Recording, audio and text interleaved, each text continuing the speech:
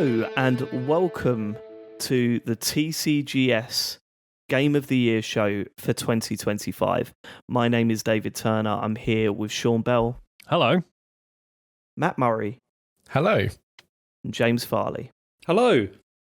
We've got plenty to go through, but before we do, we'd like to thank our Patreon producers this month. They are Aaron Patrick, the QuickBooks chap, Simon Nelson, Moomin Biscuit, Trans Rights and Human Rights, Dave Ernsberger, Colin Brown, Gasman, Rocketman76, Smooth Monkey, John Tempelli, Jackie Sniper, Sam Higton, Thomas, Tom S, Stan, Philip with an F, Cutty, Steve Lee, Jack Oven, Grey Dragon Claw, Colin the Car Wanker Smith, Lee Keybottom, My Dog Skip, Dean, Evil Mammal, Don Whiskerando, Boza Karma, Tri-State, Ryan Cobain, Mock Turtle Soup, Conky Donkers Christmas Conga, Clark B, Jashields, Laser Quest, and Steve Voltage Littler. I'd like to thank each and every one of them for going full nails. Many of those have done it for more than 1 month, but those of you that are in for this month, thank you so much. It really, really does push the show forward. And to anyone that signs up and supports us at patreon.com/TCGS. Sorry, this is really weird. It's really weird doing the show without cameras now. It is. I hate it. If you're watching on YouTube, I prefer it. Well, no, actually, no. Hang on, I really? would prefer it if we could see each other, but I hate being on camera on the internet. Like that's the bit that I don't like. So if you're watching on YouTube, you'll notice that this is just the audio version of the show. There is no video version of this show because we don't want to see each other. We do not want to see the shame in each other's face. We are sick of each other. It's been a full year. This is it. Well, we're done. It's throwing me more than I thought it would. But it's weird, isn't it? But yeah, if you have signed up to Patreon to support us, thank you so much. Throughout the year, you've kept us going, you've kept the podcast alive, and we really do appreciate it. So thank you. If you would like to join us on Patreon, patreon.com/TCGS, different tiers. Thank you so much. How are we all feeling? Excited. Weird. Sick. Out of sorts. I feel really unprepared for this year, even though I played way more than I did last year. Last year was a disaster of a year in every respect. This year, way better in terms of games. Quality of games was incredible, but I just feel, I don't know, a bit of a tiz. I don't know, just a bit out of sorts, but I'm sure it'll be fine once we get into it. Do you know what it's big every year, isn't it? Do you know what it's been for me? It's been wonderful seeing how many people, like in the Discord and stuff, like throughout December have been like, oh, I'm just doing my annual tradition of like re-listening to all the Game of the Year shows, which is beautiful, obviously. But I've just all month I've been like, fuck, I better make this a good one. Like, because like, I feel like I'm sort of feeling the pressure now. It's like an annual Christmas tradition for people. Do you know what I mean? Yeah. I don't care about anyone that listens, and I'm more focused on myself, Sean. and I'm slightly concerned because, you know, you want to be up for it for one of these. This is going to get very argumentative. You need to fight your corner. There's a lot of games to go through, and I went out for a Toby Carvery today. So you know what it's like after one of those in your 40s. You want to sleep for about a week. Yep. So I'm in trouble, Sean. See, I'm in trouble. I'm super excited. I'm sitting here. I've got my Jack Daniels, which I need to open, and I've got a pipe of Pringles. It's like I'm well up for this. I'm really excited. Yeah, I should open this. I genuinely have been drinking 0% Guinness, which I'm doing tonight for the pod. But I'm like, well, what if I need a little pick me up? And at home I've got some oat nog, some OT eggnog, which I haven't opened the bottles yet. I've got mulled wine, and I do have an unopened bottle of Maker's Mark. So I do have that next to me. I have no mixer, I have no ice cubes. But if I'm like, this is boring on 0%, you're just going to down a bottle of Maker's Mark, Matt? No, I'm just going to put a little bit in a little glass, and then I don't know, a little bit of water. I don't know how people do it, but just in case things get hairy, I'm like, I've got it as backup. I've also got some Gamma Ray on standby as well, just in case. Gamma Ray after the JD. Well, in case I get through the JD, yeah, it's You wouldn't want to do it the other way around, you know. Okay. That Gamma Ray is strong as well, James, and we know what you like. We know what he's like on two of them. If this is your first Game of the Year show from the TCGS crew, let me walk you through the rules. We have picked 16 games, 4 each. And I will read them to you now, just as a reminder of what games have been nominated for Game of the Year. I nominated Battlefield 6, Dispatch, Lumines Arise, and Kingdom Come Deliverance 2. Sean, he nominated Shinobi Art of Vengeance, Death Stranding 2, Arc Raiders, and Keep Driving. James nominated Promise Mascot Agency, Split Fiction, Donkey Kong Bananza, and Ghost of Yōtei. Matt nominated Séance of Blake Manor, Blue Prince, and Roger, and Baby Steps. So they're our 16 games.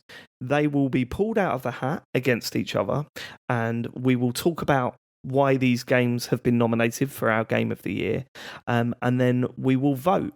To get through to the next round, a game needs at least 3 votes. There are 4 of us. When it's 2 aside, it can get a bit nasty. But ultimately, we're going to work together, and by the end of this podcast, we will have TCGS's Game of the Year 2025. That's not all, though. There's the wild card. Matt, do you want to run through what the wild card is, what it means, and who won this year? Absolutely. So in addition to the 4 games we each chose, we each also chose a wild card. Here are those wild cards, and these are all up for a public vote. David chose 6-7 by Limmy.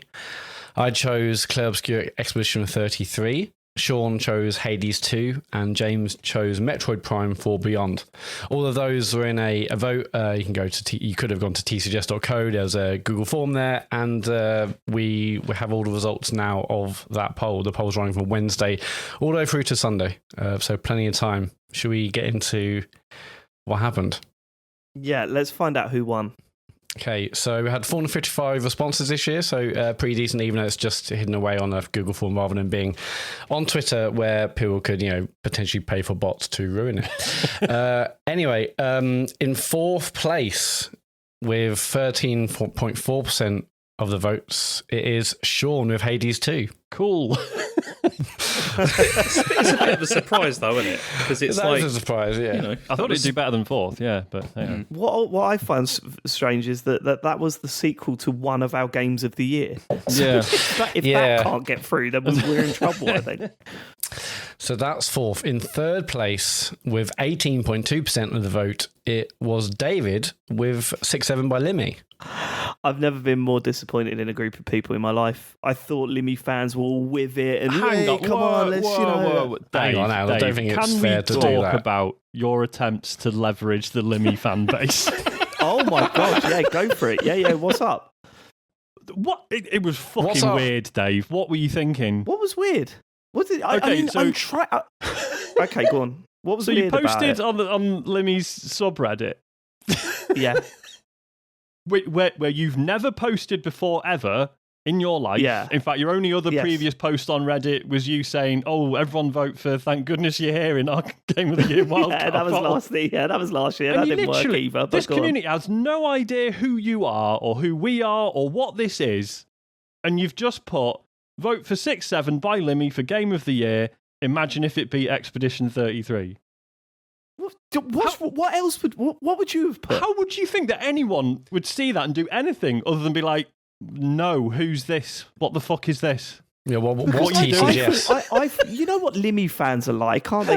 If one thing happens, they'll jump on board together. They move like a wave of people. Well, I just don't think I was able to pierce that bubble. And then someone said, "Why don't you go onto his why don't you go onto his Twitch and pay for a met?" And I was like, "Nah, I'm done." If that's exactly what I would have done. I'm done. Yeah, but that is like in front of the crowd, like 2,000, 4,000 people watching. He sees it.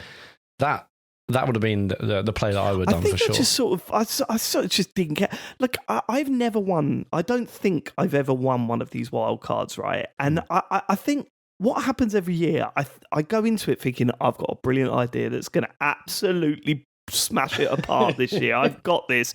And then when you see like 2 days in and you're in last place or whatever, you just go, fuck it then. Do you know I have to say, this one, because obviously, so we were able to view the results throughout. And literally, I think within the first half an hour, it was pretty much settled, wasn't it? Like previous years. A couple of places might have switched, but generally. Yeah. It was. And I mean, sorry, but we can't talk about who's won it yet. Yes, we can't go into it because we've not announced that. But yeah. I will say, right, I have tried everything in this fucking wild card pick. I've picked personal favourites. I've picked games that I think will be stupidly popular. I've picked niche games like what was it, like Hard Lads. I went on a Sean Bell. That's a Sean pick. Skew there, and nothing. I look. I've got to rethink. I've got to spend a year rethinking the wild card and how I'm going to approach it because I've got it wrong every single year. I think there's a great idea here. I think like the idea of like getting Limmy's community on board, potentially thousands of votes instantly. I think that works. It's maybe the way you went about it potentially, but the execution's poor. It was. What would you have done then, Matt? Well, I definitely would have paid to get super chat up, so he actually read it and people in the chat saw it for sure. But there on was the part stream. of me that was like, so I was watching one of his stream and I thought, do I pay for starters? I don't know how to pay for a super chat. Like honestly, I went on the app at one point and went, I don't even know where I'm supposed to fucking press here. Like I don't know what I'm supposed to touch to be able to pay for a thing, let alone actually do it. And then secondly, I just thought, do you know what? Actually, I don't really want to. I don't really want that. And could you imagine if if I did that and then I got loads of votes and they were like, oh, he was just using us. He's doesn't actually give a shit about that game. And then I get years of abuse from Limmy fans. I couldn't. I was like, I'm done. I can't be bothered anymore. So yeah, that was where my head was at, Sean. I could have done a full campaign, but I looked at the results and I looked at the fact that no one gave a shit, and I just thought, I've just fucked it again, haven't I? Honestly, I thought you'd have got more from our listeners just because it's a funny idea. Do you know what I mean? And having to have you, compete with other games by defending Limmy 6-7 would be great. Well, I'll explain why I think you'd be wrong anyway, Sean. With that, okay, when we announce the winner, let's get to who won. Yeah, so. The top two, there's 64% of the vote went to the top two games.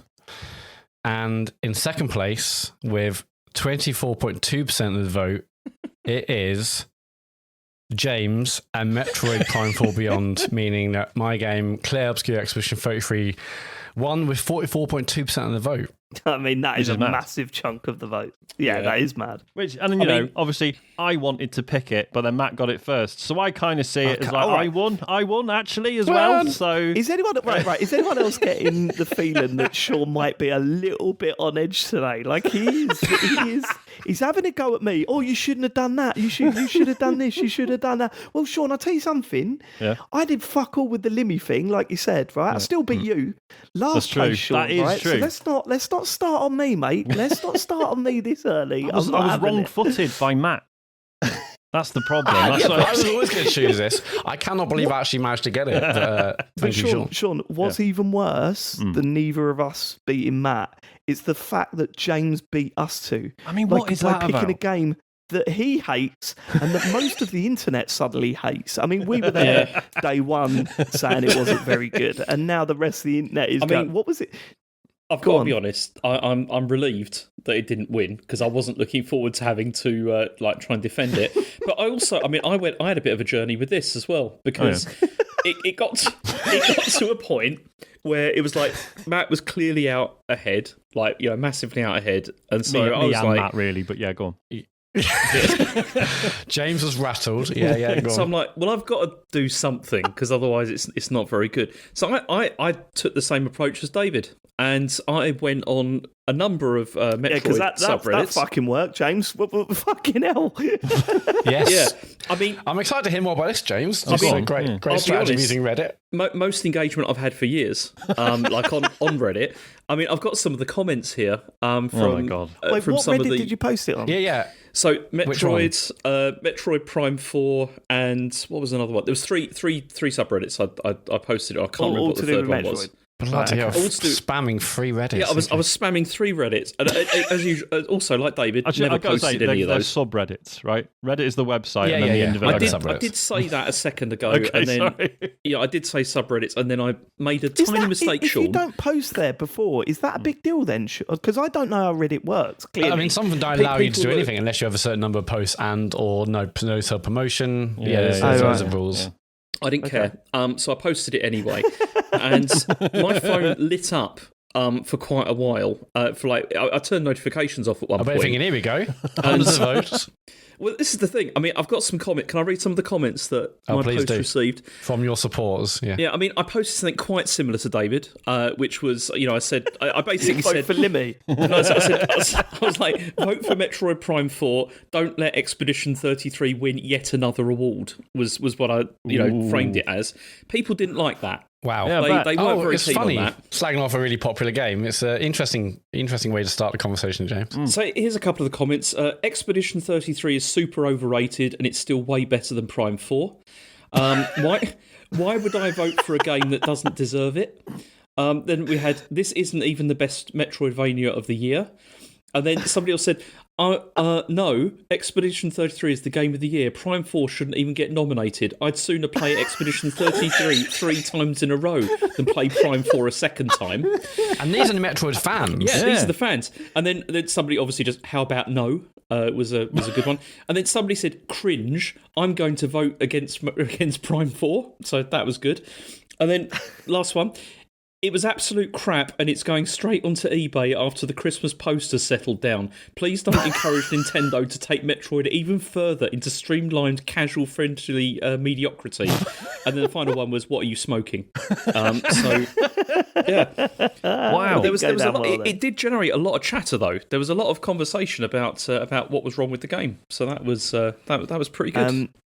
So this is the first time you've lost in about 4 years, isn't it, James? Like you've won the wild card for, so you must have really fucked it because you get the popular vote because you're everyone's favourite. But that's why he was second. It's because I do good choices. That's why. And this year was not a good choice. Like clearly, you did a Lamo.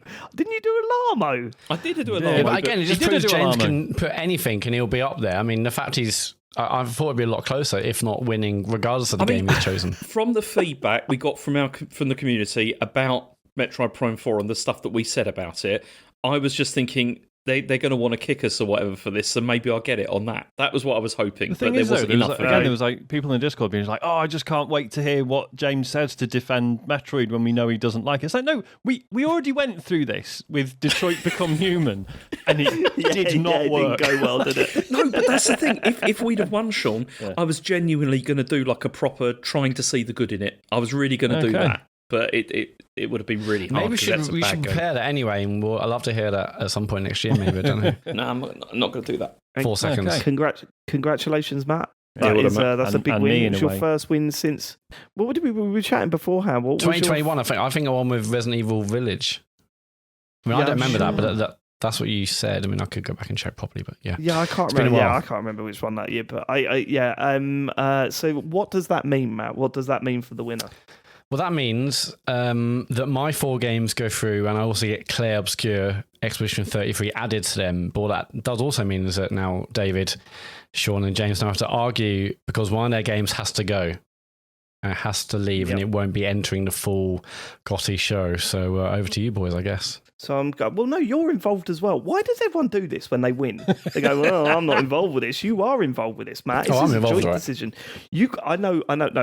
I know what Matt's doing. He's trying to get out of arguments early on. There's going to be arguments later on. Don't worry about Battle Royale where you just stay at the edge of the circle for the first half an hour of the game. Yeah, I'm getting those level 1 helmets.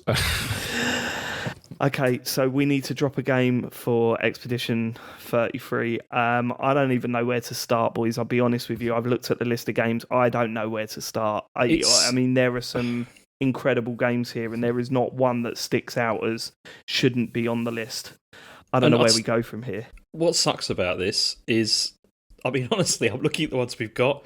All the ones I would have dropped were from Matt's list. And so it's like... it's like every fucking year. Yeah. So I mean, usually it's James wins and Matt loses a game. Do we go in the other direction? Is that I think it's probably fair, isn't it, to do it? Yeah. Just remind me what's on James's list.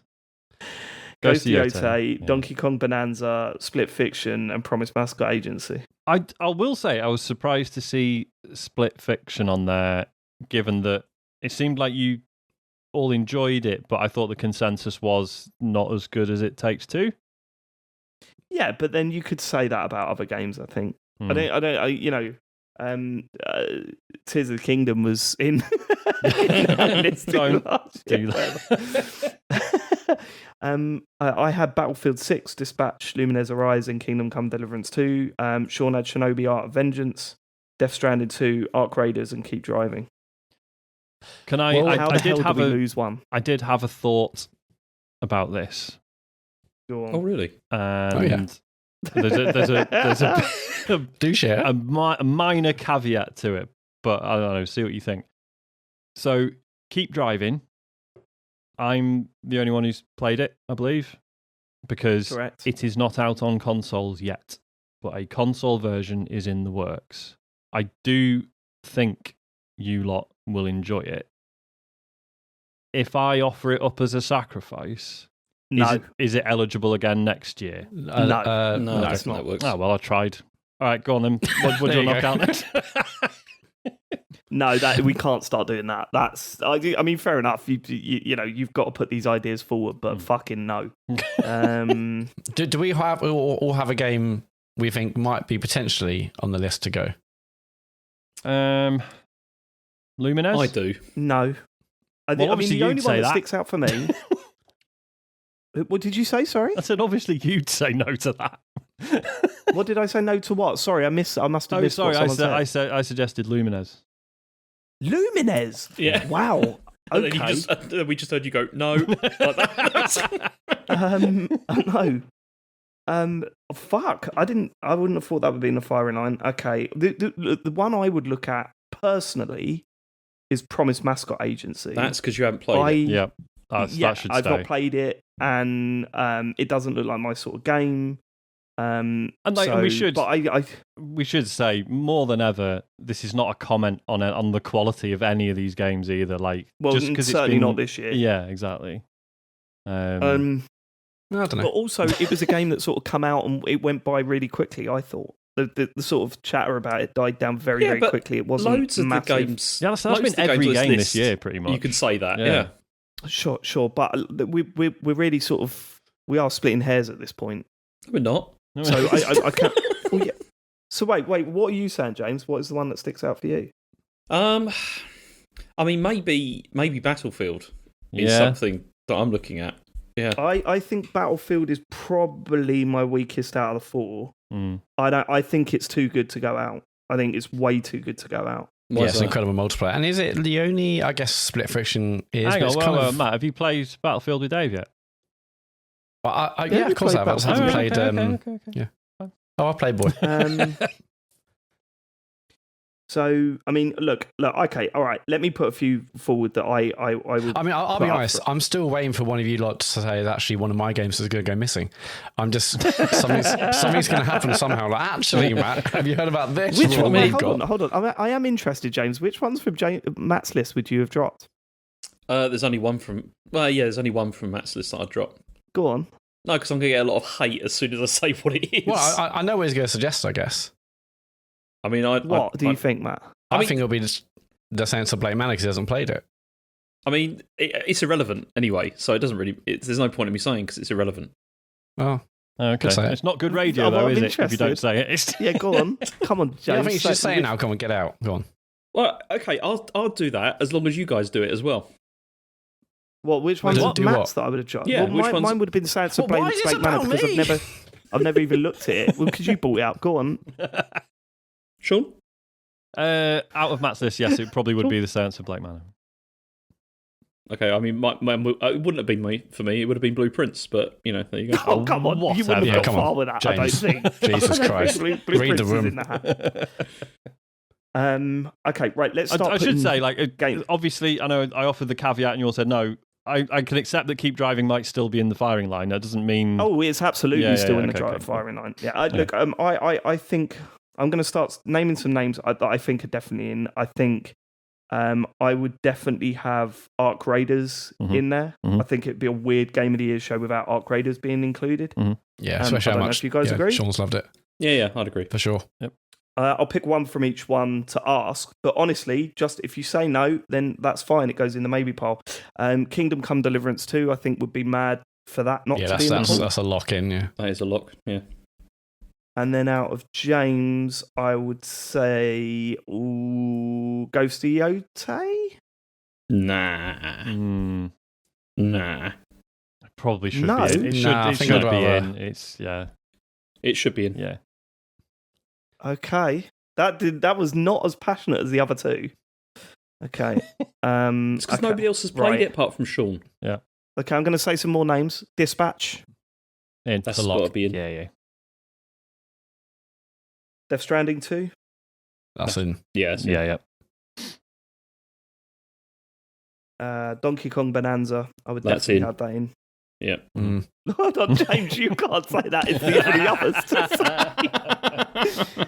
Sean, where do you sit with Donkey Kong Bonanza? I mean, I sort of drifted off it, which is not necessarily a comment on how good it is. I just, don't know. I didn't get into it enough the way you guys did. Sean, I'll say here, it's good. It's a good game. It's all right. It's a 7 out of 10. Nothing. Yeah. Fuck off, Matt. So are we saying it's in or it's a maybe? It's in. Maybe. Could be a maybe. What do you think, Right, Dave? Maybe for me.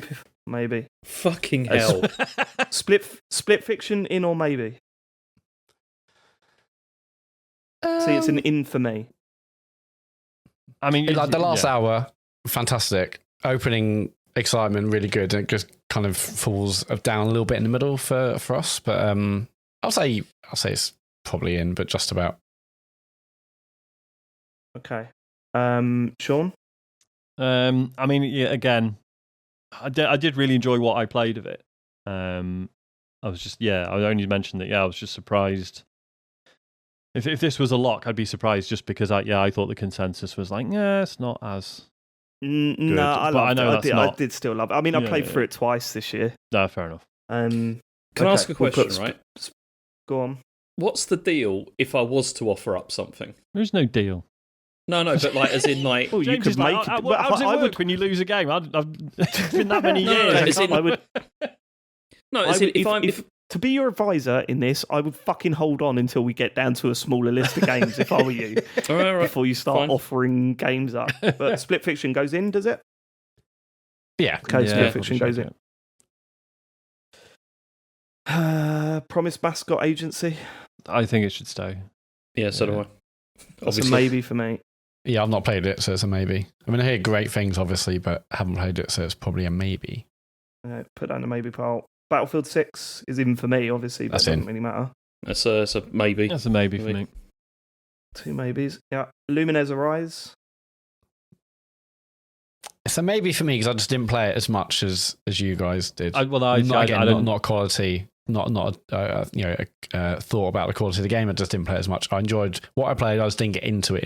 That's the same. Yeah. Okay. Like I did one run through the campaign and haven't really looked back since. Yeah, it is great. Shinobi Art Vengeance. I mean, that's... It was good. I don't know if it's as good as the other games here. Yeah. I thought you were really high on that game though, David. I thought you'd be... I was, I'm not as high on it as any of these games apart from Promised Mascot Agency. If I was to put it up against Donkey Kong, Battlefield or Lumines, Shinobi wouldn't be above those three.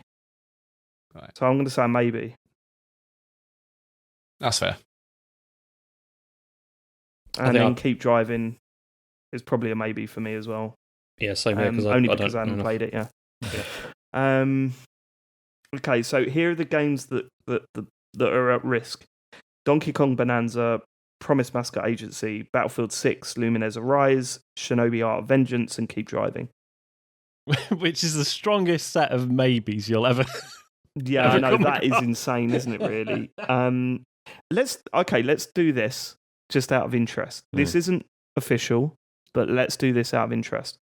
If you were to lose one of yours, James, out of Donkey Kong Bonanza and Promised Mascot Agency, what would it be? Well, I wouldn't lose either of them, but I would lose another one. What do you mean? What? Oh. Okay. You would lose Split Fiction? Yeah, I would. Matt, we've just put it in the fucking hat. Well, I don't know why we did. Because I can't dig it out again. I don't know why we did, because Matt and also Sean said that they were kind of like not sure about it. You were the only one who said you liked it, and I didn't have a vote. Oh, okay. I thought there was a second person that said it really should be in. I'm sure. No, I think I said it just about got in. Yeah. Yeah, Matt said it should be in. I said it should be in, and Sean was the only one that wasn't sure about it. All right, fine. The games in front of me had 2 people that said that it's a maybe. Mm-hmm. The ones that are in have had 2 people that said that it should go in. Stop fucking with my head. Gaslighting him. Donkey Kong Bonanza or Promise Mascot Agency? Which one would you chuck out, James? That's horrible. I mean, oh, for fuck's sake! It's not official. It's not official. This is just an interesting James. discussion. No, sorry, I've got to interrupt. James, were you about to say why is it always me? No. That's what it sounds like. So why am I always 70? Oh yeah. Out of those 2, probably Promise Mascot Agency. Okay. So out of my 2, it would probably be Battlefield 6. And out of your 2, Sean, Shinobi or To Keep Driving? I don't know, because basically I've been playing Shinobi all week. Because I nominated it. Did you finish it? I didn't quite finish it, which is damning, I know. But I'll just admit it now before James checks my Xbox Live profile. But yeah, it's... So obviously there's this recency bias there. Like, I've been really high on it all week.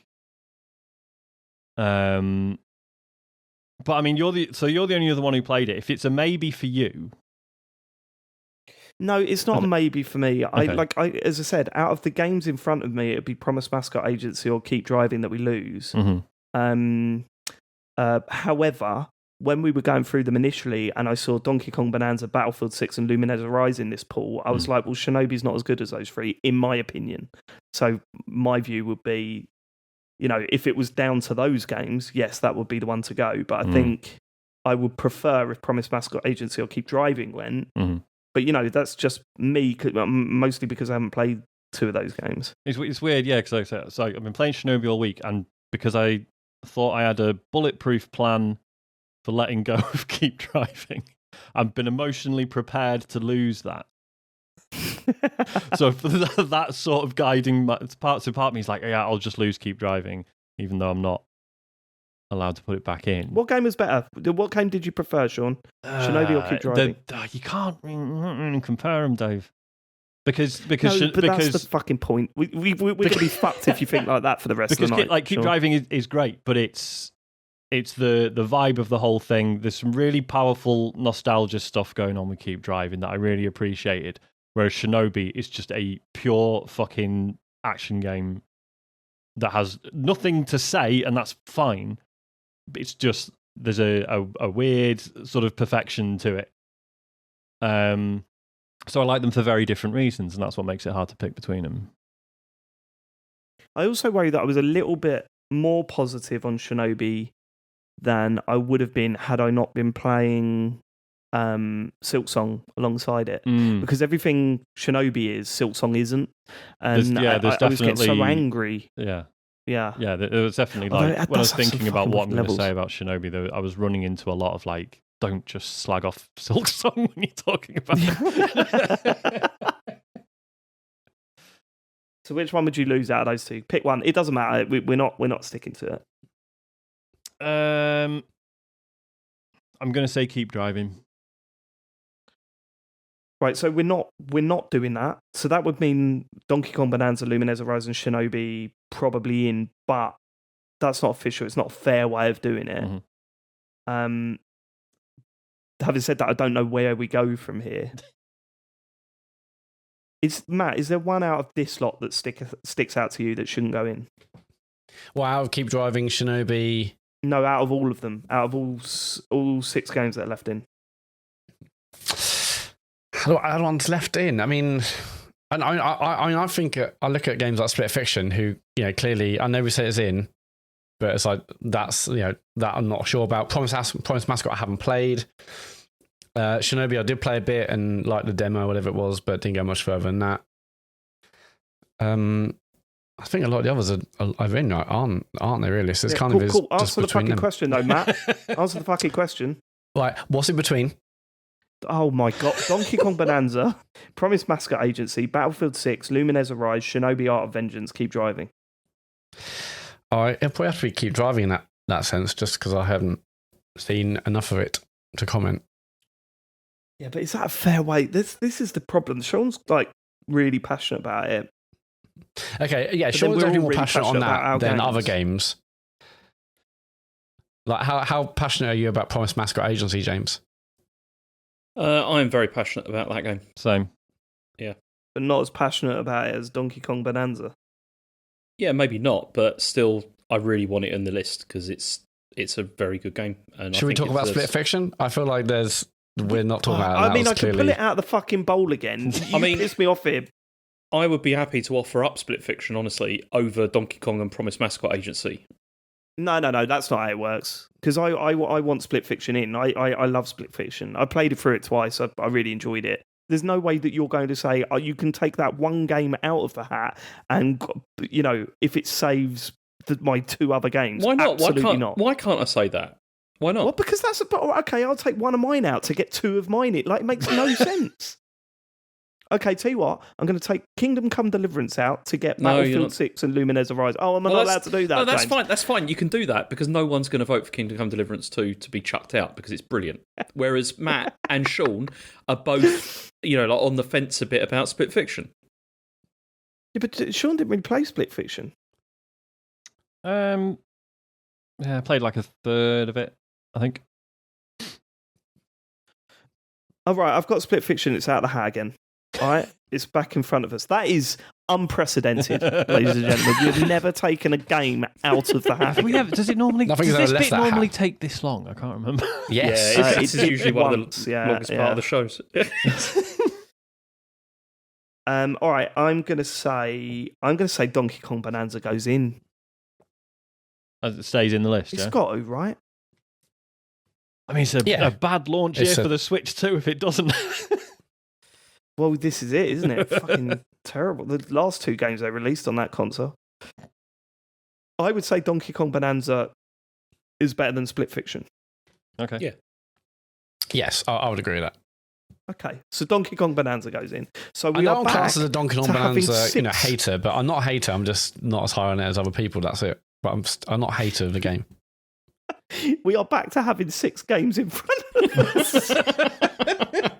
2 of each. Okay, maybe then we get to save. Maybe James. Look, we're not getting anywhere. So maybe me, James, and Sean get to save one of our games. Does that sound fair? What, to take Does it that down to a work? final 3 to decide on? Yes, to take it down to a final 3, one of each person. That sounds fair. Okay. No. Which one are you saving, Sean? And don't be tactical with it and pick the weaker game so that it's got. You can do what you want. Don't let him get in your head, Sean. Okay. You do whatever you want. Between the 4 of us, I don't know which is the weaker game. We'll probably Keep Driving, right? Because none of you played it. I do think you'll love it though. I don't know. I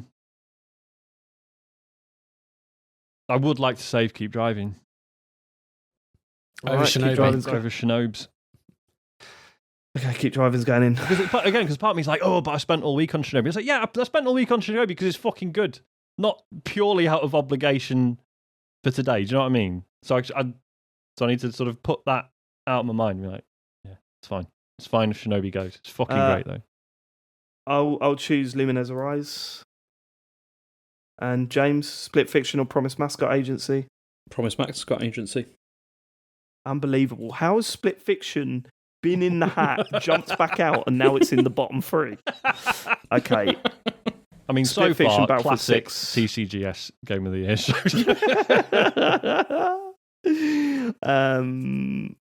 Shinobi, Battlefield 6 or Split Fiction. For me, out of the 3 of those games, Battlefield 6 is the best one. I like Shinobi. I don't think it lives up to these other 2. So out of those 3, it will probably be Shinobi. It really is close between Shinobi and Split Fiction for me, and I'm sure you're going to say the same the other way.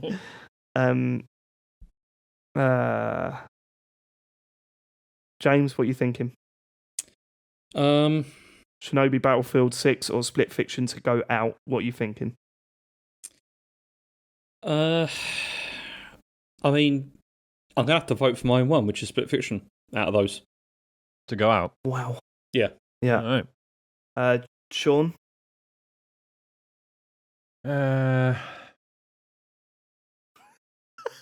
It's I listened to the Game of the Year show, and it was 90%. It's all right. You'll edit those out, Dave. It's fine. It'll take you one. about 3 weeks, but it's out of those three. It's Split Fiction for me, and I know that's mad. Matt. Out of those, it'll be Shinobi for me. Oh, So we got 2 for Shinobi and 2 for Split Fiction. Fucking So hell. are we safe to say that Battlefield 6 is in? sounds like it. Yeah, I think based on that yeah. alone. Fucking hell. Fucking hell. Look, I mean, I don't mind if either of these go, but I think I prefer. I really love Shinobi. I think they're both very, very good games. Shinobi and Split Fiction are both very, very, very good games that I enjoyed this year. I'm sad that it's 2 games that I didn't finish Shinobi. That's something. I finished Split Fiction twice. The Split Fiction had a lot of problems. I think we can admit that there are parts of it that aren't as good, and ultimately we could say I think Split Fiction goes. I think Split Fiction goes, but it's gonna kill Charlie. Him walking around the house saying, "Can we play Split-io Fix?" Yeah, I'll definitely rather Shinobi win because I have actually played Split Fiction and enjoyed it. Yeah, but I'm genuinely I'm easy either way, and maybe that says a lot in itself. You know what I mean? See, I prefer that Shinobi stays because I enjoyed that more than I did enjoy Split Fiction. Then I think Split Fiction goes. I think that's where we got to. I don't agree with it. I wanted this in the hat, definitely. I think it's sad. And also there's something poetic in that Matt won the wild card and James lost the game, because usually it is very much the other way around. Are we all agreed? Is Split Fiction out of the running? Feels that way. I think Yeah. it has to be, yeah. Okay. Split Fiction's out. Wow, that feels nasty. I don't like that at all. I don't like this feeling. That's going to be every vote this year. Yeah, it really is. It's going to be excruciating. Oh God. People looking down at their podcast player and going, 8 hours. Okay, here we go. Does anyone need a break? I want to let's just crack Right. on. Fucking hell. Okay, let's do it. No, I was joking. Okay. I was joking. Right, okay, here we are then. It's the round of 16 and the first game out of the hat. I'm very excited to hear someone justify their game. And this game is one of my games. It is Lumines Arise, on the brink of being chucked out. I was very surprised at the reaction to this, although maybe not really. Lumines is something that I think I would have been a lot like you guys about 2 or 3 years ago. I only discovered Lumines recently when the Lumines Remastered came onto Game Pass. And I played it and thought, this is really basic and also really annoying, and the sounds are annoying, and it's all a bit, I don't get it. I know that it's sort of a legacy game and people like absolutely adore Lumines as a concept, and I just didn't, it didn't click with me whatsoever. And then it did. And then everything started working. I bought it for the Switch, the remaster version, and that took over my life. I think I put about 150 hours into that. Still play it, still think it's absolutely fantastic. And earlier this year, when Lumines Arise was announced, which was a Tetris Effect style version of Lumines, I was very, very I was very excited. I was looking forward to it. I wanted to see what that team could do with the concept of Lumines. And I've got to say, it did not disappoint. I expected Lumines to be Lumines, and that's what it was, with a couple of twists here and there. What I didn't expect was how much they were going to elevate what they did with Tetris Effect in terms of sound, visuals, in terms of concepts. I think it felt like a sequel to Tetris Effect without being a sequel to Tetris Effect, if that makes sense. Like, it feels like its own thing. Obviously, it's a completely different puzzle game, but my word, the visually and the audio, the first run through journey mode was an absolute mind blower. I loved it. I thought it was so well done. Some of the music that they use, as cringy as it gets at times, sort of serves what that game does, and you don't care. Like, you don't care that there's when your heart is a hurricane, like, you don't care because you're in that vibe, and you know that right around the corner there'll be different music, and it kind of works with sort of the weird visualizations you're seeing on the screen. During that song, there's just a woman walking on a beach, and the woman looks like she was made in sort of PS2 style hardware. Like, it's wild. And then you come across levels that you think this is beyond good. Like, for example, the chameleon level is just the peak of what that team has done up to this point. It is so clever and it works so well. And the cool thing is that Lumines has you are controlling the music. Even from the first game, you are having an effect on the music as you play, and they obviously ran with that. And it works so well. The fact that the music changes up every time you go into the burst mode, the fact that stays to the end of the level, like, you can change the music from that point to the end of the level if you hit doing the right things. When your multiplier goes up, that changes the music. And ultimately, they've taken Lumines and have probably stripped back the super competitive, highly focused, big contrast, long runs of that game, and replace them with, this isn't as serious. This isn't going to be the Lumines game that takes over in the the World Championships or whatever of Lumines, which I'm quite looking forward to next year, to be honest with you, watching that on Sky Sports. Instead, they've gone, do you know what? This is just about having an experience while playing a game that you can get into that flow state with. There's not many games out there that can do that. I worry what they're going to try this with next. I'd be surprised to see Dr. Mario, if they achieve. I reckon. That's the next one. Yeah, columns. But Lumines Arise is an absolute joy from start to finish, and I think it's up there with their best work. I honestly believe that. I think it is up there with their best work, and I still play it. I'll still every now and then stick my headphones in and do a run through journey mode, because it's a game that I can just relax in front of, piece things together, see the numbers go up, and really enjoy the music and the visuals. The only regret I have is not playing it in VR. Like, it's the first game I've played in years that I thought, I'm missing out by not playing this in VR. Like, there's a lot of things appearing around you or coming towards you and all this sort of stuff, and I'm like, oh shit, yeah, like, this is like watching those 3D movies on a flat screen. You're like, all right, okay, all right, like what was it, 3D Jackass, where they just chuck a load of like ping pong balls at the screen for no reason other than that you should be watching that in 3D. I think it's a shame that none of you got into it as much as I did. However, I'm not surprised. I think Lumines is something that you really need to wrap your head around as a concept and get into what that game is asking you to do. And I think if you're not there and you haven't broken the seal with Lumines as a concept, then you're really going to struggle with this. I heard a lot of podcasters saying, I couldn't get through like the third area. And it's like, I'm like, mate, you are so close.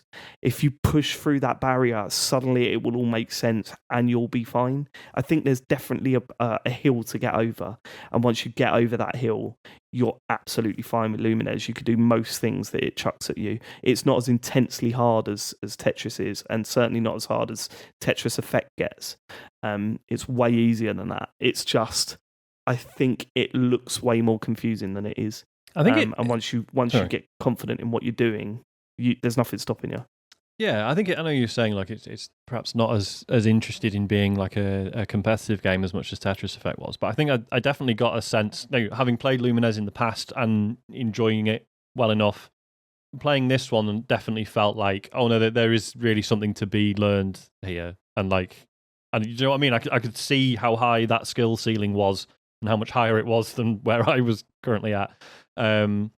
It's perhaps not, because with Tetris Effect, like I got right into, being on the leaderboards and stuff, and Whereas with this, I never really got that. But I definitely like just sort of having the tutorials are kind of not brilliantly implemented, and then it's just like, here's a bit of text, and sometimes there's an interactive bit, and sometimes it's just a bit of text, and you're like, all right, okay.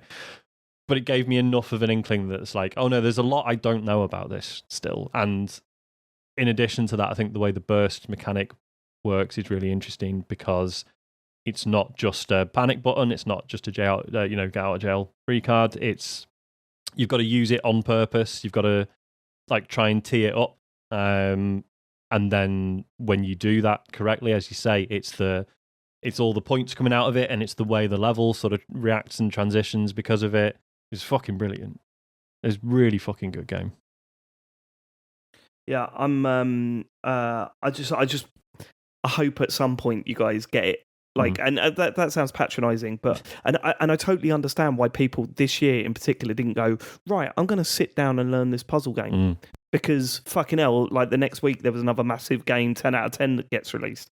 You know, it was one of those. It come out in a very busy period, and trying to convince people to no, put about 50 hours into this, wrap your head around what Lumines is. They're like, Dave, come on. So I think that was probably the hardest thing to get over, but yeah, I fucking love Lumines Arise.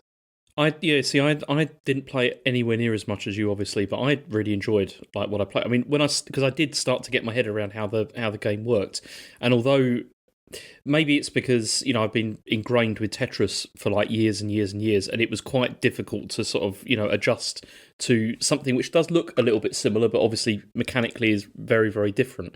But I did enjoy it a lot, and I thought the music was fantastic as well. It's it's a good game. Did you play it in your PSVR 2, James? Yes, but only briefly, not for very long. But right. It is impressive though. Like I'd say more so than Tetris Effect, like even was like with all the stuff swirling around and stuff. It's really cool. But that's what I'm saying. Like, it's important to remember as well. Like, at no point am I saying Lumines is better than Tetris. What I'm saying is that the stuff this studio does to those games is better in Lumines Arise, and and that's understandable because it was like 5 years between them or something. Yeah. So they're going to have learned new things and tried new stuff, and fucking love it. Okay, has anyone got anything else to say, or should we see what it's up against? Let's see what it's up against, I think. Yeah, let's see what it's up against. Okay, it's a Sean game. No. Shinobi Art of Vengeance. Hey! Come on. A game I've always believed in and would never dream of dropping from the list. So played this back when it came out. It was like a week before Silksong, wasn't it? So I sort of, played quite a bit of it that week. Then Silksong came out, and obviously everything else ceased to exist for a little bit. And then wandered off Silksong, and then it was just relentless, sort of towards the end of the year, just new brilliant games coming out every week. And then when it came to the nominations, I was like, no, Shinobi should be on the fucking list, because I absolutely adored what I played of it. And yeah, because I nominated it, as I say, I've been caning it this week. It's it's one of those, it's almost difficult to talk about, because it's, as I said, it's just sort of perfect. It's, for those who haven't played it, I was never like a big Shinobi guy back in the day. I know there was the Mega Drive ones, and then I think, was there a PS2 one that went 3D? Because obviously it did. Whereas this is very much, it's a homage to the originals. And it's like so running around as a ninja, beating other ninjas and monsters and some animals. There's a weird selection of enemies in this game. The plot is, your ninja clan's been taken out by this guy called, is it Ruse? I think it's Ruse. And then it's revealed quite early on that apparently in Shinobi world, there's a new Grim Reaper every year. And Ruse was meant to be the new Grim Reaper, but he said he didn't want to. But he's using all the Grim Reaper powers anyway. Seems like a bad system to me, but whatever. And he wipes out your ninja clan, and then you go on a rampage of revenge through all these different levels, which are these sort of beautifully sort of contained little, not quite Metroidvanias. They're like, what I find really interesting is the structure of each level is like you can kind of just sprint through it, and there'll be a suggestion of like, oh, there's alternate paths with other stuff, challenges, things you need different abilities for, etc. But you can kind of just run through it and defeat the baddies, and then well done, off you go. And then it's up to you if you want to revisit them and unlock more stuff, get new abilities or whatever. So that's quite cool in that you're free to explore that stuff whether you want to or not. And the combat is just fucking unbelievable. It's like, it reminds me of like early to mid Platinum stuff back when they were good, right?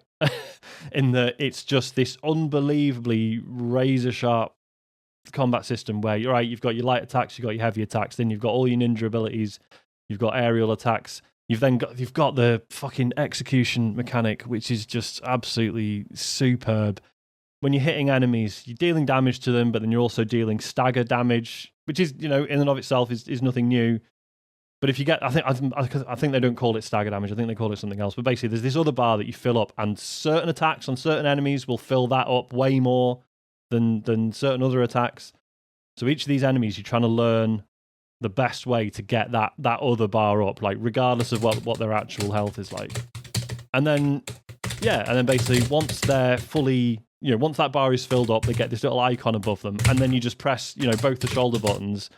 And who's typing on a typewriter? Yeah, that's mad. What the fuck is that? So I'm writing a letter low profile Murder, She Wrote. Is that that's what you call low profile, is it, Matt? Fucking hell. So no, I thought I was on mute, so I was hammering like human believe. Now we all know how he really writes. It's low profile, it's low profile. Oh, I'm on mute. I'm enjoying it, David. It's a bit of fun. Just having a bit of fun. Right. Well, shut the fuck up. We're listening to Sean, all right? Thank you. They get this icon above them. You press both the bumpers together, shoulder buttons, whatever you want to call them, and that person gets murdered instantly. The trick is, if you've got a screen with 3 or 4 enemies on it, and you can get, you sort of manage it so that you get that icon above all of them without actually killing them, and then murder them all in one go, you get shitloads of money and items and health back and stuff. So it benefits you to try and sort of manage it so that you're not quite killing anyone until everyone's ready to get assassinated. You press the buttons and then they're all gone. It's fucking so good. It feels incredible. The bosses, really interesting. They're that, I don't know, they're just that really good balance of like, there's, you'll never do one first time, or probably not. I certainly didn't, because I'm rubbish. But every time you do a boss, you're like, right, okay, so when they do that attack, I need to be here, or I need to do this, or I need to make sure I'm not trying to hit them when they do this. And it's all beautifully readable and, learnable, and like every attempt, you get a little bit further. I said I wasn't going to slag off Silksong. The run backs to the bosses are not a piss take. There's these there's these little like sort of Silksong style kill rooms, but they're optional. There'll be this like this sort of skull icon, and if you give that a whack, then you go into this challenge where it throws a bunch of enemies at you. And again, if you fail one of those, not the end of the world. The last checkpoint was probably only a minute away. It's really smart about that stuff. It's not an easy game by any means, but it makes that challenge accessible and not a pain in the arse. I absolutely adored it. I have not finished it. I should say that. Disclaimer. But not through a lack of trying. I've been smashing it this week and having a brilliant time. Cool. It's I think it's. I think the fact that it just focuses on everything you do as being cool is like. I mean, sometimes it goes too far with that stuff, like the fucking bike levels or whatever they are, where you're just like, oh, come on. But the wolf level, man, massive. Where the wolf's like running in time with the music, because of course he is. Yeah, so good. Yeah. But yeah, no, so much of it's cool. That some of the levels, like, it's pure Sega. It's just relentlessly Sega in places. To the point where I think you're climbing a skyscraper at one point. There's just a massive Sega sign up, and I'm like, yep, that counts. That counts for me. Thank you. There's a Dreamcast logo, James. There's even some Dreamcast ones up there. It's oh, not them, Dan. I love it. So, James, what were you going to say? No, I absolutely love Shinobi. I mean, it was. I had a much better time with that than I did with Silksong. Honestly, I just thought it was more fun. It was a lot more fun. Everyone's annoyed enough that Silksong is not in the list. Well, this is interesting. I was surprised at people's reaction to that. The amount of people that went, "No Silksong, what the fuck?" And I'm like, "Did you listen to us talk about that game?" Yeah. Like, I mean, I think it did a lot of cool things, Silksong, but fuck me, did it put a brick wall up that made me go, "Oh, actually, I hate this." No, Shinobi was just way more fun, I think, honestly. And for the sake of balance, of course, Shinobi has, like, compared to Silksong, it's got nothing in the way of, like, world building and stuff, right? Like, the exploration in Shinobi is cool in that you're like, oh, I wonder if there's like another challenge this way, or if I do that, or like a platform. The platforming challenge is really cool. I didn't mention that. They're really good. They're very maybe like reminded me of Celeste in quite a few places. But yeah, it's always like there's something else cool to do. Whereas Silksong can be like, it's just it's cool to discover new places in that game just because it's a new place and it looks amazing and sounds amazing and all the rest of it. Whereas Shinobi doesn't necessarily have that. So for the sake of balance, that's something Silksong does really. Yeah, well. But it doesn't have Dreamcast. But it doesn't have Dreamcast adverts. Silksong. So that's gone down in my estimation. Then that game. Okay, let's get to voting. I'm going to vote for Lumines Arise. Sean, vote for Shinobi. Matt. I mean, I played the demo of Shinobi and more of Lumines.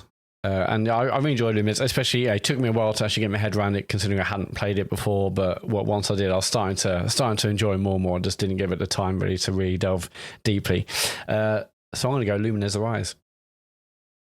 James, I'm going for Shinobi. Okay, deadlock. The round one. It was feeling so brisk for a minute there, wasn't it? It was going well. Yeah, we're flying by. Lumines wins. It's the better game. Next. I don't agree. Yeah.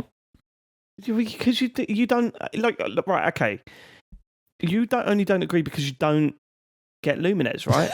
I told you. I said before. I do get it, and I think it's very good. I think it's great. But I had a lot more fun with Shinobi. Your fucking scores don't suggest you know what Lumines is, boy. See, and it's attitudes like that makes me like it less. You sound like a fucking teacher. I hate it when you go into teaching, mate. It's attitudes like that. Do you know what? I'm going to absolutely knock you about over the next few hours. Unbelievable. Good luck. Good luck. The worst fight of all time. James versus me. Shinobi was brilliant, like there's no doubt about it, but I don't think I could change. Like Lumines was my most anticipated game this year and it lived up to that expectation from me. And I get it, because like you've always, like before we even knew, Lumines Arise was coming out, you were always a big Lumines guy. And I've got a lot of time for that, because there's not many of you about. It's more popular than you think, isn't it? It's massive, isn't it, Lumines? I wouldn't say it's massive. Is it not? No, I don't think so. Doesn't seem massive, but it seems very dedicated. Shinobi fans, isn't it? There's more Lumines fans than Shinobi fans, I'd argue. I'm not sure about that. A little someone called Jonathan Ross has always Jonathan Ross has always said that Shinobi 3 is his favourite game of all time. So. Is that what we're doing? We're following. Yes, we're following Jonathan Ross. Should we give him a ring? That's what. That's you know what, Sean? You've charmed me. Absolutely not. I might change my vote now. Special guest. Matt, you're a big Sega guy. Come on. Yeah, but I just didn't play it enough. Really? What? Well, what should we say, David? I'm a big Sega. No, I'm not beef with you. I'm just thinking, Sean. Like that is you're a big you're a big Sega fan. It's not my best strategies. Base level. Got a Sega logo in it, Dave. What else could Matt want? Yeah, that's not enough. I mean, Sega dude should be all over true. like Shinobi. No, I'm against product placement in video games, and I think those of you that love it, quite pathetic, really. Come on, Lumines in terms of, well, I was going to say artistic design, but Shinobi was fucking amazing in that regard. Yeah, the animation is stunning. But two of us didn't finish it. Don't know what that means, but I just said it. Who's that? That's words, yeah. Okay, but then 3 out of 4 of us didn't finish Lumines either. Yeah, because you were shit at it. Like, you don't get Lumines. Again, you're not charming me here, David, at all. Ask Chen what should go through. No, I'm not going to do that. Ask Chen, James. No. I can imagine Chen being well Ask into your Lumines, wife. to be fair. That's why he doesn't want to ask her. She is. She's massively into Lumines. Oh, yeah. Isn't she, James? Usually, yeah. Ask Chen. Give her a little call. Get her on the call now. Add her to the call. I mean, I could How the fuck ask do we get her, but, you know. We know what she's going to say. How the fuck do we get out of this one? I don't know how we get out of this one. Like, By I choosing can't the better change game. because it's... Yeah, exactly, Lumines. But I can't change. How do I try and convince you, though? I mean, like, musically... Oh, right, okay, all right, maybe you'll go for this, James, maybe not, right? James, this was the only game worth playing on the PSVR 2 this year. I think you should swap because of that to justify your purchase. That's not true. I was Ghost just going to Town's out say, this year on Ghost Town PSVR 2. came out on PSVR 2, yeah. It also doesn't What's work because Ghost I'm Town? seriously considering getting rid of my PSVR 2, so it doesn't. Why is that? Because there's only one Well, good game for Jen it. having to fly back to the UK again.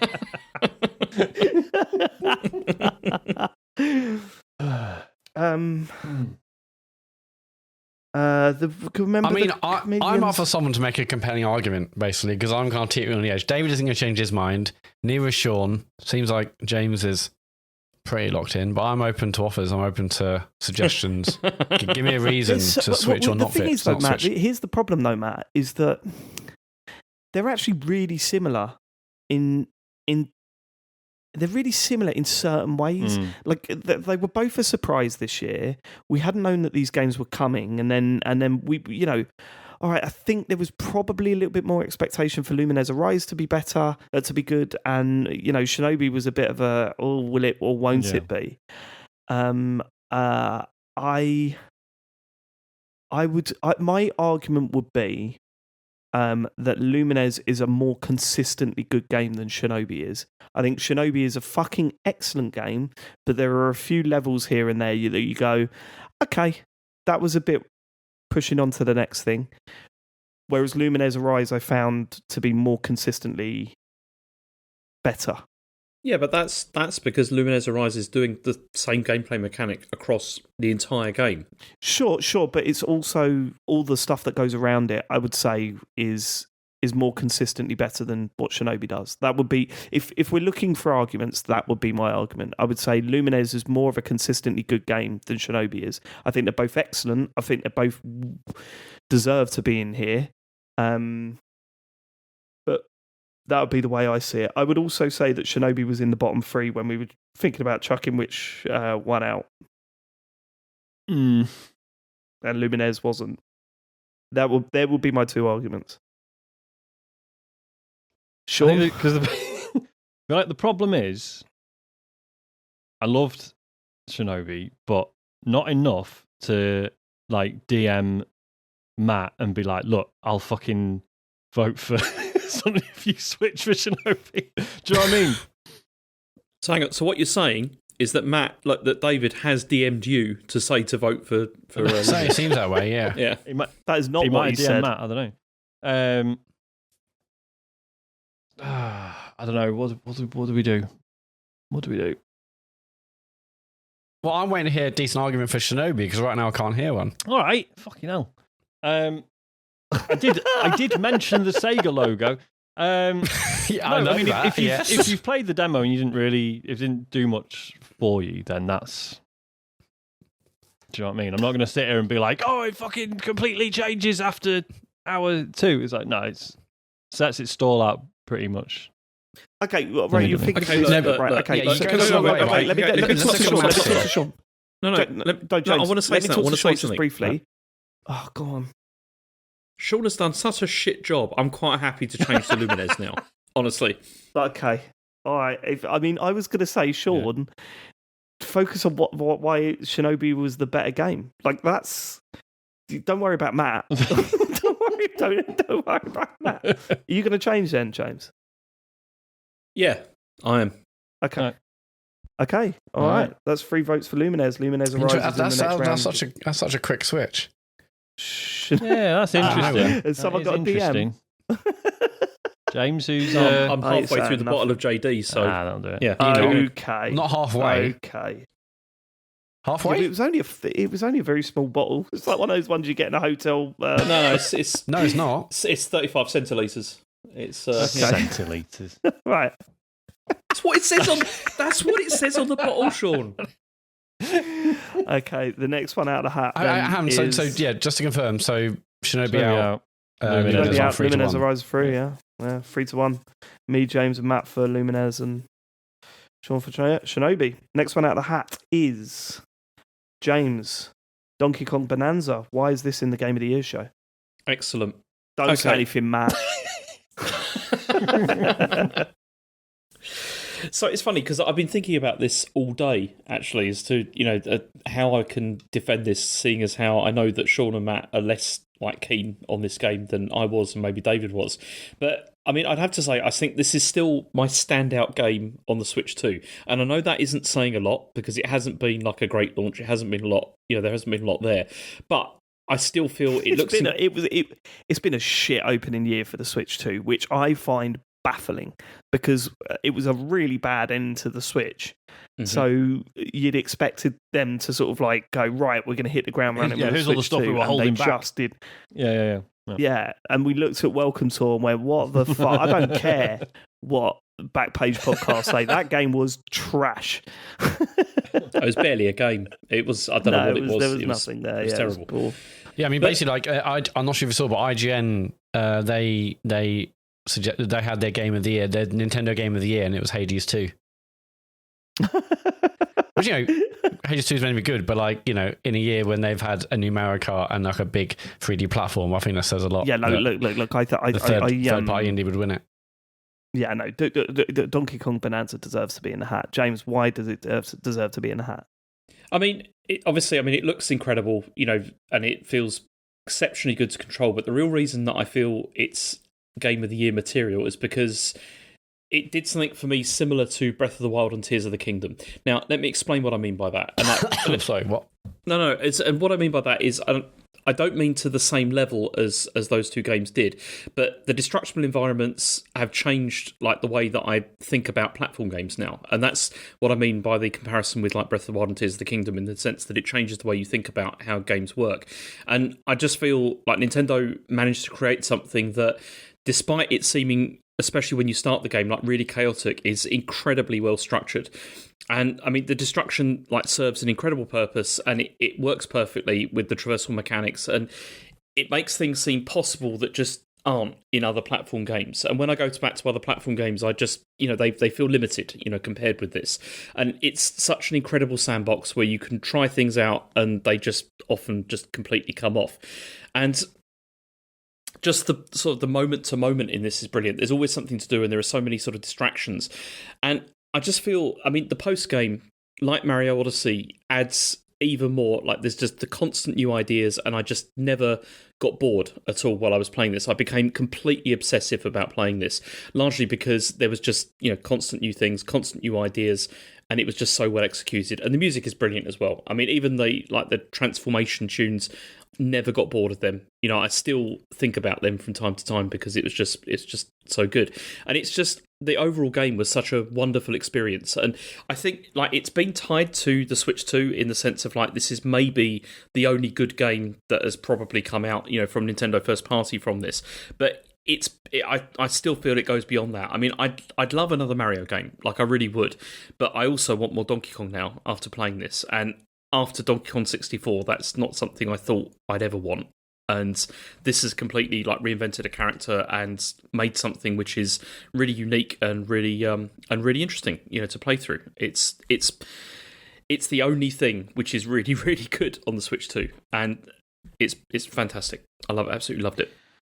I think you're right. I think actually the idea that Nintendo can say, right, here's a Mario game, and now here's another 3D platformer with a wild twist or a focus on a mechanic. And I think it nails it. It really nails it. It must have been so hard to make that game work and for it to not break, either visually or in terms of controls or anything else, The game just works, and it feels fucking fantastic to play. Like, it was one that I was intensely into for perhaps a short amount of time. I think it took me about 2 weeks to finish, but I was so lasered in on what that game was doing and looking forward to playing it when I got home and all that sort of stuff.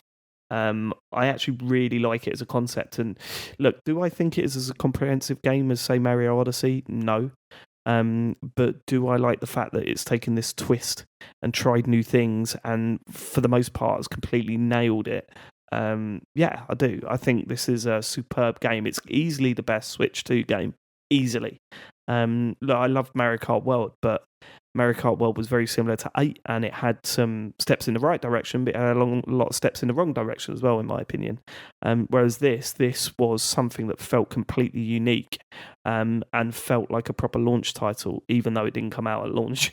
It was. I think Donkey Kong Bonanza is fantastic. I don't get Matt's shade towards it, and I'm surprised Sean didn't get into it as much as us. Is that right, Sean? Yeah, it is. I got to like the third level, I think, and don't know, just didn't continue. Yeah, the best part of the game are definitely towards the end for sure. And yeah, and I know I've said this a million times, and I know I like to do a little bit tongue in cheek to annoy James, but yeah, I don't hate this game. I just don't think it's a 9 or 10. I think it's like 7 or 8, but it's still incredibly enjoyable. And although at the beginning I didn't like the whole just mindlessly smashing everything, as you play the game, you realise that isn't really the case of the game, and actually it's about other things. But that stuff is satisfying. Like, I first was like, this is boring. Like, what the hell am I doing? But the more the game went on, the more I enjoyed that. That was your problem, though. Like, you went into that game thinking that you had to go into a level and smash every little piece. I didn't think I had to. Very cleverly dodges, I was just compelled to. That, I think the way it's designed is really smart. In that, yes, there are sections where you have to smash around to do something, but it's never like, in order to find the next bit of the level, you need to just fucking dig around and see what comes up. Like, it's fun to do that, but it's never left as like, oh, well, you need to just wander around. And I knew I never needed to. I just felt compelled to, as someone who wants to club every millimeter of a level, etc. It does feel great, to be fair. But once I'd got my head around the fact, no, this is you can't be a completionist in this kind of game unless you want to be a psychopath. Then I enjoyed it much more when I kind of detached myself from having to pick up every bit of gold. Yeah. But this is what Sean was saying. It's like it's really well structured. Like, the fact that because you don't really have to go through this thinking I need to destroy everything. That's really not the point, like, at all. And I think as I said, one of the things that I think was so perfect about it was the fact that you can. In your mind, you can think, I'm going to try and break this. I'm going to try and do things which maybe the designers didn't anticipate. But as with all kind of great games, it's clear that they did, and things still work. And it's just so well implemented, that whole system. Agreed. Should we see what is his up against? Yes. Here we go. All right. This one is a Matt game. It's Baby Steps. Oh, shit. This is going to be rough. For fuck's sake. Why is Baby Steps in the Game of the Year show, Matt? Yeah, Baby Steps is it's both one of the most frustrating experiences I've had this year, but also, on the other hand, slightly almost kind of emotional points, even though the basic concept is quite simple. You're walking across a landscape, you have to control both left and right feet. But just, I really kind of liked Nate, who is this kind of socially awkward guy that doesn't want any help, doesn't want to talk to anyone as he has to traverse this land. Ultimately, just wants to go to the toilet. That's all he wants, that's all he needs. But even though people can try and help him or try and tell him the right way to go, he doesn't want that.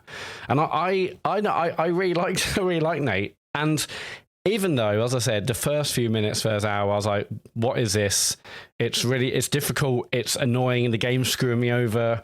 But there was still something instantly compelling about just trying to climb higher or seeing where you can go. Because ultimately, in my mind, I'm still like, well, it's just left foot, right foot, left foot, right foot. It's not hard, but then you kind of get ahead of yourself, you get too excited, you think you can take too big a gap, you're not looking where your feet are going, you're slipping, you're sliding, and then you fall over. And yeah, I've never sworn at my TV or character as much as I have Nate in this game. But even throughout all of that, I never really felt like the game was screwing me over or the physics were. It was just me not concentrating enough. And the lows, and there were a lot of lows, particularly near the end, were worth it because the highs were fantastic. And the high could literally be that you went over a sandy ridge after spending an hour doing it, or this or that. And yeah, it's full of those moments where you feel incredible. It's like, I kept thinking of Dark Souls. Now it's not Dark Souls, but like, you know, in Dark Souls and those kinds of games, you get smashed around the head, left, right, and center. But then like, it's worth it for the high of the win of beating a boss and getting through a certain area. And this is exactly that same kind of feeling. There's a lot of loads. I mean, you know, David was ahead of me when we were playing it, and I was kind of trying to play a lot more to get, to overtake him, maybe get finished before that pod that week. And then I think I might have overtaken you at one point on that weekend, David, and I got to this last section. It infuriated me. Yeah. And we've mentioned it on the pod, so I can say there's a train section towards the end, and I was like, okay, I think it's just there's not much more. I think I'm getting there. And yeah, that train bit alone took like 2 days or something. I mean, I wasn't playing 24 hours a day, but 2 big sessions, maybe 3, pulling my hair out, and to the point where I couldn't even do the basics. Again, it's like a Dark Souls where you're like, if you're smashing your head against the wall to try and defeat your boss, just take time away, have a break, go for a walk, try next day, and then you'll feel better. But I was like, no, I've got to do it. I can't rest. I can't stop. And I was thinking, I can't even right now put my left foot onto a fucking suitcase without falling over. What is happening? And I was convinced at one point, okay, my PlayStation's broken. Maybe the game's fucked. It's been on for so long over the last 48 hours. I deleted the game. I reinstalled it. I did I was trying to do everything, thinking, I think it must be something to do with the hardware, guys. Definitely not me. Because I was so close to completing this mammoth challenge near the end of the game, and I did it. And yeah, even there, like the anxiety of like, if I fall over now, I may just turn the game off, even though I think I'm right near the end. I was that stressed. I was all over the place emotionally, but it was worth it for the highs of actually getting it done. And I mean, David, I was talking to you over the time we were playing. I thought there were many kind of much more deeper meanings, story-wise, narrative-wise. And this game does have a lot of story that I haven't seen. You know, there's lots of kind of other characters you might meet, or, little cutscenes you might see depending on where you go on the environment. So maybe these things are there, but I actually, after being a little bit disappointed that there wasn't a deeper meaning, I actually feel happy in my own kind of headcanon that there is a deeper meaning. And I cannot look at all these sections saying, is a deeper meaning. I think these sections, they actually mean this and mean that. Like, I don't think it is what it is just on surface level. And that was another thing that I just loved about the game. I loved walking around. It was compelling as hell. As difficult it was satisfying when you did it. And I loved Nate, and I just loved the kind of narrative that it's weaving just based on who you may or may not meet, as well as the other characters you see, and they're sarcastic, and there's naked donkeys and all sorts of kind of humour, which the humour really worked for me as well. I can see how some people might be like, oh, I've not really found this particular type of kind of sarcastic, slightly irreverent kind of humour, but it worked for me. It kept me going and entertained throughout, and I think it's absolutely stunning. I know a lot of people maybe seeing maybe James's streams or other things, or playing themselves thinking this is rubbish, the game's screwing you over, it's bullshit, why would you possibly like this? But for me, I really connected with it. It's not screwing you over at all. I really connected with every aspect of it, and I think it's really special, and I love it.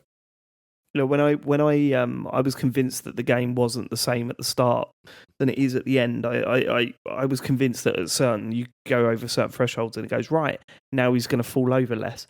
And then I went back and played it again, started a new save, and I was walking about like it wasn't a problem. That open area is super easy to walk around because you're so used to controlling Nate. And you're absolutely right, there is a deeper meaning. I don't know what that is, but for every hat you take to a campfire, you get a cutscene and learn more about Nate's life. I really need to sit down and watch all of those cutscenes, because the ones that I played were fucking incredible. Like, just I've really, played a couple of them. Yeah, they're like they tend to be sort of like 2D 8-bit style mini games, where there was one where he was drowning in the sea. There was another one where a girlfriend was clearly splitting up with him, and all this sort of stuff, and you're seeing his life, and I think that's really important. I just should I say what I thought I took from that? From those mini games, that reminded me a lot of questions we got to the pod, or other things I've read about how people use video games, tough moments, grief, relative dying, illness, etc. And all those mini games were about these kind of big moments, big milestones in his life. And I just, in my mind, it's like that's the kind of game he was playing to get him through that moment, and that's why he was kind of he saw it in his visions. That's what I took from it anyway. I think that game has a wonderful way of playing with curiosity. There's always that thing. I know. Shut up, just for a second. It has that Breath of the Wild thing where you go, what is that over there? I need to go and see that. But unlike Breath of the Wild, you're like, that is a fucking effort to go over there. And sometimes you go over there and it's a cutscene and there's something funny and not massively worth the effort to go to, but there might be something that happens and you go, that was kind of worth it. And then there are other times where you go over there and it's fucking nothing, and the game knows that it's taking the piss out of you, and you just think, fuck you. I love Baby Steps. I thought it was a fantastic game. A lot of people would look at that game and go, oh, it's a Quapper like, where it's just that the whole game it's really hard to control. That's not it at all. There's way more to it than that, and it succeeds in so much more than just being a game that's hard to control. It's a special experience, and as you say, one that infuriated me at times, but at no point did I want to quit. At no point did I think, fuck this, I'm not playing this anymore. And I have got a pretty small tolerance for this sort of shit. Like, you're wasting my time, I don't want to play it. Yeah. It's funny, it's like people say, one of the things to remember about Baby Steps is you will get up to an area and you'll lose about an hour's worth of progress because you've slipped on a wet rock, right? But you will get back up there in about 10 minutes. Like, it's not, oh, that took you an hour to get up there, it's going to take you an hour again. The game seems to know how to push you towards, hey, there's an easier way of getting up here, and you know it now, so you will piss this bit. Yeah, I think it's less a game. It's more just like, the route you took, the kind of cadence of how wide your footsteps are. I think it's more just that, really. Yeah, I think you're right. And Baby also Steps is fucking great. Like the highs of when you manage to achieve it is incredible as well. I mean, I've been playing this on stream, and I've had a weird relationship with it because there's bits that I've really, really enjoyed and bits that have really irritated me. But overall, I mean, I was sad that I couldn't play it over the last couple of weeks, because of not being near my PlayStation. It's a shame. Yeah, I cannot wait for you to get to the last bit. I just cannot wait to see you do it, and no doubt you'll probably get done in like 5 minutes. But regardless, yeah, I know you're pissing through it, and it absolutely kills me. It's so annoying that you're doing so well at it. But I can't lie. I can't lie. Right, do we vote? Yeah. James, what are you voting for? This is bullshit. I mean, I'm voting for Donkey Kong because although I really like that Baby Steps, I do genuinely think it's a fantastic game, but I have to vote for Donkey Kong because I spent weeks playing that and absolutely loved it. Yes. Matt? Baby Steps for me. Sean? Well, yeah, I mean, I've kept quiet because I didn't play a huge amount of Baby Steps. I kind of figured out quite early on there's probably not for me. But I am voting for it because I think even like it was really nice to be able to just hear about it from you guys, like knowing I didn't have the patience for it and I wasn't going to be able to play it properly myself, but just being delighted hearing the three of you talking about it, like because it was a game I was interested in since it was first announced, and it was just nice to just to hear you guys talk about it, and like you're saying, like even having only played like 2 hours of it or something like that, you're talking about deeper meanings and stuff. I just thought it was cool, and I might be way off base here because I've not played enough of it. Like Dark Souls, very difficult game, and a lot of people talk about, oh yeah, but it's about persistence and it's about overcoming the odds and finding that grit to succeed. But obviously, Dark Souls is a game where you're running around shooting magic out of your fingers and killing dragons and blah blah blah blah blah. I just thought it was cool that it's like, here's a game about a guy in his pajamas who's really fucking struggling to put one foot in front of the other.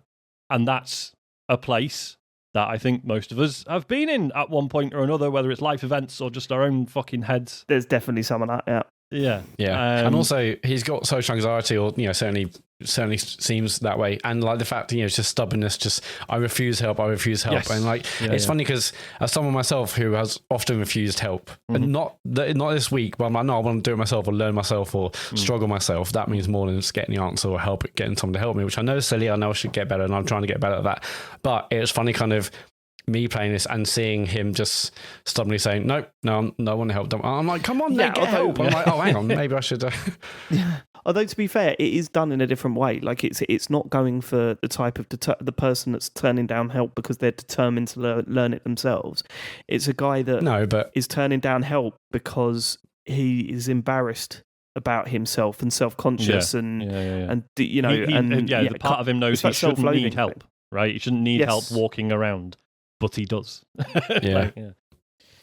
Okay, so Matt, Sean, Baby Steps, James, Donkey Kong Bonanza. I'm voting Baby Steps. I think Donkey Kong Bonanza is a fantastic game, but Baby Steps did stuff to me this year that made me go, shit, that was something special by the end.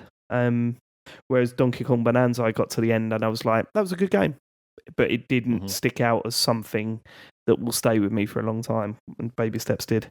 Yeah, and just one final thing. Yeah, I mean, I've said over the years, I really love emotional games that really give you like a gut punch. And this is not the game I expected that to happen. I don't have a gut punch, but it was a surprisingly emotional game for what is just a silly game walking around an environment, which caught me by surprise, and that is something else that I loved about it.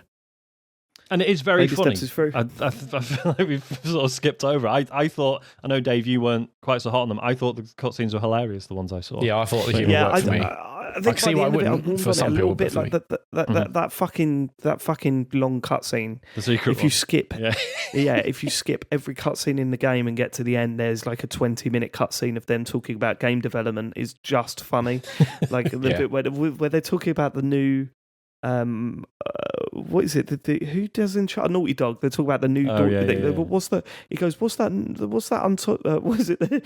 The new Uncharted in space game? Oh, what, the new Naughty Dog?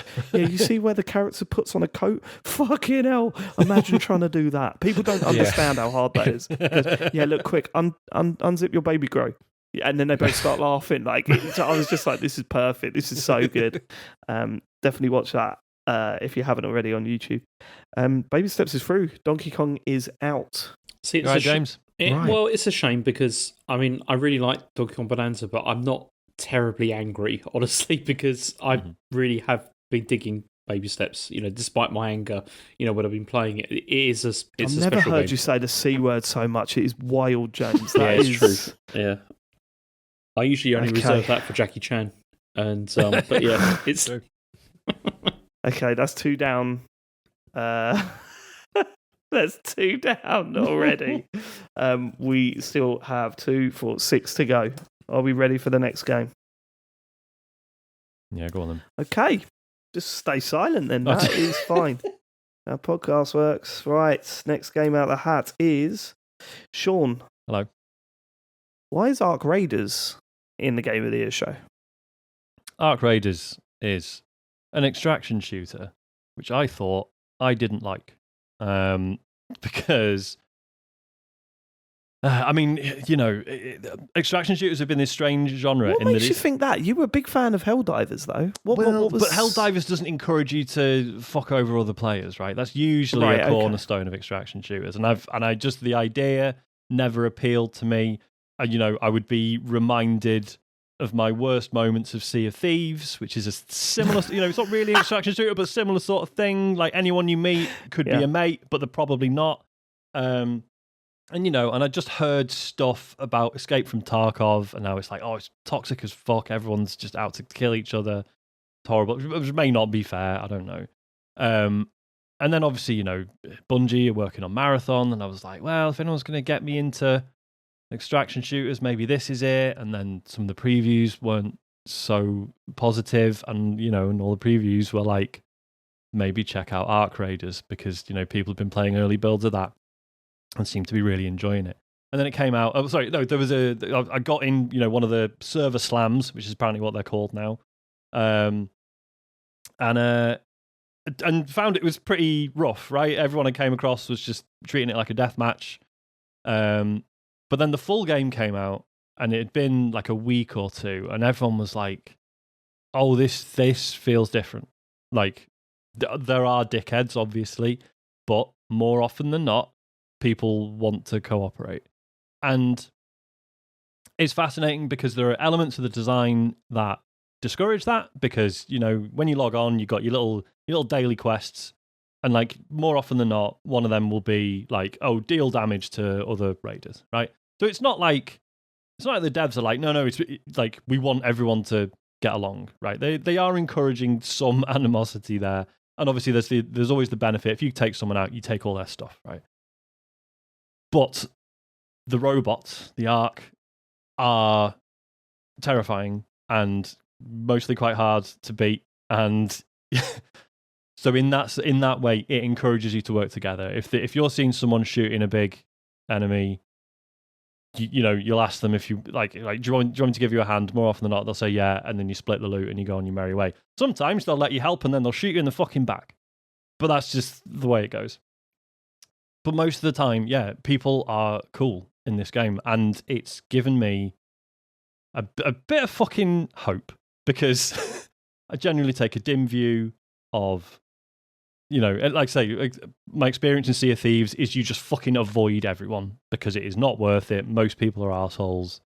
Whereas this has been like, you see someone and there's this fascinating tension that I think some people get from Sea of Thieves, but so many of my interactions with people in Sea of Thieves were negative that it was like, no, there's no tension. I just don't want to be near anyone else ever.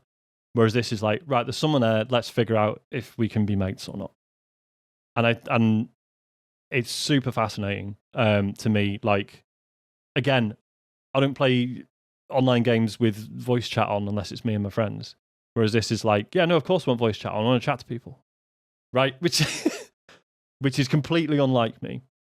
But again, it's cool. Just you bump into people and you're just like, hey, you're right, you're friendly, and they're like, yeah, I'm just looking for such and such a thing, and then you chat about it, and then it's like, right, good luck, see you later. And obviously, it doesn't always go that way. As I say, there are dickheads, but it's just been super fascinating to me that I just feel like this breaks so many things. Like, I don't normally like talking to people. I've never liked the idea of extraction shooters. I don't like engaging with strangers online, because what's the fucking point? And I just feel like it's sort of broken all those things down. On top of that, it's just a good game. It's a story generator that anyone who listens to the show knows. I've been like, every other week I've been like, oh yeah, I'm still playing Outriders, and here's some funny stuff that happened. Probably everyone's seen all the funny videos that have come out of it, weird shit happening. Yeah. It's and I know I've said this about games in Game of the Year list before, but it's got me and all my friends playing it, which is a fucking rarity. It's been super nice just playing with mates like on the reg, because we usually don't really align necessarily in terms of what we're all into. It's been wonderful. And I've bought a second copy because my wife plays it now. That's the thing. Oh, nice. Cool. Yeah, so she's on the PS5, I'm on the PC. And it's been really good fun so far. I'm sure we won't ever fall out when things go south. Be fine. It'll be all right. It's my biggest regret not playing this game. Yeah, like, this I is was the about game to say that I exactly really the wanted same to play thing. this year. And it come out at the wrong time. That was my only issue with it. In that Battlefield was around the corner. We had Lumines Arise come out a week after this, and it was Call of Duty and all these games that I knew that I was going to put time into had come out around this. I regret not buying it, and I wonder if the moment has passed for me. I'm not too sure.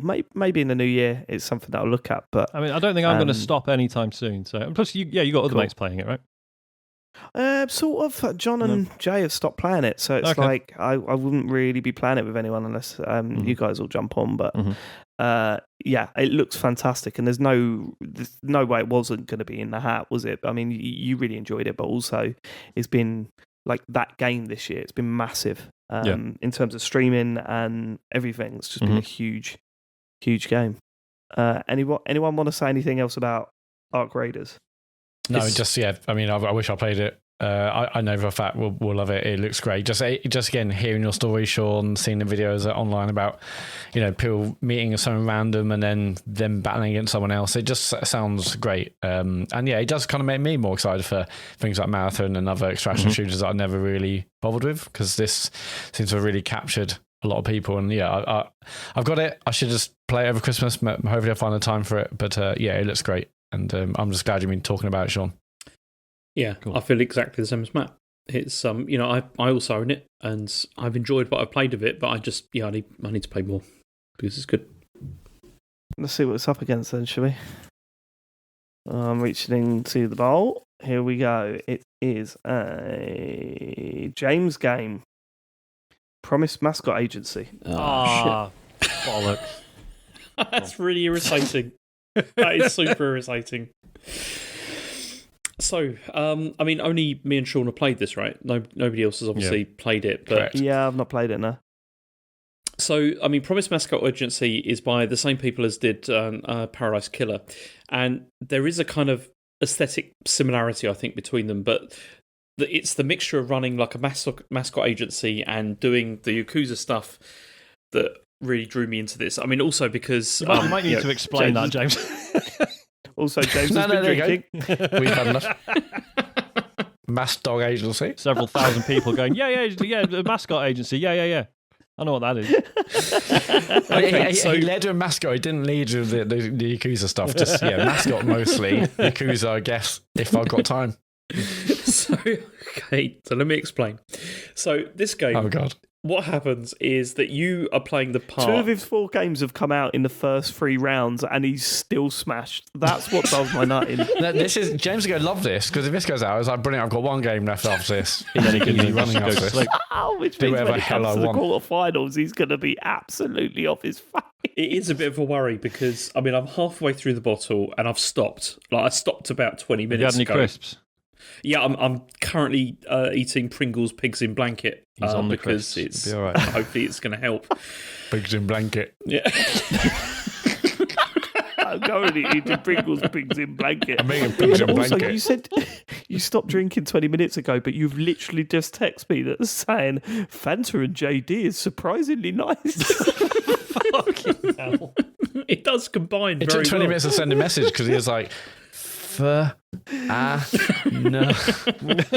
So anyway, Promised Mascot Agency, what happens here is that you play the part of this guy who is from Yakuza, and he ends up in this sort of town, and he is sort of inherits a mascot agency, which he has to try and build up, and to send these mascots on different missions to build the business. That's basically how it works. But the mascots that you're putting out are, it's things like there's a giant thumb, there's tofu, there's all sorts of really weird sort of characters that you're sending out, and it's on my list mostly because of this memorable cast of characters, and largely because of the way that they're realised. Because they're not just caricatures; they all have like these deep backgrounds, and over the course of the game, you genuinely sort of build relationships with them, and who you choose. Like, so then what happens is you have like these management sections where you have to send them off on missions, which that they need to. Oh, fucking hell! I don't know where I'm going with this. I'm sorry. Oh, God, James. No, you can do this, James. Come on. I wonder which game's going to win the vote. Well, James won't be able to remember his game. I don't even know where I'm going with this. Yeah, I think out of Arc Raiders and Sonic 2, I guess I'll go Arc. So the James, whole point. Have you ever thought about not drinking during one of these shows? I know. This was a mistake. I mean, it was mostly because I started too early. That was the mistake. It was starting during the wildcard section. That's where I shouldn't have done that. I should have waited until we started the full game. Right. Waiting until second round, maybe. Not to stress you out, James. There's a good chance the devs are going to listen to this. I know, and that's what I feel really bad about, because this is an incredible game. Because the whole point is that as this Yakuza, you're supposed to be building up like an agency which is supposed to be sort of generating money for for its clan for his clan back home. And the management sections, what happens is that you recruit all of these mascots, and then you have to send them off on missions, whereby they have to mostly sort of do You've entertainment. said that 4 times. Can I just say you have said that 4 times? I know. Would you like but me, I'm just James? Do going you want back me to it. step in? No, it's fine. It's fine, Sean. You can step in at the end when All I've right. finished. Okay. I'll wait my turn. Okay. So you have to send them out, and then they do. Look, for fuck's sake, just let Oh me my finish, God. please. Just let me finish. There's missions, David. You send them out. Yeah, you send them out, and then you see how they develop over the time, and it makes the world feel very real, and also that you're really responsible for these characters. And the reason being is because as they undergo these missions, it levels up all their statistics, and it changes the way that they behave and the way that you interact with them, as the game goes on. And the story also isn't completely ridiculous, despite the setup. It deals with lots of interesting themes, particularly around like the ideas of family loyalty, but also exploitation of workers and populations. And the exploring the map is also fantastic. And the game just has a lot more heart than most other games that I've played this year. It's just great. It was it was really very enjoyable to go through. Sean, please add some more things.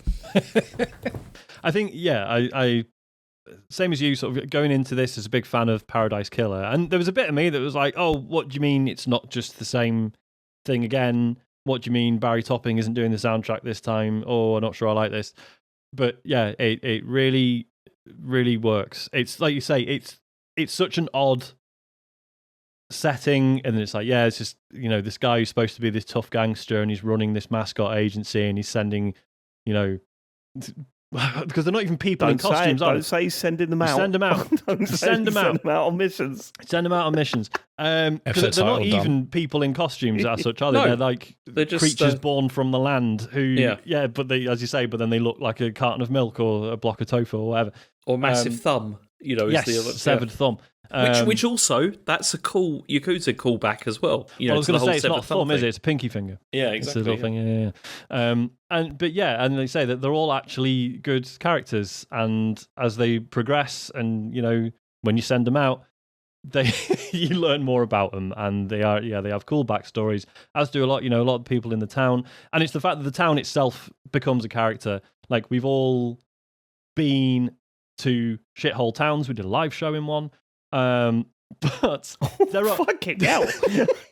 There are reasons why, places like towns aren't inherently bad, right? There are always like external factors for a town going to shit, and this is very much like, you arrive and it's kind of sort of presented to you that this town is bad, but you turn it around, and as you say, it's about sort of it's a game that believes in like community, right? Yeah, and it. Like you say, there's this subplot about misappropriation of funds and stuff, and it ends up being super interesting. And by the end, you're like, this town's all right. Actually, I want to. This is good. And as you say, the exploration is fun. You start out with this shitty truck, but you upgrade it to the point that you're literally you can flying around essentially. That stuff's really cool. It's a very different game from Paradise Killer, but it's got that.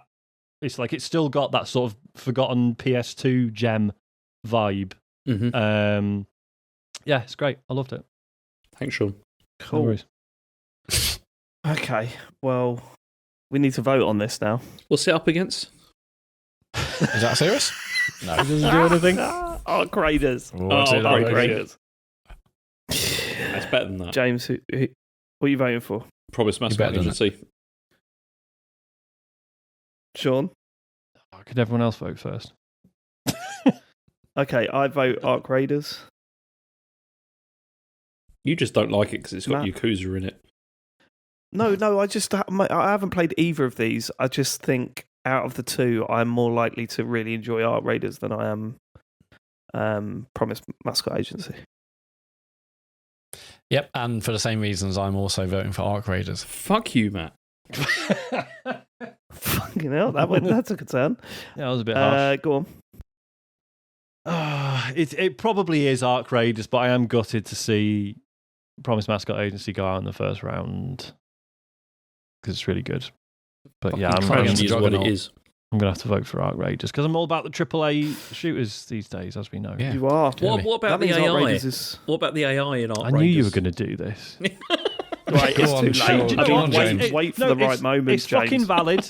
Arc Raiders uses, AI-generated voices. They're shit. I don't like them. They shouldn't be in the game. I mean, completely fair criticism. Promise Mascot Agency is handcrafted by artists. See, now you sound like you're taking the piss. No, I'm not taking the piss. It's also out. I'm surprised you didn't go for. It's got the voice actor who played Kiryu in Yakuza. That was in my notes. Okay. Well, I didn't get to that because I forgot. Well, that's what you should make some notes, James. Then you won't forget. Okay, are we ready for the next round, or do we need a break? How are we doing? Is that it then? Am I knocked out? Yeah. Well, yeah. It's 3-1. No, you're not knocked out. You could argue the case if you feel like you can make a compelling argument, James, but... It's not going to work, is it? Because you guys have already decided. I don't think it is. Whatever. Yeah. I think a break would be good for everyone. Okay, should we go for a break? Yeah. Let's do a break. Yeah, can do.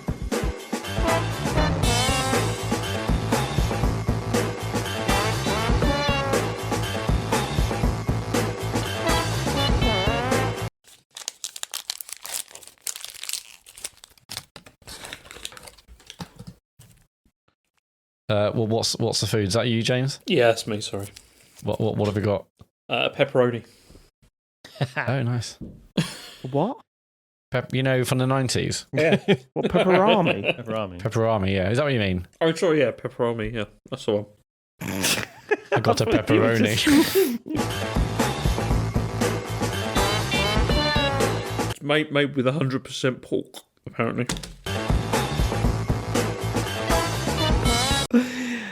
So let's get to the next game. Let's do it. And the next game is Matt, Séance of Blake Manor. Yes, so this is quite a late one in the year. I think it came out in October time. And one of the first games I've probably played on my PC. This is another murder mystery investigative game, which is but also very similar to Blueprint in that you're kind of exploring a building. In this case, it's a hotel in first person and looking at clues within the room, and also the time mechanic whereby every time you kind of look at evidence or talk to people. Yeah, sorry, I'll go. The story, by the way, is you turn up at this hotel because you're trying to find a missing girl called Evelyn Dean, and at the same weekend in this hotel is also a seance that's happening with 22 other people, but I can't remember what they call it exactly in game, but it's a special type of seance where you don't need a medium, you can talk directly to the ghost. So you're there trying to investigate where Evelyn's gone, whilst at the same time there's people from all over the world that have flown in for this seance, and you're trying to work out, are these people related? Are these people linked to Evelyn disappearing? Who are they? What are their motives? What are they into? There's a wide variety of interesting casts, from druids to, I think there's a priest in there. There's tarot readers. There's two sisters. I think one might be chaperoning their sister just for something to do for the weekend. But every time you talk to someone and get evidence, whether that's looking through documents or items in the room or progressing conversations, that takes away time, and you have a limited amount of time per day before it's bedtime. Basically, before I think it's 10 o'clock or maybe midnight, and then the next day starts, and you've got 3 days basically to work out the whole mystery. But what's great about this is, I mean, when I first heard it was similar to Outer Wilds. I'm like, okay, my ears pricked up. But it's similar in that certain things happen at certain occasions at certain times. So if and characters have their own schedules, and there's a timetable, so this character A is in the library between 12 and 1. So if you want to talk to them, that's the time to go talk to them. Otherwise, you might not have another chance. And it's about looking at who's available, whose clues you still need to delve into deeper, and whether some characters are linked in some way, or maybe one gives away a clue. One of the best feelings about this game is that you'll go into a room, you're like, oh shit, that means that in another room, that or maybe I've got a puzzle solution here for another room. And I look very much like Blueprint, which we'll talk about later. It's where everything you're doing leads to another movement by you, another thought, another clue, another way to determine who's linked or not linked to disappearance. And it's really, really compelling. The writing is super, super sharp. It also kind of delves a lot into kind of Irish history, which I know very little, or basically nothing about. The occult as well, and the way it all kind of blends in. So you're trying to determine what actually has happened in real life.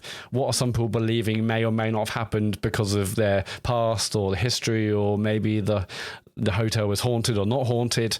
It's really, really clever. There's like multiple different layers of the story. It's not a simple disappearance story. Then you've got everyone's own motives and their own stories and their own kind of mini missions.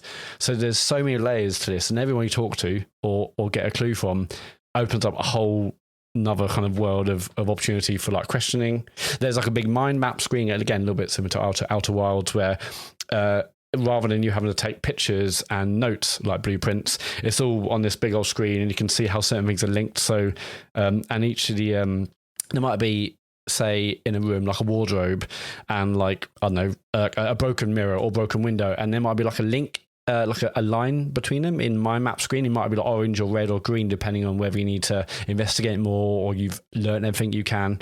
So there can be a little bit of a completionist kind of aspect to it as well. But yeah, I think between the writing, the ongoing mystery, and the sheer amount of characters and their own kind of desires and motives, alongside the main overarching mystery of finding Evelyn, and then what the hell's happening in this hotel lobby, the hotel. So it's just brilliant, and it can be compelled from start to finish. And I've realised now I love detective games, and I loved I played of Obsidian.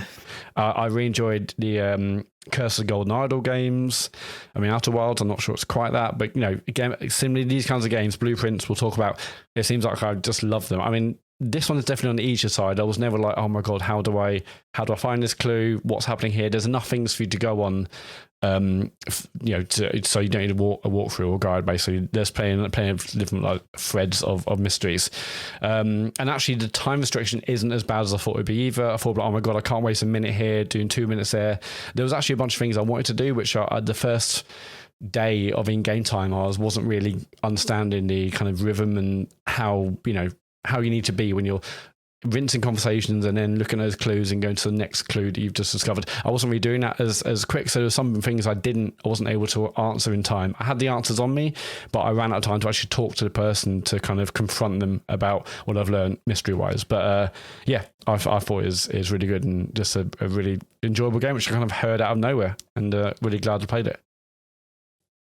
No one else has played this, have they? So do we? No, see it's a tough sell. I do want to. I'd love to play it, but it's not out on console, is it? Which is a shame. And I really hope it does. I think I've heard it's done really well. So hopefully that's enough for them to get it on console. And I'm sure you all and everyone listening to this will really enjoy it when it does come out. But I know it's a tough sell now because I'm the only one who's played it. But I really had to get into my top games of the year because I think it's brilliant, and some people may not have had a chance to check it out. Cool. Let's do it. See what it's up against. Séance of Blake Manor is up against And Roger. That's another one of my games.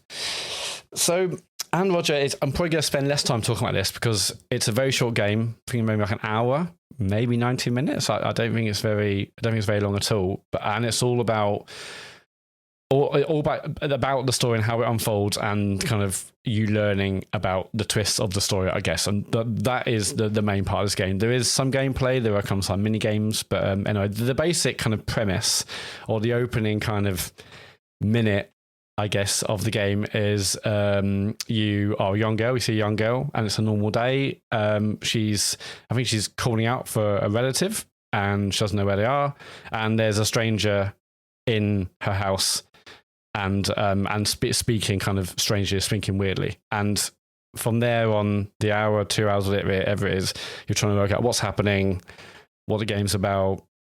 And so I kind of want to say nothing about this because it's so short and so brilliant. But what it does do, there are some incredibly emotional kind of moments through really kind of simple gameplay. I mean, I had some ideas of maybe where it could be going, but I still think the emotional kind of punches still land. And I think because it's such a a delicate game, a game where there isn't much in the way of gameplay. There are some these mini games. I think there's like a scene where you're like brushing your teeth and maybe you're making food and other things. Very, very basic. But even those, the way they're handled, the way they're designed to give you emotional impact also works brilliantly. You're not getting, this story and an understanding about where things are going from the dialogue or the on-screen text. It's like even the mechanics of the game, you're like, holy shit, that is so clever and emotional. And yeah, it blew me away on saying, as I said earlier and said many times over the years, I fucking love a really emotional gut puncher game. This absolutely was that. Short, very short, sweet. I hadn't really heard much about it. I can't remember even where I heard about it first, but it was, wasn't much on Switch where I played. I think it was on PC as well, maybe other consoles. And beautiful, emotional, and brilliant in the way it kind of talks about its themes and communicates its tone. And gameplay and mechanics, while simple, are also really poignant and kind of impactful as a result of that. Yeah, the mechanics completely tie into the themes of the game, and it works really, really well with what the game's trying to do. Like, it's quite incredible how it takes some things from real life and turns that into a quick time event, and it fucking works. Like, it's really impressive with what it does. I agree. I really enjoyed my time with Roger. Or just, I think we did. Okay, I played it as well. Chen played it as well and thought it was fantastic, and she doesn't play that many games. All right. Yeah, this is the kind of game. Well, she doesn't know what she's talking about then, does she? You also disregarded her opinion when it comes to Lumines Arise earlier, James. I was willing to go and ask her what she thought, but I didn't. No, you weren't. I asked you to do that, and she said, "You said no. I'm not going to do that." I did say I could go and ask her, but it was left unsaid. That's different, isn't it? Say that you could do something. Under that you were going to do something. You would have done it. Could have done it. Should we get to voting? Yes. Sure. Matt. Tough here, but I am going to go with Roger, just for all the things I've said. So impactful, so emotional, and short, but a sweet story which will stay in me for a long time. I'm going to go Roger. James? Yeah, the same for me as well. And Sean? It doesn't matter, obviously, because it's going through, and Roger's going through. It's it's interesting because so and Roger is amazing. I also found it really upsetting, which is the point. Yep. So part of me is like, well, I'd much rather play Séance of Black Manor, to be honest. But it's got to be and Roger, hasn't it? Well, that's our first whitewash of the show. Yeah. Roger is through to the next round. Séance of Blake Manor is out, and we are halfway through the round of 16. As we head towards a rather long episode of the computer game show. Should we see what's next? Should we go straight on to the next one? Might as well. Yes, David. Yes, we love Yay! it. Dispatch. This is my game. So Dispatch, for those of you that haven't played this game, is a narrative moral choice game, I guess, is a good thing. It's a sort of, it's in the vein. I think it's a visual novel. Do we all think it's not a visual novel? Or? I think there's too much gameplay involved for it to be a visual novel. There is. You can turn the gameplay off, though. There's the actual Dispatch stuff. Yeah, sorry. Yeah, it's not like Life Strange where like you're following a character, like you follow everyone. Really, I feel like it feels more a visual novel. It's probably closer to a visual novel than it is. However, it's way more animated than a visual novel. Visual novels tend to be. It would be more text heavy, reading, and certainly isn't that. Yeah. Which is this is very much it's a story, and you are part of that story, and you make decisions, and that has an impact on the narrative. You play, oh my god, what is his name? Mecha Man, Rogerson, is it? Robert Robertson. That's right. Yeah. And you are an ex-superhero who has been recruited by a superhero to run that superhero. Well, not run that superhero agency, but work in the agency as a dispatcher. You sit in front of your computer. You see the calls that are coming in, and you decide which superhero you send out. Very quickly, the game sort of shows why it was so well received. The writing is some of the best I've seen in a game. The comedy works. The characters all have their own real strong personalities, and you really get into the groove with all the characters as you go along. It's funny that quite early on, I think this is what really showed that this was different to most other games like this, is that very early on you meet like 6 superheroes, and in your head you're thinking, do I really need to take note of any of these? Because I have a feeling there are going to be tons of these superheroes that crop up for 5 seconds and move on. And it turns out you learn a hell of a lot about each and every one of them, from scenes that play out to also discussions they're having. When you're doing the dispatch calls, you're hearing the chatter on the radio between the superheroes, and they're slagging you off, and they're having a go at each other, and they're dicking about and making jokes and not taking things seriously, and sometimes taking things very seriously. Look, I think the dispatching isn't the strongest part of this game. However, I love the way that it's woven into the story. And there are definite moments in this where it's like, this is supposed to be hard because something narrative is happening, and that's important, and you need to take note. One of my favourite things about playing these types of games, be it Life is Strange or As Dusk Falls, and games that we all really enjoy, is talking to my friends about them after we've completed them. And some of the discussions we had after the game had finished about how different decisions affected the game was mind-blowing. And I will talk about one here. I can't remember if I spoke about it on the show. It's a spoiler, so if you do intend to play this, and it's not a major spoiler, it's not going to tell you anything about the story in itself. It's one decision I made right at the start of the game. There's a superhero that can conjure up fire whenever he wants, and you are having an argument with him in a bar, and you have the choice as to whether to throw alcohol over him or water. And I chose water. And he slips and he cracks his face on the bar, and for the rest of the game he's missing a tooth. And for me, that was a whole part of that character's personality. He was missing a tooth, and it was caused by what I did. I had no idea that if you used alcohol, he doesn't lose that tooth, and through the rest of the game he just looks like he's got all his teeth. Like, for me, when I watched someone else's playthrough and I was like, why has Inferno got all his teeth? What the fuck is that about? And then it hit me what I'd done to make him lose that tooth. I was like, I cannot believe that was a choice. And for the rest of the game, and a very, very minor thing, right? That is like super superficial. It doesn't change the context of the story too much. But it is reference, though, isn't it? Yeah, it's not, because like it would be so easy to just just change his fucking tooth texture or whatever. But actually, like, people continue to mention it. Yeah, I mean, I didn't know that was even an option until David mentioned it. I'm like, well, he's just like, it's just a character with all his teeth in mind. I didn't realise that was even an option. So it's like, that's wild that can. And again, these sort of things aren't new or unique for these types of games. Just the way it was done was so subtle. It wasn't like, big moment just happened. It was just, and if you didn't know, you didn't know. But if you did, it's quite cool. They didn't do the whole Flambe will remember this. Sort of thing. Flambe, that's not Inferno. I think it probably made one did. Look, I will say this, I think not only is the story, the writing, the characters, they're all fantastic in this game, real high-level stuff in terms of characters in video games, but also just the vibe of the game from the start is spot on, the way the characters talk to each other, It could have so easily been that Mega Man goes into work and he's, hey guys, sorry, and he's not. And that was like whoa, this is different.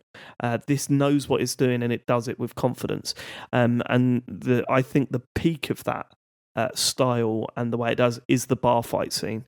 I think the way it handles, there's a bar fight with a load of characters that quite late on in the game, and the way that it presents that bar fight is absolutely brilliant. It's funny, it works, it's relentlessly stylish. It's like something you would see in a very, very well-written film. And I loved that whole bar fight. I was like, this is superbly done. Like it's in keeping with the rest of the style of the game. I thought Dispatch was a massive surprise. James, when he was talking about it as he was playing it, he was the first one to play it out of us. I mean, you said you liked it, and I think that grew. I think you were playing it as the episodes come out, right? Yeah, that's right, yeah. So I think there's an apprehension there where you don't want to go, guys, this is really good, in case it shits the bed. Yeah, exactly. That was what I was really worried about, because the first couple of episodes were really, I thought, were pretty stellar. And then it was like, yeah, but is this going in the right direction? Well, the weird thing is like for the first 3 episodes, it's like, this is really fucking good, but what's the overall thing? Who's the bad guy in this, and where is it going? And I think when you're playing an episodic game, it has a lot of benefits to doing that. Like, I wish I'd have played this as it was coming out, but that's only with the knowledge that I know that it sticks to the landing. Whereas I think, had I played it as the games come out, like after the first 3 or 4 episodes, I'll be going, right, but is this going anywhere though? Because at the moment it feels like it's actually just focusing on the characters. But the payoff of that is that whatever happens towards the end is way more impactful, because you have spent so much time hanging out with these people and adoring the characters. Look, I think Dispatch is easily within this Game of the Year list. I think it was one of the first ones I thought of about putting in, and I think it's absolutely. If you like narrative-based games, this is the best one that's been for a long, long time, since As Dusk Falls, and I think it's better than that. See, it's a genre that we're all fans of, and we thought was basically on its knees at this point. Yep. And then this has just come out, and now I want Dispatch 2 to be announced tomorrow. Yeah. They have said that they're working on it, which is good, or it's happening. It's just it sold quite well, didn't it? Yeah, and the cast is so brilliant. Like, is it Jeffrey Voice Rush is in there? Is incredible. Yeah, Aaron Paul, and again against the odds, because it's got loads of influences in it, which is doing some of them a disservice. Nothing wrong with that, Sean. Done... Nothing wrong with that. But do you know what I mean? It's the sort of thing we would normally roll our eyes out, but actually loads of them are great in it. It's I think that's a lot of that is down to direction. Like they're totally. They managed to get these performances out of people who, we're not saying could not be voice actors. I think anyone can be if they well, not anyone can. I think there's a talent to it, but there's no reason why Twitch streamers can't go on to be decent voice actors. At the very least, though, they're inexperienced in that field, and they fucking nail their roles. And I think a lot of that is down to the writing and direction. It really works. I love Dispatch. It's really good. It's also brilliant how, like through the management sections of the Dispatch sections, how they, you manage to, those characters grow and how they sort of link with each other as well, which is really cool. It's so well realised. It really is. Should we see what it's up against? Yeah, I don't want it to be one of mine. Yeah. It's a big hitter, I think. Yeah. Yep. I'm nervous. I don't want it to be one of mine either. It's a James game. Uh-oh. The last James game. Goes to Yōtei. Okay, so James. Okay, I can talk about this. It's good. Can you though? I hope so. Is Sean going to have to jump in again? He knows he's got backup though, so it's easy for James. This is what sucks about this, right? Because I really believe in this game, because I had such a good time with it. And who made me drink? Bloody hell! But it's such a shame. You put it forward. You got smacked. You got no one to blame but yourself. Yes, I know, but I started too early and it was a mistake. Okay? Again, no one to blame but yourself. You know how Sean mentioned, and we all mentioned, it's been so lovely seeing people do their reruns, their re-listens of the Gotti shows. James, I think you should do it next year. Okay, actually, I do. Yeah. Is it too early or just on time? Not going to do that. But, yeah. Okay, James, why is this? It's too embarrassing to listen back to the mess that there is every year with this. But yeah, and this is what is really annoying, because I really massively enjoyed this game. I mean, this was a sequel to Ghost of Tsushima, and I thought I knew what I was going to expect with this, but it ended up completely blowing me away because it's absolutely incredible. I mean, no other game like this year has given me so many kind of like wow moments as this one has. And unlike Metroid Prime 4, the environment feels so coherent and real, and discovering new areas is just an amazing experience every time. Every time that I rode that horse into different environments, and you've got like these amazing like sort of like lily like fields and stuff like that. It's just incredible. But it's all tied together really well by this.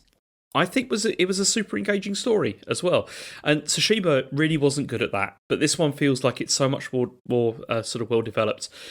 I mean, on the surface, it's a simple revenge story, but it's massively elevated, I think, by the characters you come across, who are all like very believable and engaging, and they have these really interesting backgrounds and motivations, and they all feel properly three-dimensional.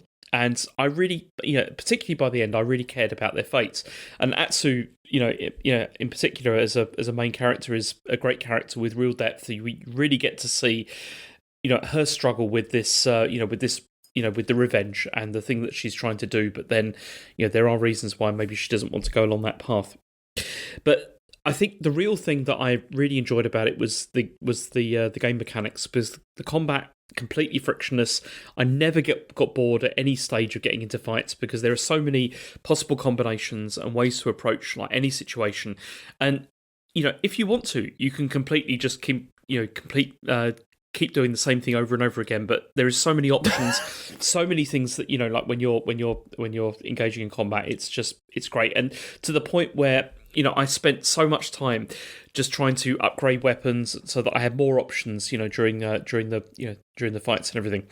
But I think also it's the mission design is similarly completely frictionless. There's always something new to do, but it never feels completely overwhelming. Like discovering, like as you're exploring the map on your horse, it feels completely organic, and it's a bit like Red Dead Redemption 2 in the sense that Stop it, David. Stop it, please. I thought I was doing quite well there, and then you thought you were doing well. I thought I was Say doing the well. name of the first game again. Which one? Say the name of the first game of the series again. To what? Ghost of Tsushima. Right, but you called it Ghost of Toshiba twice. Did I? Yeah. That's bad. That's really bad. But no, like, okay, it's not... Oh, you've screwed my rhythm now. I'm sending this to the Oh, developers. is it my fault, is it? That's my fault. It's my fault, is it? David, it's such a shame you've ruined it. Yeah. But no, Yeah, sorry, guys. But no, it has that whole thing whereby, you know, as you explore the map, you come across different things, a bit like with Red Dead Redemption 2. You come across different stuff, and it's just, you know, always something new, but it never feels like I completely do like that overwhelming. about Red Dead Redemption 2, that you do come across different stuff. That is one of my favourite things about that game. I mean, I liked it for that, but it wasn't quite enough to get it through on that Game of the Year show for me. Yeah. I actually like seeing old stuff. I would like to see the same stuff. Yeah, over and over again. That's kind of why I wrote it out in a way. Sucker Punch, I'm so sorry. Because I don't think they're going to listen to this. That's true. This isn't Oh, no, the they same are, as, Sean. I'm going to send it to them. But I mean, also, it's because, you know, most of the missions, they're kind of like a perfect length. And I ended up playing for so long. I mean, so many nights I ended up playing until like 1 or 2 in the morning, because it has that whole thing of like, you know, just one more, just explore a bit more.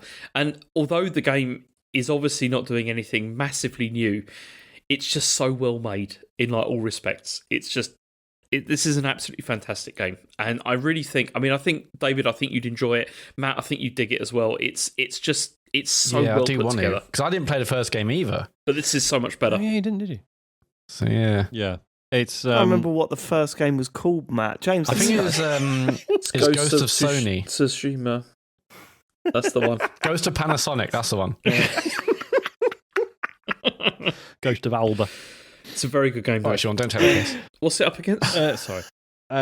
Yeah, I also adored this. What's it up again? Like James says, it sort of, it really benefits from, because, you know, the first game had this sort of hand-wringing over like, oh, you've got these stealth abilities, but your character is conflicted about actually using them because he's a samurai and he's got his code of honor and everything. And that's an interesting story, but I just felt like it didn't work in a game because it felt like you were very being given all these abilities Yeah. and then basically told not to use them, right? Yeah.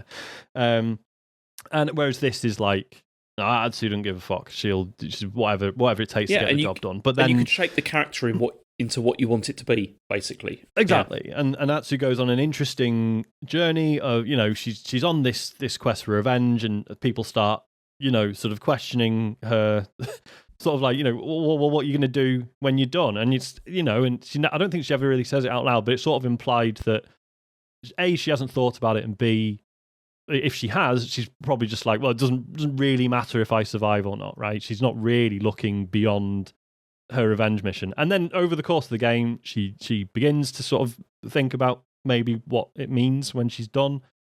And that becomes quite interesting. And then, as you say, James, there are side quests that really sort of blossom into some like really interesting stories. There's a cool bit.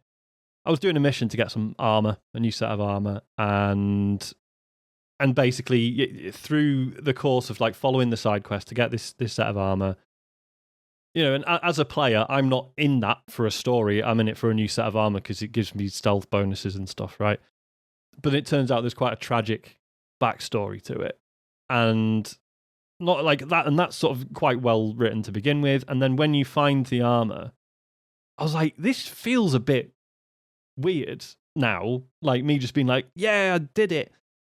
But Atsu just, and I can't remember the exact wording, but she just references the fact that, like, yeah, this is pretty fucking rough, and sort of offers thanks basically for the armor, which sounds crass in hindsight. But do you know what I mean? It was just like, oh yeah, the game understood that you can't just be like, oh, here's a gameplay bonus, oh, and we'll attach a tragic story to it, and then not really acknowledge that.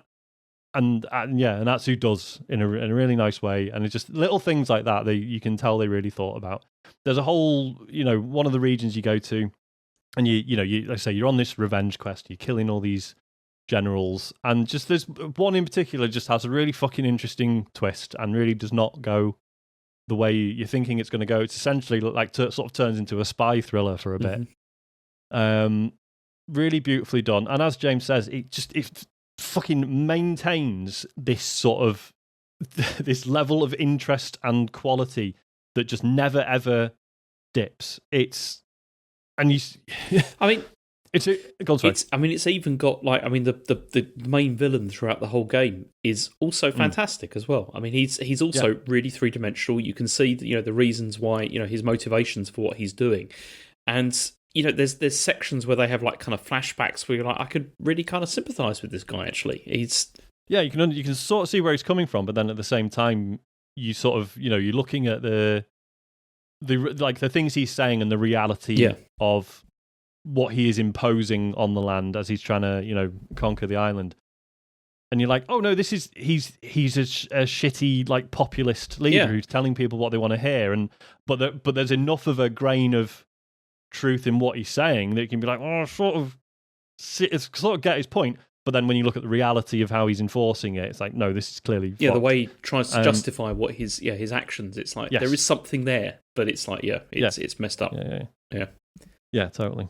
But yeah, as you say, just never a dull moment apart from like there's so many bits where you're just exploring and just appreciating the world for what it is.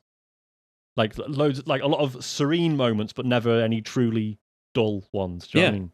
And this is why I played it into repeat like for so long. This game mostly, and I ended up platining it because I can't. You ended up what? Sorry.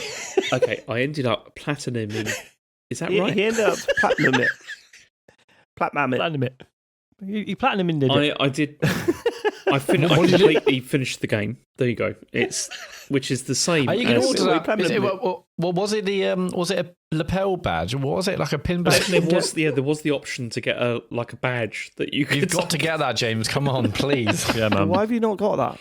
Because it costs £30, David. But you platinumed it. You platinumed it. You platinumed Toshiba. Come on. James, if you don't wear that to at least one of our funerals, I'm going to be so mad.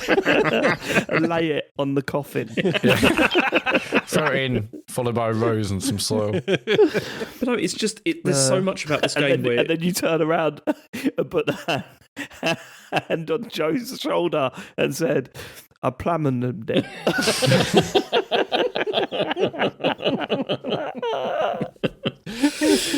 But no, it's just it was a game which I couldn't put down, and mostly because, as I said, the mission lengths are like so perfect, where it's just that just one more go, just keep going and just keep exploring, and it's such a fantastic environment to go around. It's brilliant.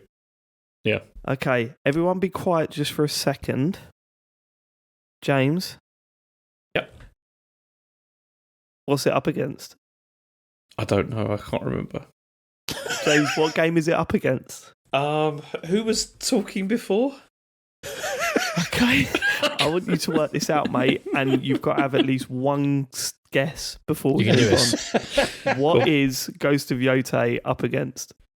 Hang on, I'm just scanning through the games that we're looking at. That's cheating Dispatch. A little bit. It's Dispatch. Yes, it is Dispatch. It is Dispatch. Dispatch. So which way are you voting, James?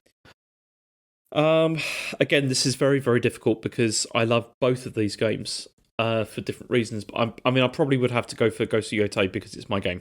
But yeah. Okay, I'm going Dispatch. Sean? Fucking. It's probably Dispatch, and I feel rotten about it.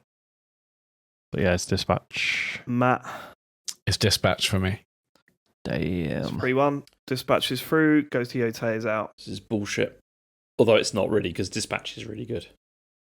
Okay, James. That's all of James's games out already. They're all gone.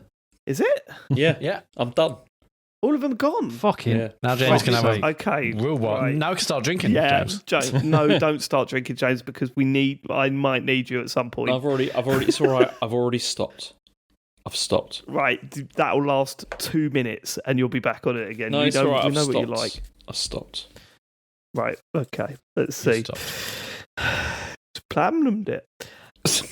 Next game out of the hat is the wild card Expedition 33. Matt, why is this in the hat, and why was it your wild card? Because he loves Jeff Keighley. Well, no, it was always going to be my wild card. I mean, I didn't think I'd actually be lucky enough to get it, but you wouldn't have to look far to see how much people love this game. And I was always intending on playing it more. I just hadn't because I'm rubbish. But I had played it for, I guess, like 2 to 5 hours when it first came out, and because I heard so many good things about it. Anyway, just to say up front, I haven't finished this game. I am gutted. I haven't finished it. I was trying everything. I've been up late. Bud's been also busy with other things, so unfortunately, I haven't done that. Man of the Nature. No, the opposite. Actually, what was the opposite? I don't know what. Let's move on. Man of the morning. Man of the day. Man of the daytime. But I am. I think I'm really, really close to the end. I'm in Act 2, and I've seen some shit. Anyway, whatever. Clair Obscur Expedition 33 is a JRPG, but is it an FRPG? Because it's very, very French. It's developed by Sample Interactive, and which is a French studio, and this game is French as fuck in all the best possible ways. Is it French, Matt? It is French, James. Glad you cottoned onto that. Okay. So yeah, it's set in a kind of like an alternative weird France where you see kind of like a weird Eiffel Tower bent over and other stuff. It's Paris, but it's not as you know it. And I'm gonna have to remember this, even though I've been playing this every day, and all I can do is hear the music. And if I close my eyes, I see the UI. I'm so sorry, with Matt. my eyes closed. Come on. The music's great, mate. What are you talking about? Anyway, James, you can't interrupt and then immediately go on. Sorry. He does that. So anyway, there's a big baddie called the Paintress, and every year there's like a big number in the sky, and that is the age of the people that have to go or going to die. Basically, it's a last year on Earth, and every year there's a thing called the Gommage, which is this big supernatural event, as I mentioned. But then every year, an expedition goes out to try and kill the Paintress, to solve the mystery, to work out what's happening. And now we're at Expedition 33, and you play as there's a bunch of different people in your party, but you're controlling this party basically, trying to work out what's happening to the Paintress. But it's fairly standard kind of JRPG stuff. Now, I haven't played many. I mean, I guess you can call like the Shining Force games on Saturn back in the day, and Shining Wisdom, and more recent, I guess, Final Fantasy, the remakes and whatnot. So I haven't got a wide knowledge of the JRPG genre, but what this game does straight away, and actually throughout, but instantly you feel it, is that it feels really, really kind of streamlined in the best possible way. It doesn't feel like there's any bloat. Like, you're there and you're doing what you need to do. Whereas, again, maybe my most recent examples are Rebirth and Remake, where there's a lot of other stuff to be doing alongside the main kind of story. This, although there are complexities, and I'll come back to that, there are a lot of complexities in the battle system and other elements of that. It just feels feels simple and streamlined, and even like getting from environment to environment it doesn't feel like there's any bloat at all, which I think is good, and I guess probably quite good for bringing new audiences in. I'd love to know how this is done with like people that haven't played JRPG before, for instance, because it feels like it could be quite easy for people to get into. Anyway, regardless, I think it's absolutely amazing, and maybe it's because the most recent one I have played was Rebirth, but I just love how simple it is, but there are layers and layers of complexity if you want to go that way. There are things, there are bunch of different kind of currency type things. There are pictos. Pictos are these kind of like major kind of spells and skills and buffs and whatnot, and then there's like Lumines where you can upgrade certain elements of them. You can obviously move these around your party. Once you have a picto on for more than 4 fights, that same skill can be bought and used by other players in your party without the picto. So there are really complex parts to this, but you can also just play it pretty simply. I'm playing on story mode actually because I wanted to get through it, and it's actually really fun as hell to actually nail the parry window and the dodge window. So I can't imagine what it's like on the really, really hard difficulties, but even on story mode, I'm not nailing every parry, but the ones you do, and when you nail it, they feel fucking amazing. It's so pretty standard JRPG fare, but enemy attacks you. It took me a while to try and actually work out when to do the parry and the dodge. It doesn't feel like it's like a Sekiro or Dark Souls or even like a Final Fantasy Rebirth game or Remake or Rebirth, where you're hitting it exactly the time the enemy might hit you. It feels like it's slightly before or slightly after in some instances. Anyway, it's different regardless. It feels incredibly incredible when you do it, especially when the enemy attacks not just you, but all three of you, and you control like the one single kind of parry to parry back. But doing that to kill an enemy, oh my God, it's one of the best feelings I've had this year. It feels fucking incredible. And the story is the thing that I love the most, actually. It's a story about all these characters are really complex and have their own, again, similar to other games I talk about, their motives, why they're there, what they believe in terms of, because it's very sad every year, and all these people at certain ages was basically going off and being killed, and other people going off to try and like save them or work out what's happening. So it's a very sad game, and all these people have different, all the characters you meet and people in your party have different kind of ideas about what death is, or what it means to kind of leave a legacy, help the next generation. In this case, it's like next generation of like expeditioners to try and kill the Paintress. But even with all that kind of highfalutin stuff, the character dialogue and characters themselves are really, really down to earth. It's not like, again, Final Fantasy and other kind of those RPGs where it's very kind of, it's kind of your classic JRPG dialogue. This is just very down to earth. Like, they feel like real people, which is fantastic. Like, they're saying things that you might say around a campfire if you've done this huge crazy mission a while back. They're not just doing the classic kind of JRPG thing, which again I've seen in limited ways, but what I've seen here, it just feels so down to earth and so nice. The characters are all really great, and I'm glad I haven't finished it. But even though I haven't finished it, and I feel like I'm pretty close to the end of Act 2, I love what I've seen so far. I mean, there are bits in this game, I'm obviously not going to say them because I'm not going to spoil anything, but like, there's one bit that happens, I would just say, in Act 1. I mean, that's not a spoiler. And I still, right now, the second, can't believe it happened. I'm like, and I'm sure James and Sean know, and people listening know what I'm talking about. But I'm like, that can't actually be what's just happened, sure. And even now, I'm like, maybe not. But anyway, Yeah, brilliant. It looks gorgeous. It plays. It's smooth as hell. Looks nice. The battle system is deep if you want it.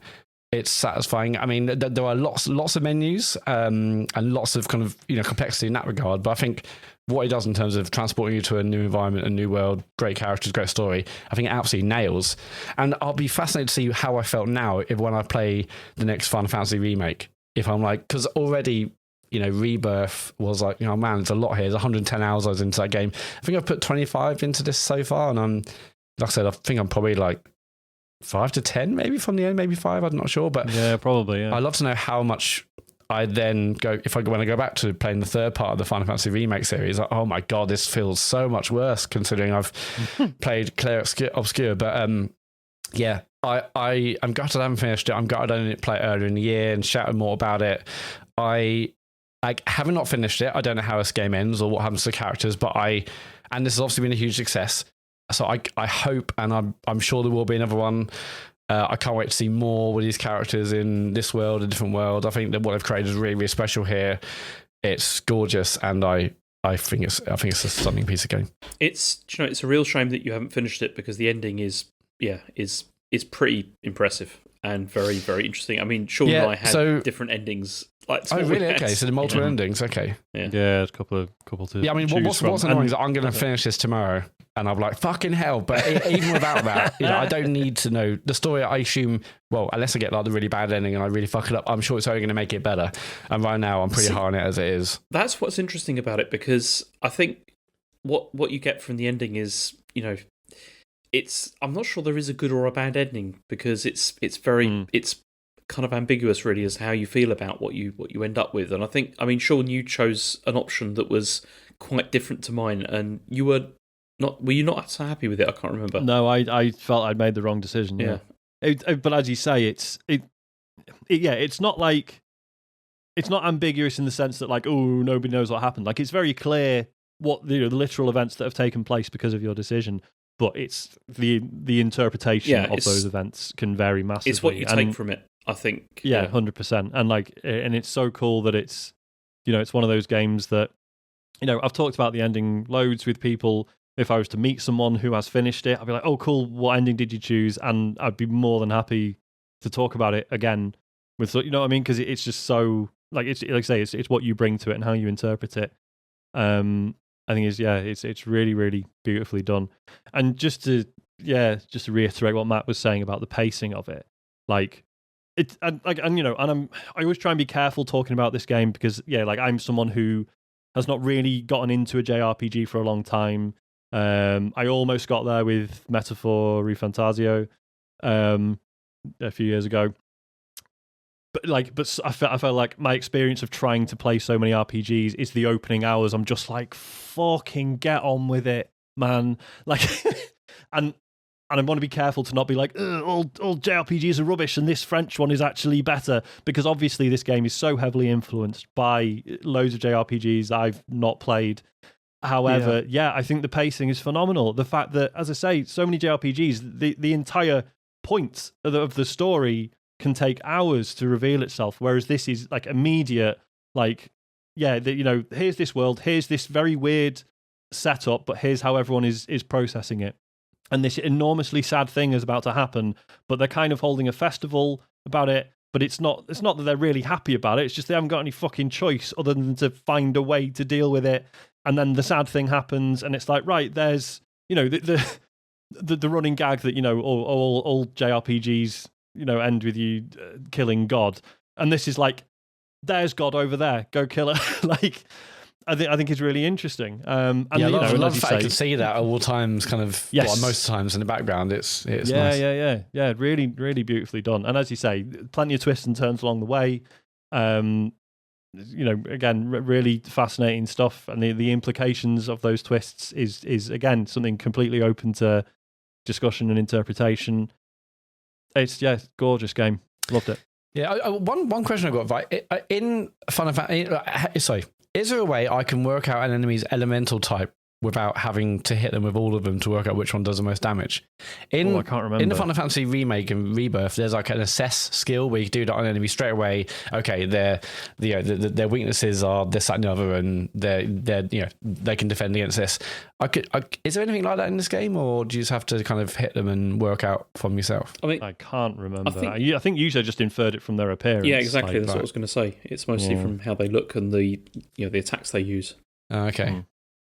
And great game. I'm really glad I played it. So it's a little bit late and still not quite on time because I didn't finish it. I'm actually glad it won the wild card based off that, based off everything that you love about it and the way you're talking about it. That's it's probably the right choice, isn't it? Out of the 4. Yeah, I mean, like it's so rare on this show of ours that like the wild. I mean, I guess maybe a few years ago the wild card would win. I'm like, well, no one's really back for the wild card because they've chosen their 4 favorite games. But this just happened to be one where I knew I wanted it. I knew I was going to try and dedicate as much time as I could to it, and I'm really glad in the end that I love it. So quite a different wild card to the ones we've had in the past. I think. I don't know what you're talking about, isn't it? Because you get. Sorry, James. Go on. I don't know what you're talking about. I use the alarm mode every day. It's incredible. Oh yeah, well, my manners. Sorry about that. Well, I was going to say it's super interesting because obviously some listeners are like, "Oh my god, I can't believe like Expedition 33 and like ended up as a wild card." As if I think some people interpret the wild card as like the leftovers, right? Whereas this was like, no, this was a calculated decision. Yes, that was. We know how much the audience. That was done for reasons rather than. Yes, massively. Okay, what's it up against? Let's find out. That's one of mine. I'm scared. Well, it's going to be tough because there's some fucking big games. It won't be one of James's. Mm-hmm. No, I'm done. It's one of mine. It's Kingdom Come Deliverance 2. Oh, fucking hell. Okay. Fuck. KCD2 then. This is a game that wasn't even on my radar. In fact, actually, I counterpicked it on our what do you call it? The was it called the predictions? Fantasy Critic? No, Fantasy Critic. Yeah. I counterpicked it because there was a lot of negative chatter around the social side of and some people involved in Kingdom Come Deliverance, and I thought that was going to bleed into the next game. Also, I didn't really want to play it. I looked at the game and just thought, look, it's not for me. It's very period based and a very strong RPG. You know, it's a game that focuses on if you don't wash your clothes, then that has a negative impact in everything you do in the game, for example. And in fact, actually, if you do wash your clothes too much, that can have a negative impact on some parts of the game. And I thought, who wants to do that? This is bollocks, not interested. And this is going to sound bad, but we were sent a code. And I thought, you know what? We were sent a code. No, we were sent this is a 10, guys. Am I right? Hashtag we were sent a code shortly after an article came out that I think one of you sent me, where it was, I think you did, Sean. It was on Eurogamer, I think, where it was like, I've played Kingdom Come Deliverance 2 for 40 hours, but have basically been a drunk in a pub the entire time, and I'm having the best time. And I read that and thought, okay, right, so there's more to it than that. Is this going to be how I see Yakuza, right? Where you can go, well, I just spent my entire time going to the same pub every day and getting into fights and that. But is it going to be you do that and you press X through some dialogue and go, oh, okay, I guess technically I've done that, but that's you know, what's the point really other than just hitting X and reading some dialogue? My word, that you can legitimately do that and have a fantastic 40 hours in this game doing that. You know, this is one of those games where you can walk into a pub, sit down next to a random NPC, have a conversation, and it ends up having some wild consequences. You know, like there was, I can't remember what the story was. It was so long ago, but quite early on in that game, I sat down next to someone in a pub, and they told me a few stories, you know, a few folklore things, and one of them was that there was this golden axe that this guy was using, and it would offer him powers, and he'd tell this fable of this guy with his golden axe.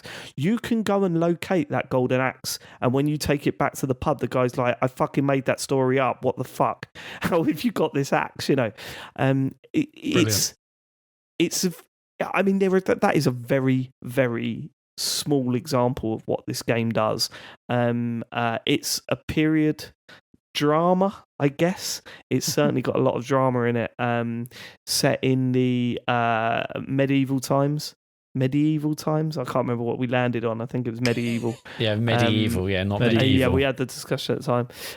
But in my view, it was what Fallout games should be doing at this point. You know, it's very much a Fallout game. In what makes say Fallout 3, Fallout New Vegas so interesting is that you are presented with a mission, and that mission can end in tons of different ways, and also it can end in ways where you have to think out of the box. Like, you're not going for a mission and it goes, do you want to kill Barry or Simon? And like, it's not that. You can go, actually, I want to pay off Barry and send Simon to this place so that I can talk to him later or whatever. There are ways of finishing missions that you wouldn't even think of. I mean, the classic one that I said on the show was how I was low on health. I was just about to go to bed and eat and everything to get my health up and then get up the next morning. But I got into a conversation with someone that was like, we're going to go and get this I don't know, what was it? A wagon. There's a wagon down there and we need to go and get it. And it's got loads of stolen stuff on it. We're going to take it back. You need to come with us and help us out. And I thought, okay. And he says, come and see me. And then we'll go. And I thought, okay, fine. But I'm going to eat and I'm going to bed to get my energy up because I've got no health. So I did that. I woke up the next morning and the guy was in the village going, where the fuck were you? And it turns out that was like a massive mission. It was what you did that mission, Matt. It was the one where you go I've done that one. You have to intercept a wagon or whatever. And he was like, what the fuck? What is where were you? You were supposed to be helping us out. I took the thing, what was it? My reply was, you get loads of replies, potential replies. And my reply was, I got lost. And the way the character looked at me was like, oh, this guy's not all there. He was like, okay, well, you know, it is a bit big and scary around here. So, you know, just watch yourself, young man. You know, like, it was talking down to me as if it was like, this guy's a fucking idiot. And then there's that other mission was when you meet this guy who's got a problem with alcohol, and his son and his wife are worried about him, and you go find him, and someone's stolen his horse. And I got so stuck because the people that had stolen their horse were like way more powerful than I was. There was loads of them. I tried 50 different ways of getting that fucking horse back. I tried to do it. I tried to do it with stealth. I tried to do it with attacking everyone. I tried to lure people away and tried to kill them. Nothing was working, and I was almost close to giving up the game until I threw a mechanic in the game is you throw a stone to distract people, you know, as you do in stealth games. I threw a stone to distract someone and accidentally hit the horse, and the horse bolted. And I was like, oh my god, the horse has run off. Quick, if I get to it and ride it somewhere, then they're not going to find it. And that's exactly what I did. And I was like, this game is special. Those are the moments that I want. Those are the moments that I loved in Fallout games, and then those are the moments I got here. And on top of all that, the writing is easily the best I've seen in a game. I think it's up there with Dispatch, probably even better. The way the characters talk to each other, I've never seen such pointed and obvious comedy landing in such a good way. Like, it's funny. It's relentlessly funny, this game. The things people say to you, the things people shout at you in the street, things that just happen naturally as you're walking about. It's a very funny game from all the way through, from the cutscene stuff to someone calling you a cunt as you... sorry, Carl, that's your first one in this one.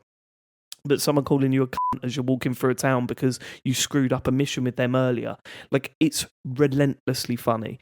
And look, I couldn't talk about this game without mentioning the wedding mission. I do apologise, but the wedding mission does summarise what makes this game so good, because you spend 20 to 30 hours getting to know characters in this world. You go to this wedding and it's sort of like an area or a mission that's set off to one side. Like, so it's not an open world mission. This is a segregated mission from the rest of the game. And everyone at the wedding are people that you've met along the way. And if you've put the time in, if you've done the side missions and you've got to know everyone, everywhere you look at this party, you're seeing someone that you know, and you know their backstory, and you've had interactions with them, and that reflects within what you're doing. You know, the guy that was drunk that you found and you got their horse back, you're spending the entire wedding trying to stop him from drinking.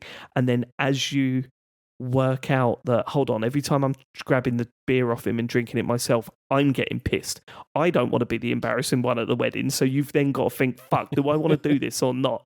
You know, and then, of course, as all good weddings do, it ends in a massive fight, and and that is brilliant. Like, it is brilliant. Like, this game blew me away on so many levels, and I was disappointed that I didn't play the first one. I understand that this is like a massive step, and it does a lot of, it gets rid of a lot of stuff that that game did wrong. Like, it addresses a lot of that stuff and works on it and makes it better.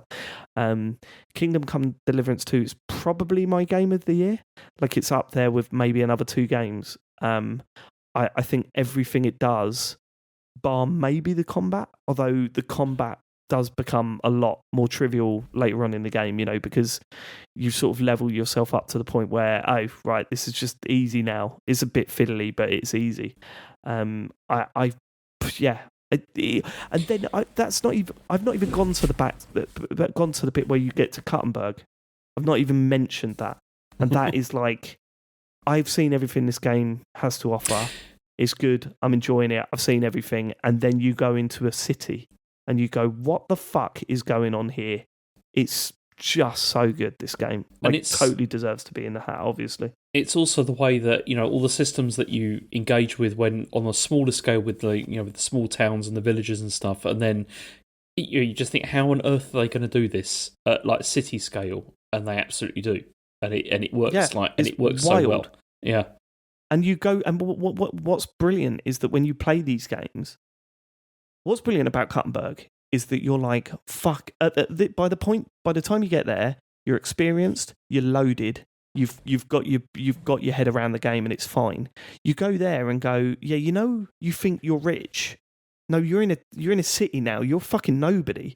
You've got a lot to do to get up to this level, you know. And like, when you finally buy a flat in Cuttenberg, that feels like a massive deal. It's like, no, I can fucking live here now. Like, I don't even need to leave these walls to continue the game. I can just live here now. And as I said last week or whenever it was, that the idea that you've got a dog that follows you around everywhere if you go and collect him, and it's just a dog that follows you around, and you don't think about it until you go to Cuttenberg, and everyone's like, can you look after your fucking dog, please? He shouldn't be behind my market stall. And you're like, oh my God, this is another thing that it is just dealing with and highlighting to the player that everything matters. And, you know, when you go deep into the mechanics about, yeah, you can steal stuff, but if things are going missing every time you turn up to this little town, people are going to know. Like, you can steal keys, break into someone's house. 2 days later, you try and use that key again. They've changed the locks. It's just mechanics upon mechanics, and I cannot wrap my head around how they put this game together. And it's incredible. And it's also like, you mentioned about the dialogue as well, and how like incredibly funny it is, but also just it's also the physical side of it as well, like the way that people react to stuff, you know, like the way that they sort of, you know, respond, you know, when stuff is going on is so well realised in this as well. Like, it's not just about the way they look at each other. Yeah, exactly. The way two players look at each other is funny enough. Yeah, it's brilliant. The first time you use a gun in the game is fucking hilarious. Like, that whole scene is fucking... The torture scene, and it, you know, I am that sort of person that goes, like, you know, morally I think about games more than some people do, more than maybe most people do. And there were times, that torture scene, where I was thinking, is this cool? Because, like, I've got feelings about torture that I don't agree with. But it was so funny that I was like, yeah, I'm okay with it. Like, the way they looked at each other, Henry and, what's his friend's name? Hans Capon, yeah. Hans Capon, yeah. The way Hans and Henry look at each other is, during that scene, is fucking brilliant. Like, it is like they know exactly what they were doing to make the player laugh, and it works. And yeah, we're talking characters here, man. Like, Hans and Henry are really interesting. There's all of the drama-based characters are really interesting too. But then also the old lady that you meet right at the start of the game and her story, the story that you had with her, James, compared to what Matt and I... I was chatting to Matt about it not too long ago, and I said, what happened with this character when you played the game? And he told me, and then I sent him the screenshot you sent me, and he was like, what the fuck?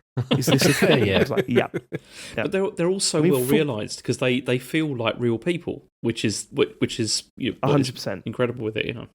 And all this game, like, you know, as Dave said, like physics upon systems upon AI, all this stuff, and I encountered very, very few bugs. Like none really, like I can really barely recall. I mean, maybe obviously your mileage may vary, but I'm like, for a game that has so much on it, for me at least, I didn't really have any issues with it at all. Yeah, I see a few bugs here and there, but like for me, it's one of those games where you go, so much is going on that I'm not surprised. Yeah. Do you know what I mean? Yeah. Like the biggest bug thing for me was how the voice actor changes for the same character. Like you'll have like some of the voice acting was quite bad. And then you'll have one that's like got, hello mate, come over here. And then you go, hello. And he goes, hello dear sir. And you're like, what the fuck happened to the voice in the open world? Yeah, that placeholder audio was kept in. I don't know. I don't know. One person in the beginning has like 16 different accents. So I wasn't quite sure about that. Yes, I know the one you mean. The innkeeper woman at the the innkeeper. Yeah. It's absolutely shocking. But it doesn't deter from the game because the writing's so good, in my opinion. Yeah. The thing I really appreciate about this, so I promise this will be relevant.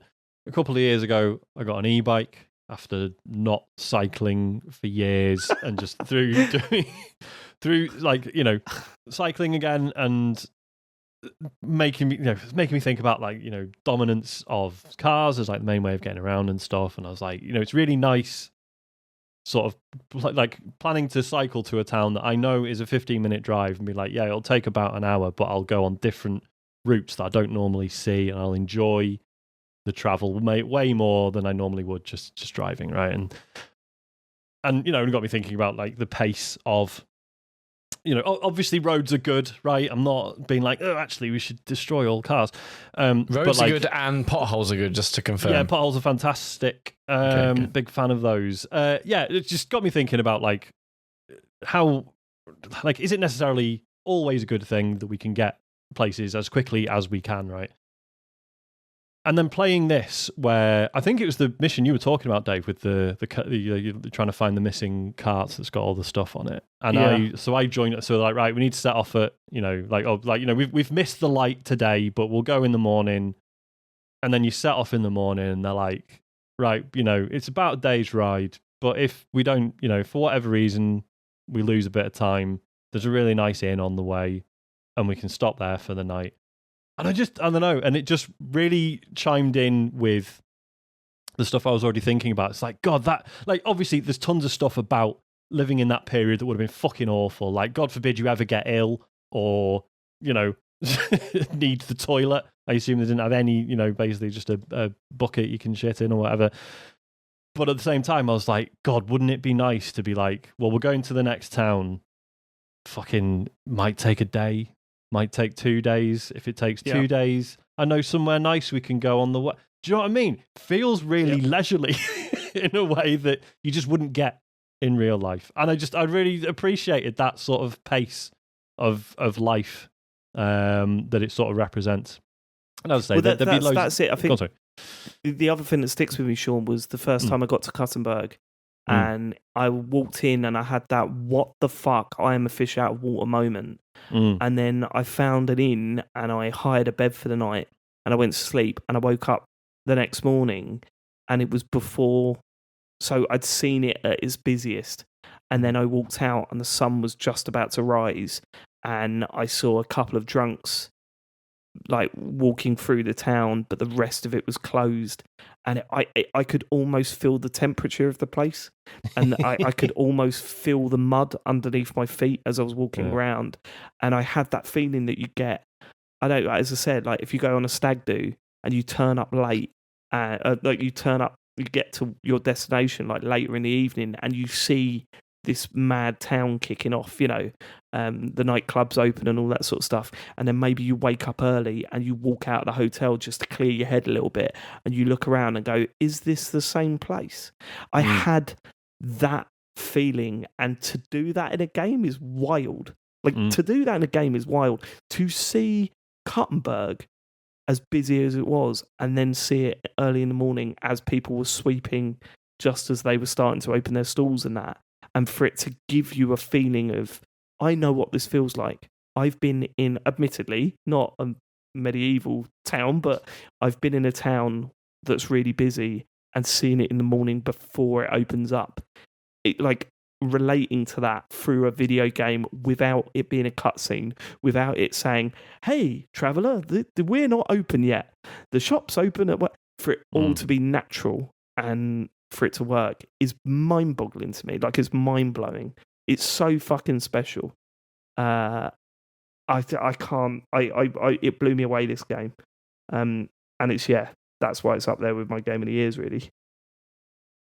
Holy shit! Yeah, it is an incredible game. I mean, I think I've just put like 45 hours into it, and I'm still kind of in this first area. I did everything leading up to the wedding, and that was maybe another goal of mine to get that done, but I just didn't get a chance to do it. But I will do. But I've done 46 hours, so much going on, and I haven't even entered the wedding. That it's is just mad. Yeah, but I was just enjoying, like, there's loads to do. No, I just enjoying walking walking and like walking around and like seeing new places and like what's going around the corner. Where am I going to go? Like, it is actually satisfying and compelling just to walk around and explore, like, without even having to do the missions. And I wasn't rushing. And it's I could easily see, if didn't have the pod and other things, I can easily see myself putting like 200, 300, 400 hours into this game, because there's just so much to it, and I've barely scratched the surface, and I'm in the tiny area I am in. So I mean, it's big. No other game this year has allowed me to paint swear words on the side of a sheep, as being like as part of a mission to annoy somebody. It's fantastic. So good. Okay, let's do it. Let's vote. I don't know how we do this. Well, I mean, it's easy for me. Kingdom Come Deliverance 2. I'm going to go to Matt next. Clair Obscur for me. I've called it Expedition 33 all the way through this. I forgot that there's another part of that title. How disrespectful. I think most people call it Expedition 33. I don't think it matters. Sean? Clair Obscur Expedition 33. James? It can only be Kingdom Come Deliverance 2. Sorry. Excellent. Good. Thank God. I was worried I was going to lose you there. Absolutely not. Okay. Okay, so it's 2-2. It's a deadlock. Yeah. Don't know how we get past this one, actually. No, See, I don't know how we get past this. I cannot move on Kingdom Come Deliverance 2 because I thought Expedition 33 was good. It was a good game, but it's nowhere near like the same level as Kingdom Come Deliverance 2 for me at all. But in Kingdom Come Deliverance 2, the combat is shit.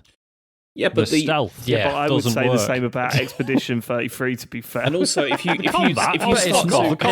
start to drill into like Expedition 33, Sean, because I hate that combat. Like, I'm not saying it's but also like the systems. I will say that the music's better in Kingdom Come Deliverance 2.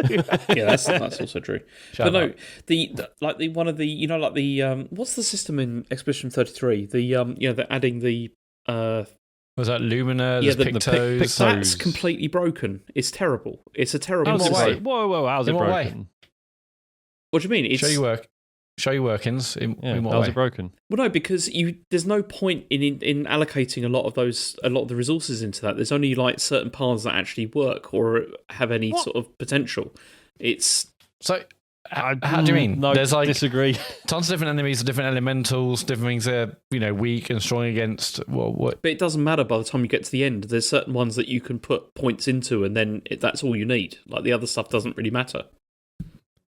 But it sure is all about creating builds, isn't it? I mean, everyone's got their own unique build. Like that's the point of it. To say it's broken means I'm sure if I Google, there will be like a meta or the strongest, kind of OP tank build, but. everyone has their own kind of ways of playing. They might prefer to do you know parries. what? And it's really easy to respec as well. Yeah. Go on, Dave. Sorry. You know what? I thought this was going too well this year.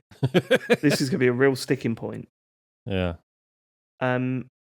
Look, I'm obviously not going to change. Mm-hmm.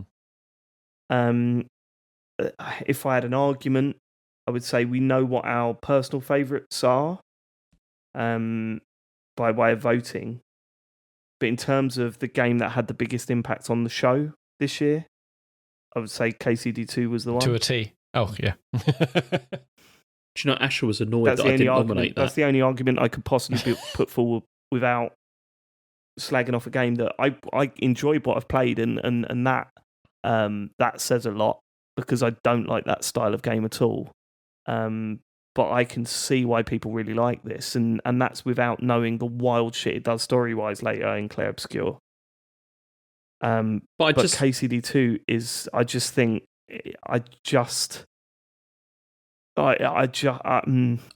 it's far more innovative in what it's trying to do. And like, I mean, okay, Expedition 33, there is, it's polished, it's very well made, but it's really derivative of like a lot of stuff that's come before.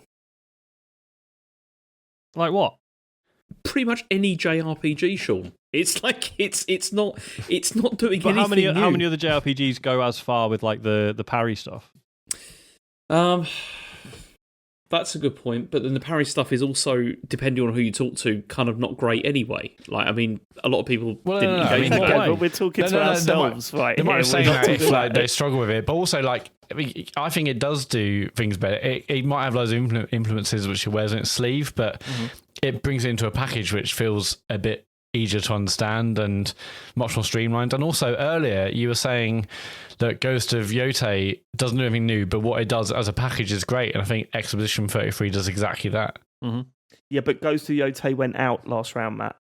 It did, yeah. Yeah, no, but the points that both James and Sean were saying in terms of it being a positive, it doesn't do anything new, but the package it delivers as a result of all the things it does, it's more than some of its parts, is a massive positive. And I think Expedition 33 does not only does it do good things, but also it is that as well. But Kingdom Come Deliverance 2 has, I would say, really it's moved things forward.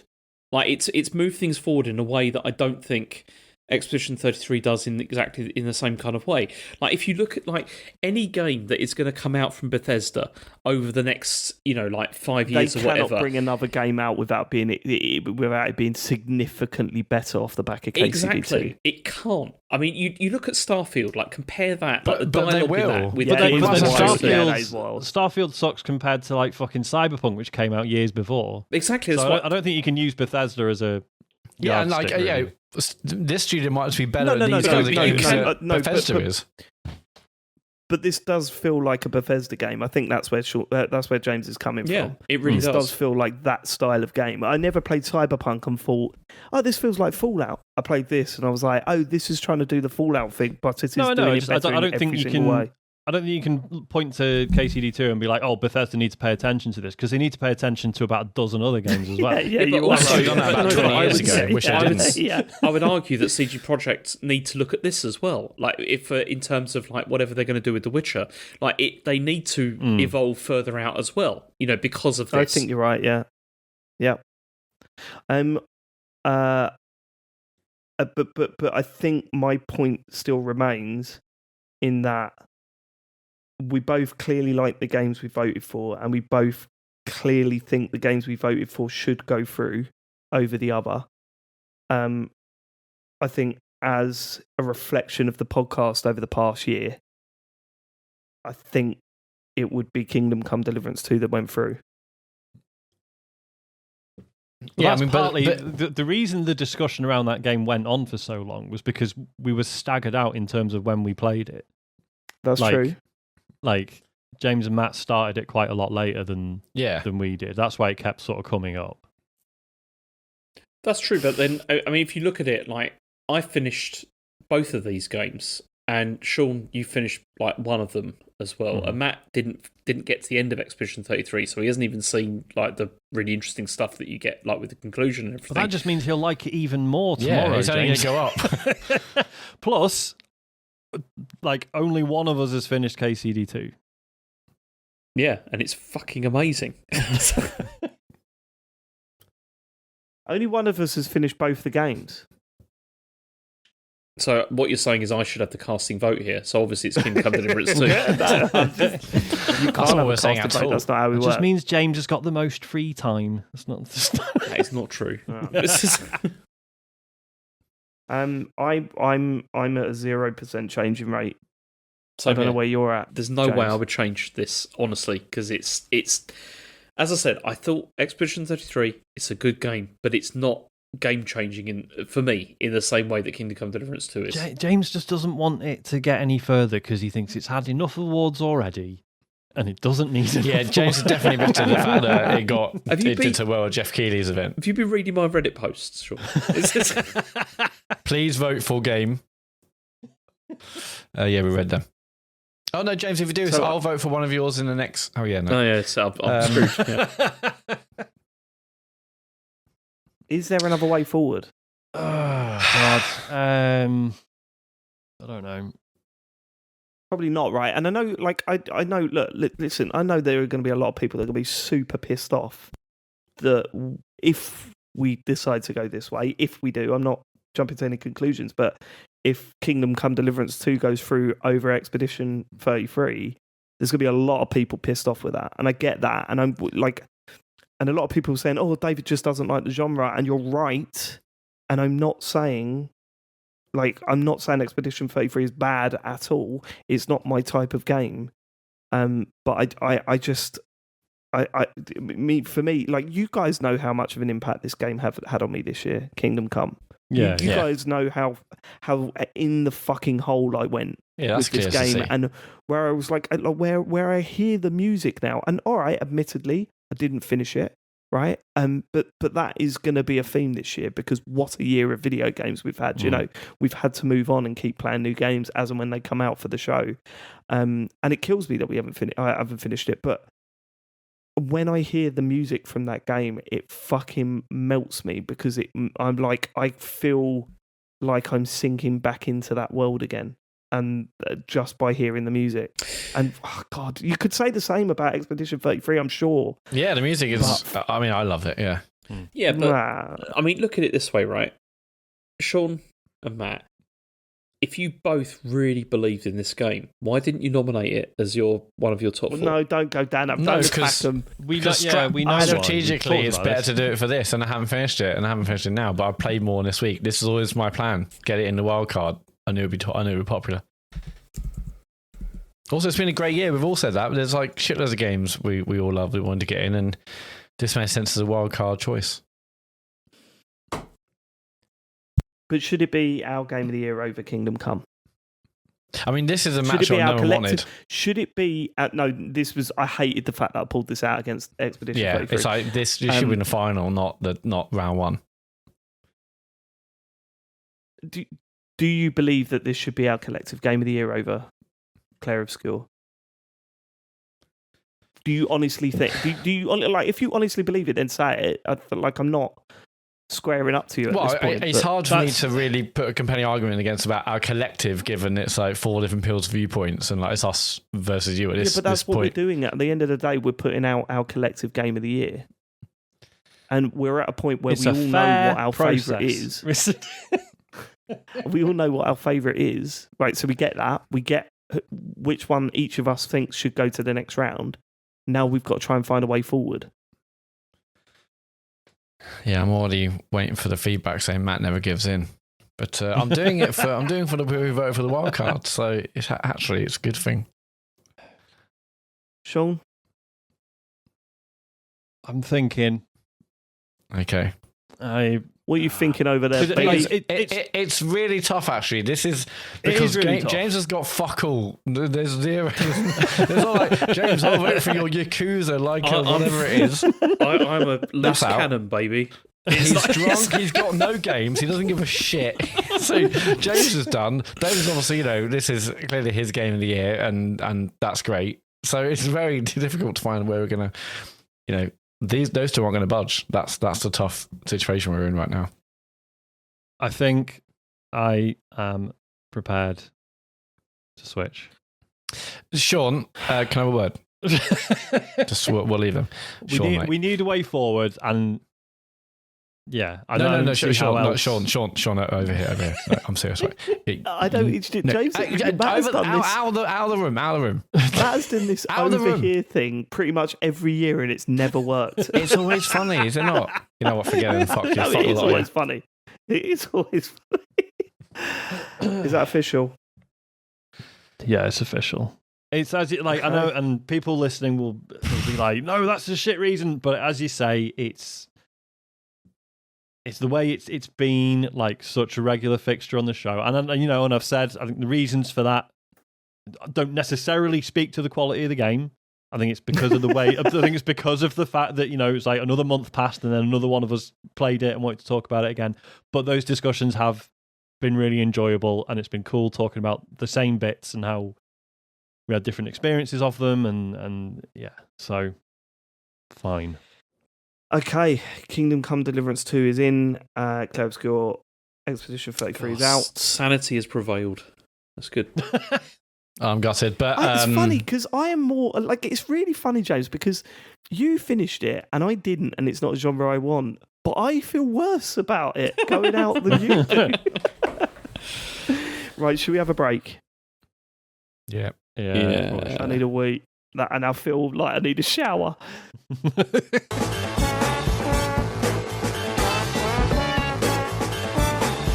It's just me here, isn't it, at the moment? Which is good. This is going well. I've run out of pork blanket Pringles, which is a bit of a shame. And I checked the fridge, and there's no sausages left, which is a bit annoying. Fucking delighted about that. It's the fucking game of the year. Hello. Man. Sorry, yeah. What's that? What's happening? I got the cheeselets. Got the cheeselets out. Do you know, and I've run out of pigs in blanket flavour Pringles, which is a shame. Well, this is a whole pipe of Pringles. Okay, next game out of the hat. Oh, why is this so low? We're really low at this point, aren't we? What do you mean? We're low in terms of mood. We just all feel like, yeah. Well, that last matchup was really difficult. Yeah.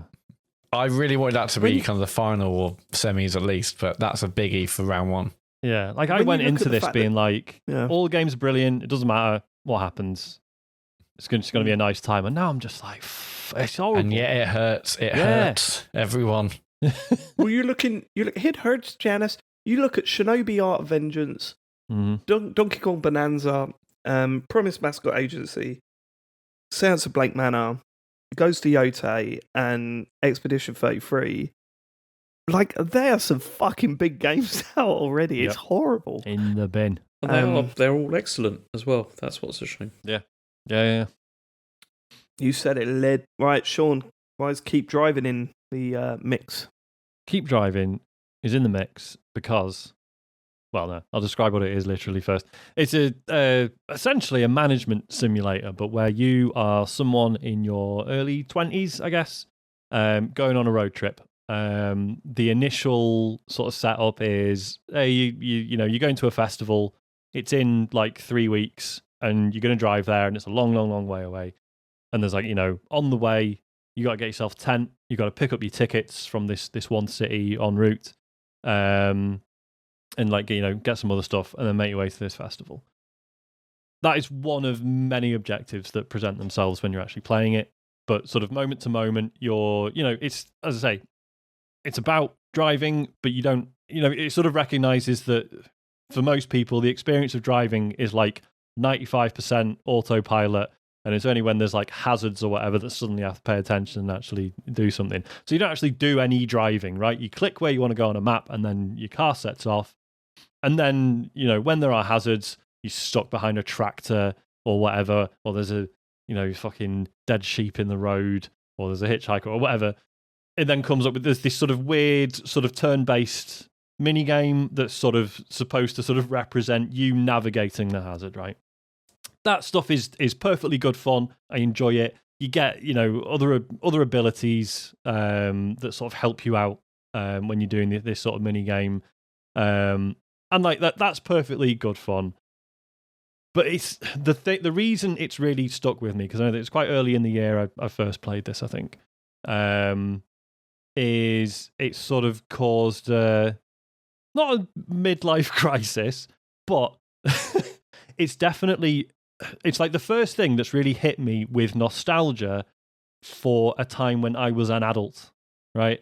So many things, like so many sort of things that really play on nostalgia. It's like childhood. Oh, do you remember when things were simple when you were a child? Whereas this is like, remember when you were an adult and you had, but you still you were capable. You can get around by yourself, but you still didn't really have that many responsibilities, right? So, like, I didn't learn to drive until I was about 29, but I used to I get trains everywhere, right? I used to love it. And it just really, sort of really hit me.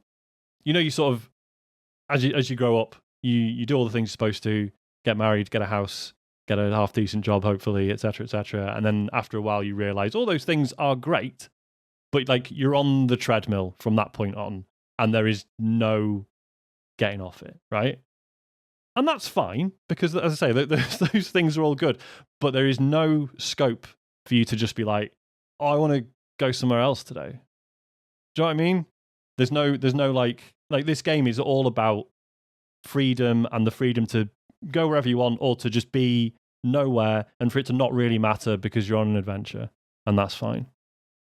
And it's very, and again, it's sort of, I think it really hits for me because it's like an early noughties setting, so it's like just pre-smartphones, which at this point, again, I've got quite a lot of nostalgia for. It just really, really captures that. You pick up hitchhikers, and they're all these sort of, waifs and strays for various reasons. You got like a gambling addict. You've got a woman who's escaping. She's just jilted her fiance at the altar.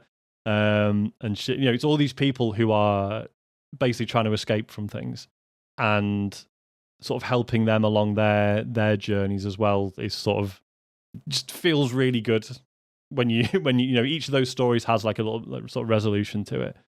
And as I say, there's all these other objectives you can pick up along the way, and they're all, it's really interesting because when you're first playing it, you kind of like, so I do one objective and then it puts me back at the start again, and then I can do whatever I want in the second run. I can pursue like a different ending, right? And initially you're like, so is this one person doing all these things, or am I supposed to just sort of pretend it's someone else and not really think about it too much? That is answered at the very end when you get all the endings, and it's really nicely handled. I won't spoil it, obviously. It's just, it's a really fucking cool game. The soundtrack's amazing. It's all like licensed stuff. It's just the devs were just like, we just licensed a bunch of stuff that we really like. It really got me into a band called Vestkust, who I've been listening to like all summer in the car as a result. They're fantastic. Wonderful game. As I say, it's at the moment it's Steam only, I believe. When it hits console, hopefully next year, I would thoroughly recommend it. I absolutely loved it. Yeah, I'm looking forward to playing this when this comes out on something that I can play it on Switch, probably, right? It worked well on Switch? Yeah, 100%. Yeah, because it's got, when it first came out, it didn't even have like controller controls, so they added that fairly quickly. So I spent a lot of time on this on the Steam Deck. But nice. Yeah, I heard a lot of people saying good things about this, and the way you described it there, and also throughout the year, it just sounds like something I'd really enjoy. So, not that I couldn't play now on PC. Obviously, I just didn't. That's true. It was one of a number of games I just didn't have time for this year. It's been such a good year. All right, let's see what it's up against. And it is up against Death Stranding 2. Oh, fuck's sake! Double Sean again, header. Sean. Oh, that's mad. That's a, yeah. What's mad? It's just a mad matchup. It's That's fucking mad. It's a bit ridiculous, isn't it? That's fucking mad. That is fucking absolutely fucking mental, boy.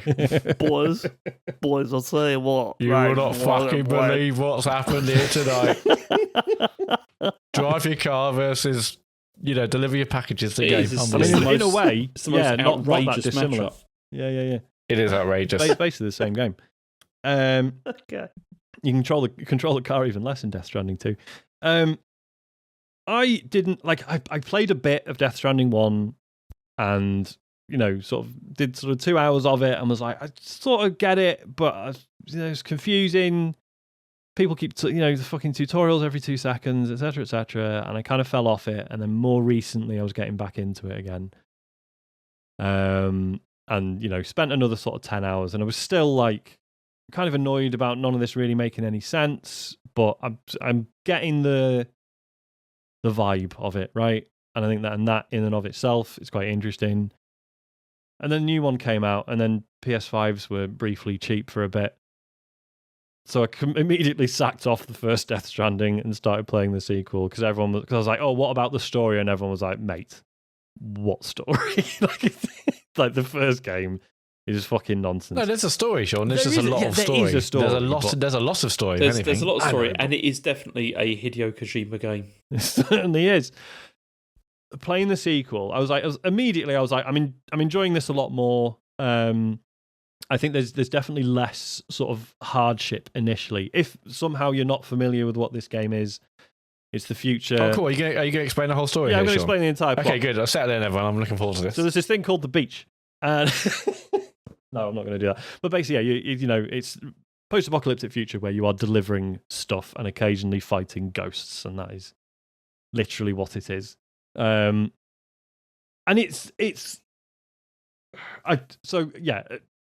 I was getting into the sequel a lot more than I did the first game, which, as I say, I think it's because it's generally quite a lot easier to begin with. Like the first game is takes you 5 hours before you can get on a bike, whereas this one's pretty much immediately here's a vehicle, don't worry about it.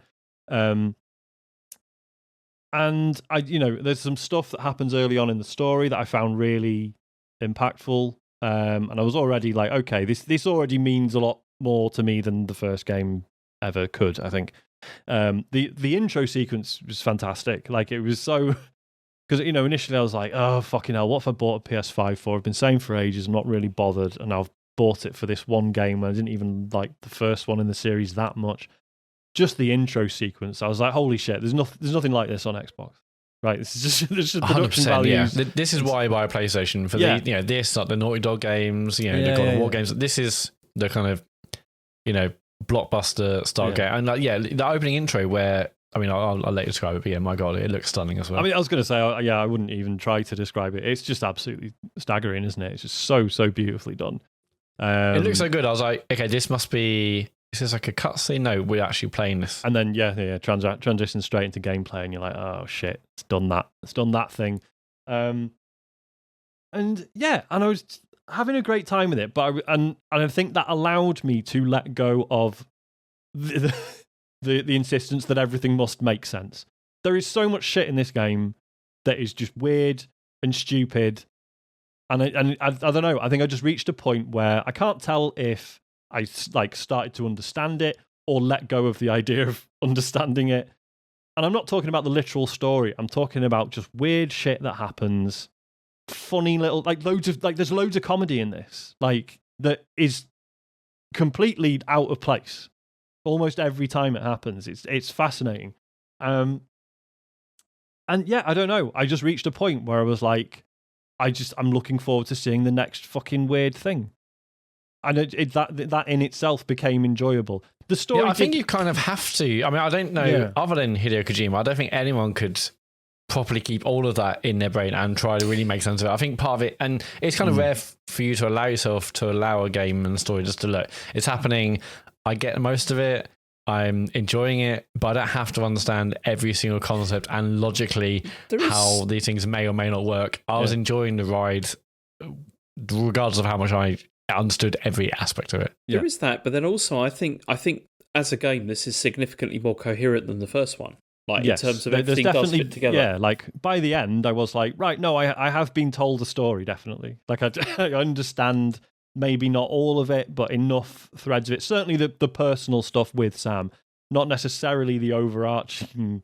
the big story, but the stuff with Sam specifically, and Lou and everything, I think was, again, it's fucking mad the way it plays out. But by the end, I was like, oh no, that's like a really interesting story told through the weird mechanics of the world in the game and the way death works or doesn't.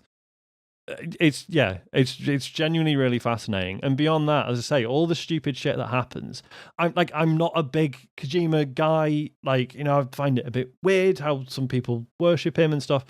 But there are all these moments where you're like, oh, this is like Kojima just kind of thought, oh, this would be funny. And then millions of dollars were spent on making this this one stupid idea happen, or getting this one person in the game, or whatever. Like, it's kind of fascinating to see something that is just a load of creative whims with an unbelievable amount of resources put into it. Yeah, I know it's easy to hate on Kojima, and lots of people, have very valid points for not being a fan. But thank you. You're welcome.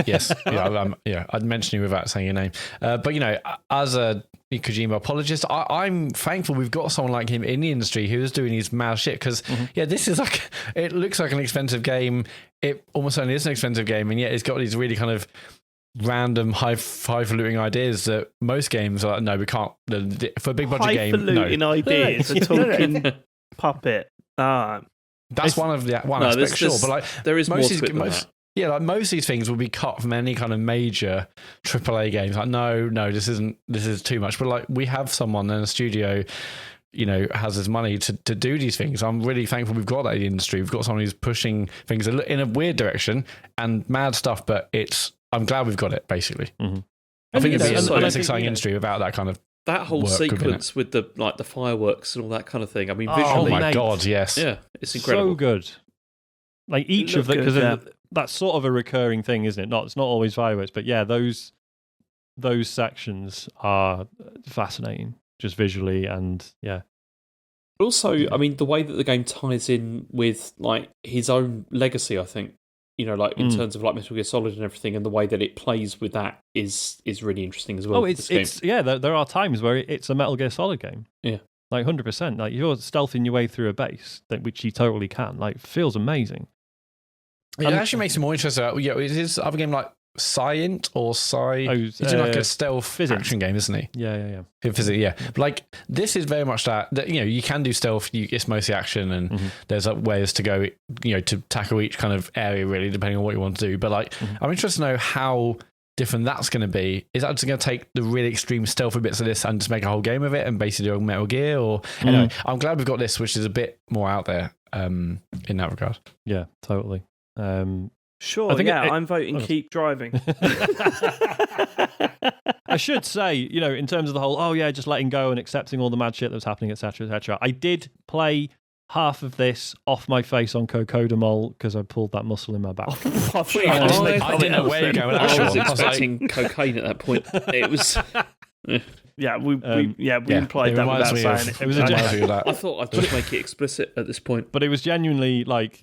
Yeah, because I was really, I had a trapped nerve in my back and it was really fucking me up. And then eventually, I got physio and got meds for it and stuff. And it was like, right, if I can find, a comfortable position on the sofa playing Death Stranding 2, that was my happy place for like at least a full week. So yeah, good game. Yeah, a great game. And yeah, I know lots of people might just not bother because it's Kojima, this and the other, but I think it's easily one of the best games of the year. And and it's definitely better than the first one. I think there's some things it doesn't do as well. I think there was a lot less once you get the truck. I was kind of in the truck then, and you get a truck really early because it's a lot easier opening, as Sean said earlier. Whereas the first one, it takes you a while to get some of the good guns, some of this and the other. Whereas this, you get a truck very early on, and I was just in a truck. I upgraded it. Whereas the first one, there was fun and challenge in actually I'm actually going to have to walk up this mountain and tackle these packages, and if I drop them, I have to go down the river and grab them and put them back in on my back. Whereas I think there's less of that in this, but I think I really enjoyed it regardless of that. But also like rebuilding, basically like rebuilding a continent and trying to sort of bring order to chaos. You're building all the roads and stuff like that. I found that so addictive. It was.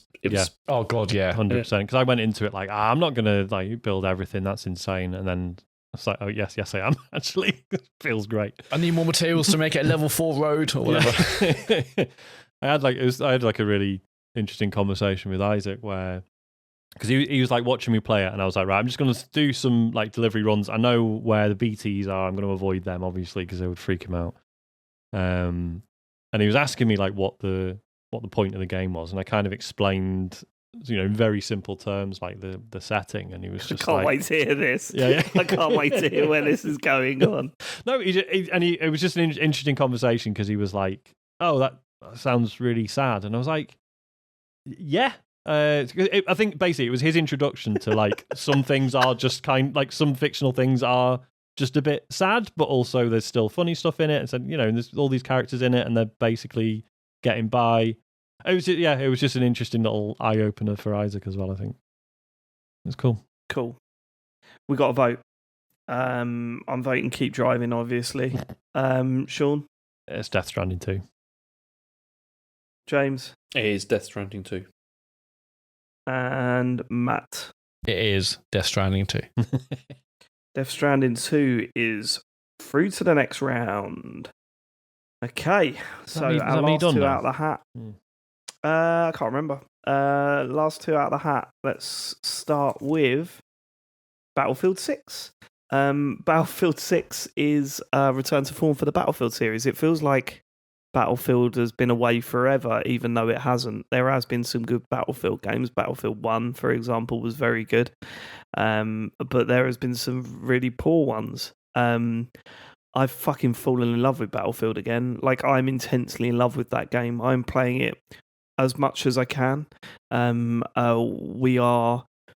I mean, I don't know what to tell you. Every time I boot it up now, I have a fucking fantastic game. I mean, one of the complaints we had when in that first week and after the game had come out and we were talking about it on the show was it's one of those games where the worst games of Battlefield are worse than anything I've played in Call of Duty, but the best games of Battlefield are the better than anything I've played in Call of Duty. And now it feels like I'm having way, way less bad games and way, way more good games. And I come away from that game fucking shaking. And the fact that we don't... when you play multiplayer shooter, you go, I like these game modes and I sort of stick to them. I don't get that with this. I am doing RedSec. I'm doing the Battle Royale stuff. I'm doing the Gauntlet mode. I'm doing Attack Defend. I'm doing Rush. I'm doing... what do you call it? The Conquest.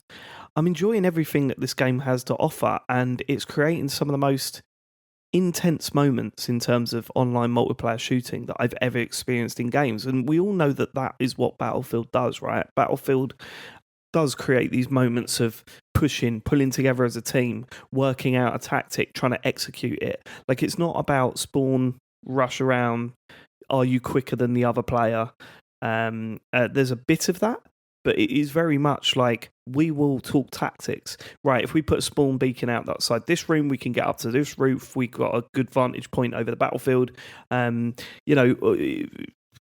My mate Chet will say to me, oh, quick spawn on me, because he knows that I'm a support class, so I can give him ammo while he's a recon, so he's sniping away, but he's obviously running out of bullets all the time, so I've got to stock him up. The vehicle stuff is just fucking great. We like switching class between rounds and stuff and going, oh shit, they've got 2 or 3 tanks on their way. Right, the majority of us go to engineer, and then we'll start working on making sure that they don't advance with their tanks. This is multiplayer shooting on just such a massive scale, and usually it doesn't work. But here it absolutely does work, and there will always be maps that you prefer, over others. But Battlefield 6 has brought back.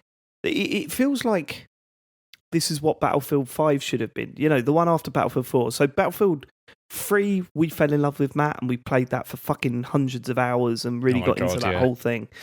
Battlefield 4, I played loads of, but I know you dropped off really early.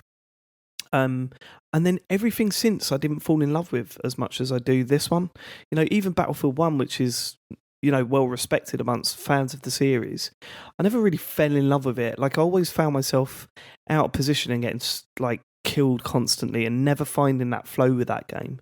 Whereas I've found it with this, and really, honestly, in terms of multiplayer online shooters, and I'm not including extraction shooters, I think they're doing very different things. I don't think it can be beaten. Like, I think it is, at times, once you wrap your head around this game, it's about as good as you can possibly get with an online shooter like that, because there is so much going on and you feel such a big part of what is happening. You can have a massive impact on the game, even though there are 64 players and you're a squad of 4.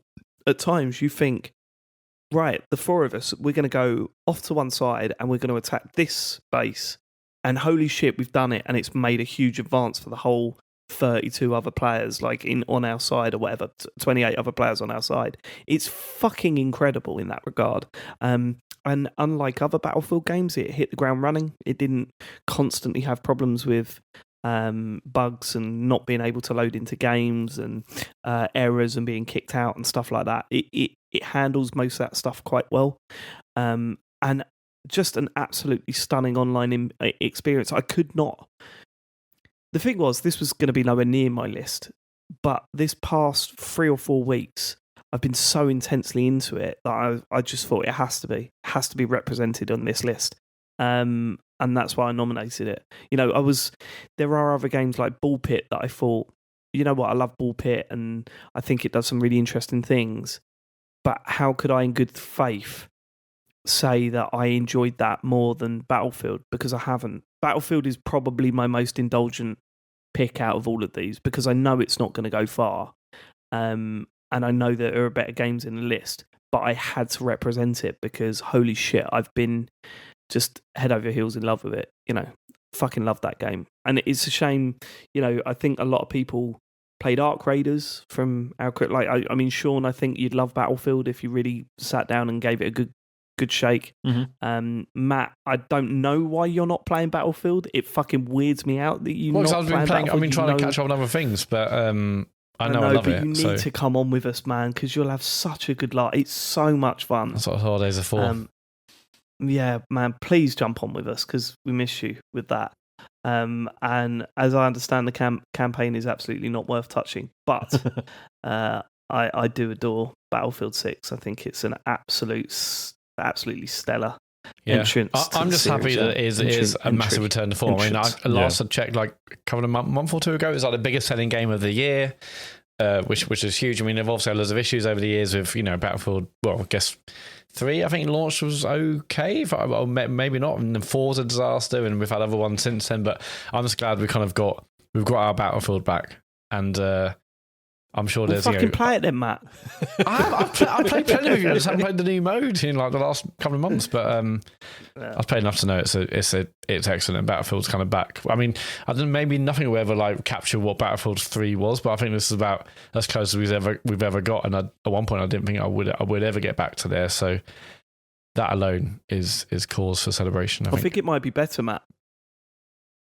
I think it might be better than Battlefield 3. I think it might be because better. of this the new mode you mentioned. No, the new modes are great, but like, there's just something about how much of an influence you can have on a game, despite the fact that it's fucking 64 players at times. There's that. I think the class system really works well now. I think with Battlefield 3, as much as I loved it, I had one class and I stuck to that and did that every game. Whereas here, I'm constantly shaking it up and going, no, I need to be this. I need to go recon. I need to do this, because you're reacting to what's going on in the battlefield. And I think that is how Battlefield's supposed to be played, for sure. So yeah, for sure. That makes it more essential to do that. Yep. So that's why it's on the list. I won't go into it too much because it's quite boring talking about a multiplayer shooter that everyone knows. But it is up against quite a tough competitor. Mate, Titanfall 2 was years ago. You've got to drop it. I didn't mention that game. You mentioned it. Well, Rent-free. That was Blueprints. It's up against Blueprints. Matt. Yeah, Blueprints is my game of the year. I think it's absolutely incredible. And I'm still thinking about it now, having not really played it for, I don't know, like a fair few months now. But anyway, Blueprint is a puzzle game where basically you're a boy called Simon, and basically this house has been left to you because you're the heir, but you have to get to room 46 in order to collect it, to own it. But the trouble is, getting to room 46 is a mystery in itself, because there's like a big old grid of 9 by 5 by 9, so there's like 45 rooms, and you need to find room 46. The way you do that is whenever you enter a room, you draft a possibility of 3 separate rooms, and and you see the shapes that basically where you need to get to. You need to get up this map of this 45 squares in this grid. So you might draft rooms which are dead ends. You might draft rooms which are like straight rooms. It might be like other things which have 4 different exits, and you're basically there to try and play the numbers game and to give yourself as many options as you can for whenever the next draft happens, the next room you enter. Just in case there's a bunch of dead ends and you've got a whole load of kind of like rooms to explore. But what I love about this game the most is that the first few times you play this, I know, David, you had a bit of a rough start because you were told certain things about how the game works, but the first few times you play this, you start in this, this hallway. You're like, okay, there's 3 rooms here. There's like a closet, and it might tell you, oh, this closet actually has some treasures or currencies in. I was like, that's interesting. And then there's other ones where it's like, there's loads of different options. Well, and you see that, and then you're going through these rooms, but actually the rooms themselves look quite plain and boring. There's like, well, there's a bunch of boxes here, some paintings. There's like, they feel quite empty. But what's so good about this game is that the more you play it, the more you see, the more mysteries open up to you. It's suddenly those boring rooms which had nothing in them before are actually showing you parts of a puzzle or solutions to puzzle or a code for something else. Like, this game is layers. It's layers upon layers upon layers upon layers. And getting to room 46 is the start of that, really. And I don't know how many hours I put into this. It was a lot.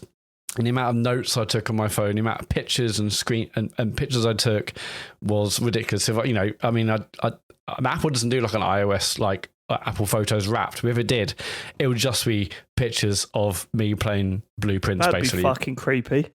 That'd be fucking creepy if it did. Here are the things you took photos of most over the penis, your own blueprint.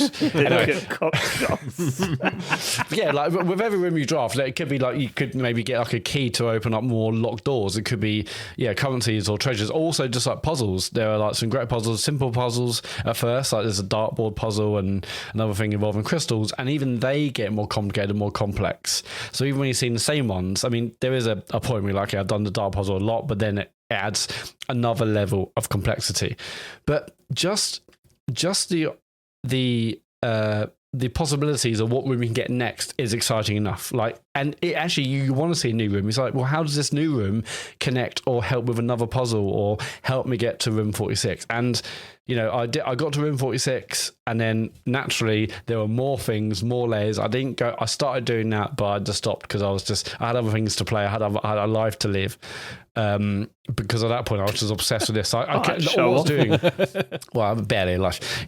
I couldn't do anything but think about this game and wonder about mysteries and have you seen this and have you done that? And this does that thing a bit like what we all experienced during Breath of the Wild, where it doesn't feel like a spoiler to actually say I've seen this room and I've done that, because everyone's journey is different. Like, it was amazing.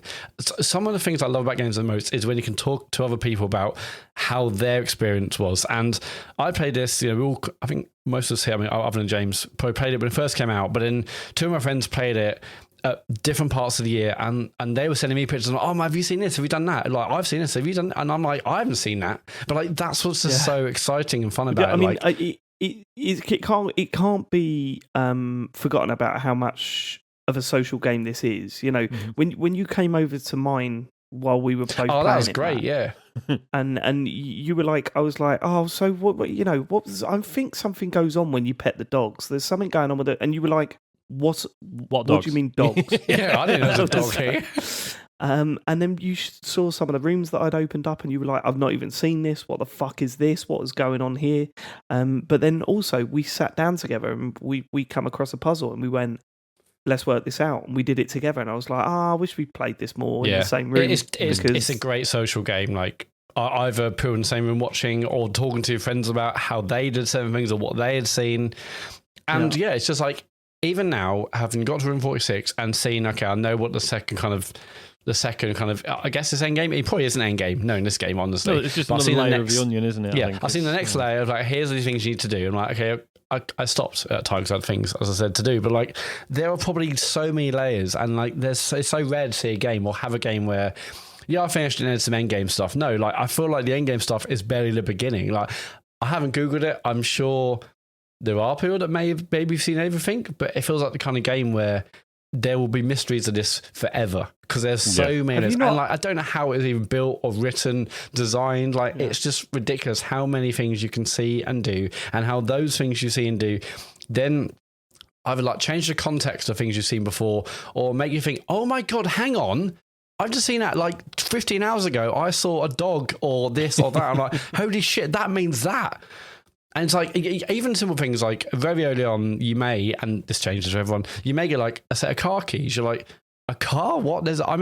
How is there a car in this game? Like, I'm just in like a building, like trying to work my way through the rooms. Like, and then other things unlock. And then, there's whole crazy end game stuff. Do you know what, Matt? I would absolutely love it if you did talk like that while you were playing it. Like, and we got to see what you were like. You were sitting in a room on your own and going, "Hold on, a car? I'm just in this building doing I probably things." Was like that. I was probably writing it down. Car ? Dog ? Yeah, I mean, obviously most of these kinds of games, look at anyone's notes or their screenshots, and it does look like the ramblings of a mad person. But regardless, I think even a narrative you kind of learn from seeing, reading items. Well, how much the game. Did you look into the narrative, Matt? No, I didn't look into anything. Other than just playing the game, I didn't want to like Google anything or like after you gave up. Did you not look it up? No, because I always felt like there's so much to this game. Like, it's very political. Go back. Like it's insanely political. Yeah. No, I never went to do anything like that because I knew there's just like I would go back at some point. I mean, maybe if I went back now, I'd be like, Jesus Christ, there's so much to understand. But I never wanted to like, okay, I'll finish this game. I've stopped playing it. I'll Google what happens. No, I didn't want to do it. And look, I haven't looked at any kind of speed runs. I know there are them out there, but no, I knew this was a game I'd go back to because there's just so bloody much to it. And just levels upon levels, layers upon layers. I think it's a stunning game, and I absolutely loved the experience of playing it and talking to people about it, and then hearing new people talk about it and play it. Like, oh my God, have you seen this? Brilliant! Like, that's a great gameplay experience for me. I think for me, the moment I realised that how brilliant this game was when I realised that the rooms could combine, and you go, oh, if you do something in this room and it affects this room, and I didn't know that because they'd never been pulled together in the same thing, but they do. And the moment you realise that rooms react to other rooms, you go, holy fuck, this is fucking great. This is great. Like, even to the point with, let me give you an example. There's a boiler room and you were like, I don't really know what it's for. It tells you what it's for, but I don't really know what it's for. And then at some point you realise that some rooms have ducts in them. And you go, oh, if you connect the duct from the boiler room and then lay out the floor... Sorry, it's an air duct. I was like, duct? What? Rather than duct. There's ducts in this game. Duct. Yeah. They all link up. Or the first time that you realise how to use the lift in the whatever room it is called. I can't remember what the room's called. Mm-hmm. But the first time you learn how to use the lift, you go, this is genius. Like, this is so well thought out. It's fucking brilliant. Yeah, Blueprints is a highlight of the year for sure. No doubt this is in the top group for our life. Look, does anyone else have anything to say before we go to voting? Good. I don't really think I have anything to add. But you played it, Sean. Did you get to room 46? I did play the shit out of it. Yeah, well, I say that. I merely reached room 46 and then sort of tapped out. I think I said to myself, I'll have a break and then I'll go back to it, and then inevitably did not. That said, the experience of getting to room 46 in and of itself was absolutely superb. Like, it felt like a satisfying ending to me. I am aware it's, as I say, it's the first layer of the onion, but loved it. Cool. And you were never going to play James Lee because it's... I mean, I did play it briefly, but I'd rather shoot people. So yeah, this is not my game. So what are you voting for, James? Battlefield. Matt. It's Blueprints for me. Sean. Blueprints. Yeah, I've got to say Blueprints. Oh, mate. I've got to say Blueprints, yeah. I think it's a better game. But is it? I don't know. Is it? You can't compare the two, can you? It's just that I we don't have think to. we go That's the thing, I Battlefield. don't believe in either of these games, but it's like I can... No, because the thing is so it's you just... don't believe in them? No, I wouldn't vote for James, either they're of these real. games, but... I swear to God, they're real. But no, but the point Played is, it's like, you know, I Blueprints is just not my kind of game, but I can appreciate the fact that, you know, people really dig it and really enjoy it. It's just not my thing. Okay, so that's it. That is the first round over with. The round of 16 is done.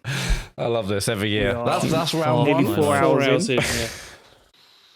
It is 12:15 in the evening for us here. Now on Monday the 22nd of December. We started this pod yesterday. Yeah, we did. Right, are we good to go straight into the round of... Yeah, I'm good. This, as we always say, is quicker. Shoot. Yes, things will speed up. First quarterfinal, Lumines Arise versus Baby Steps. Matt. Baby Steps. Sean. Baby steps. James. Baby steps. Fuck. Baby Steps for me as There well, we yeah. go. Baby This is gonna be so savage. Yeah, it's gonna get worse. God, there's games here I don't want to go against. It's just this I've got is just where it's gonna get really painful. I've got nothing in the running here, so keep going. Yeah, I'm not going to stop. No, Can you imagine I think that? let's I've leave got it here now. I'm nothing in the running, so let's stop. Why don't we just stop the podcast? Yeah, we'll come back next year. Yeah. Arc Raiders versus And Roger. I mean, these are polar opposites. You can't compare them. I bet, yeah. Sean. Well, we have to.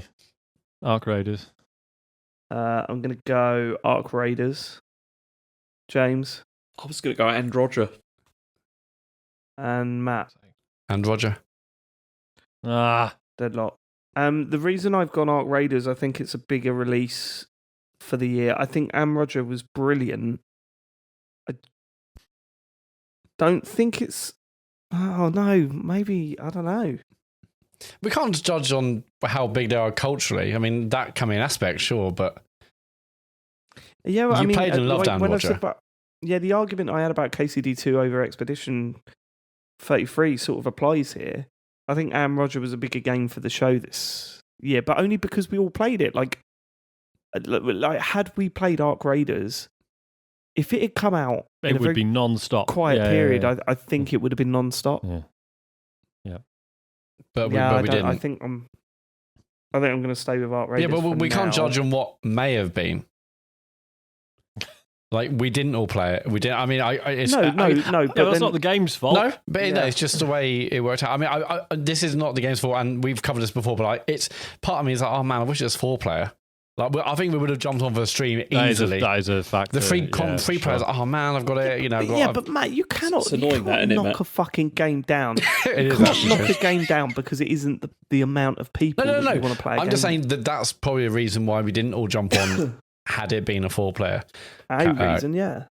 Oh, it definitely is, because we discussed doing a stream and then discovered it wasn't possible, and that was annoying. Yeah.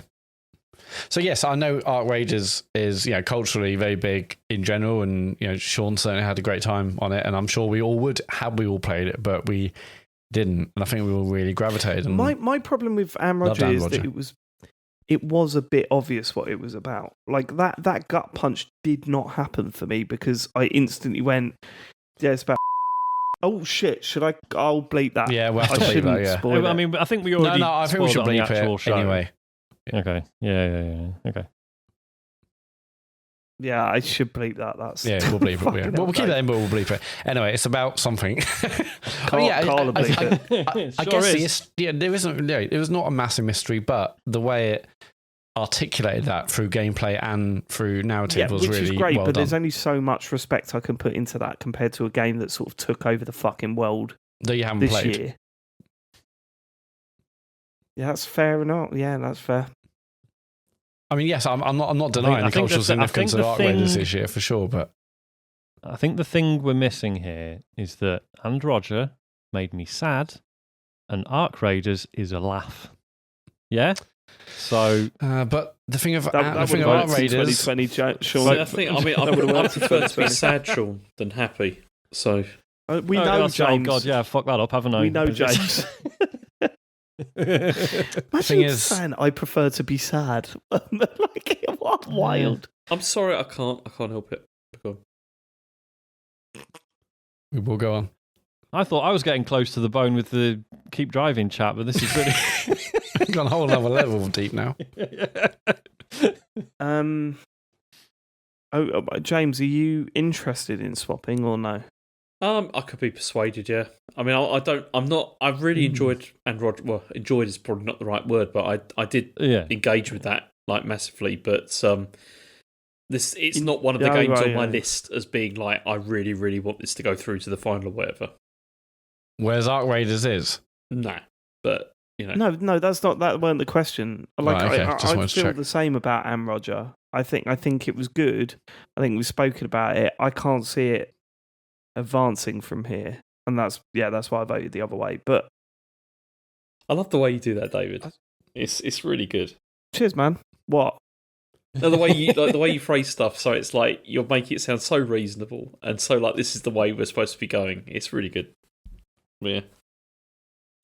James, are you more drunk? Thank you. No.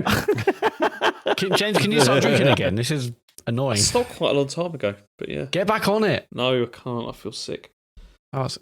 Just do a quick sec and then get back in the game. Good sign. We are an anti-alcohol advert, though. I think, aren't we? I think we're out there. Yeah, I was going to say as a collective. Yeah, it's not good for you. No. Anyway, and Roger. Sean's not changing, is he? I'm not changing. Matt's not changing. So it's between me and you, James. Yeah, I mean, should we do rock paper scissors? I just don't think we can. I think it'd be best not to vote for a game just because it's maybe culturally significant, having not played it. Listen, I'm sure we would have enjoyed it. James, should we do rock paper scissors? How are we going to do that without a camera? Turn the cams on. Your phone on you. Yeah. No, we can turn the cams on for this bit. You're going to do a video call. Yeah, do you want to do that? We shouldn't. No, we shouldn't do that, should we? Though we should. It's not good radio, is it? No. Also, no. It's just also vote for Anne Roger. Completely disrespectful to the games. Yeah, I'm not saying this to the developers. That's for sure. Yeah, you lost because James did paper. Yeah. Matt, it's what made can you of paper. offer me? What can I offer you? Good question. What have you got left? I mean, your games are pretty big hitters. I'll be honest, I'm quite scared.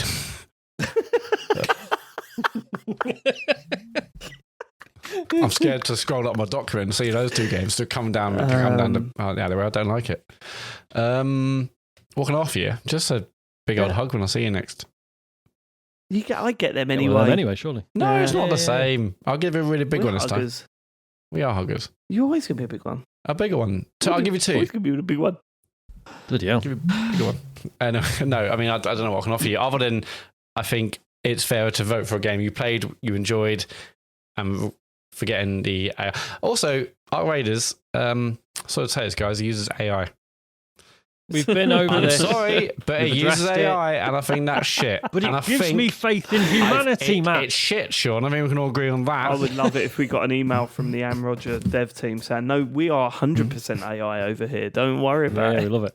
Yeah, Sean. Yeah. All the pictures. What number am I thinking of between 1 and 10? If you get it close, then I'll change to that. No, we're not doing this. Do you know what? I'm changing because I am not letting a game get through based on. No. I think of a number between 1 and 10. Which one? Yeah, that's insane. That'd be the end of the show if we did that. Yeah, we can't. I actually feel angry at myself that I did the rock paper scissors thing. Right, Am Roger is through. Yes. Good work, everyone. I mean, I can't be mad about it being Arc Raiders, right? Like, I got beaten by some really worthwhile, emotional, interesting, clever, impactful indie game. Ugh. James said, I'm fine with that. 2 seconds ago was going, give a number between 1 and 10. What am I thinking? And you can get close. 5. Yeah, that's close. Okay, cool. Next. Oh, this next one's horrible. Are you ready, guys? Oh, No, I don't want. Can we stop? We can stop now, actually, can't we? Yeah, the winner is It's one of the games, and that's it. You decide So at home. it's It's been great. Yeah, everyone, interactive. goodbye. Yeah, it's interactive. The viewers can decide you can decide your own ending by themselves. Okay. And then they don't have to even tell anyone. All right, it's Jeez, Dispatch versus Kingdom Come Deliverance 2. Yes, that's exactly what I wanted. Fucking Why did you hell. want that? What do you mean, Matt? Explain yourself. Because they're two they're big heavy drama. hitters. Yeah. We're all in heavy. We're in heavy hitter town right about now. We are heavy hitter town, that's for sure. More than Cottenberg. For sure. So many episode titles today. Okay. No, the episode I was thinking of a number. 2. I'm voting Kingdom Come Deliverance 2. James Farley. No. I'm also voting for that as well. No. Sean Bell. Dispatch. Matt Murray. Dispatch. Oh, Come on. This is going to be the hardest one, I think. I think this is going to be the hardest one. Well, we had Clair versus Kingdom before, but this is a Piss, mate. toughie. The bit where you hug Chase and you don't recognise him, and then he explains who he is and says, "Why are you hugging old men you don't know?" That is very good. Chase is one of my favourite characters in the video game this year. The Easily. bit where So they dump good. shit on Capon, and when he's waiting Oh my outside. god, that was so good too, James. You have pulled out the hat. One of the. Oh my god, I'd forgotten about that. That was so good when they pour shit on Capon. That was like, It's brilliant. I was in bits.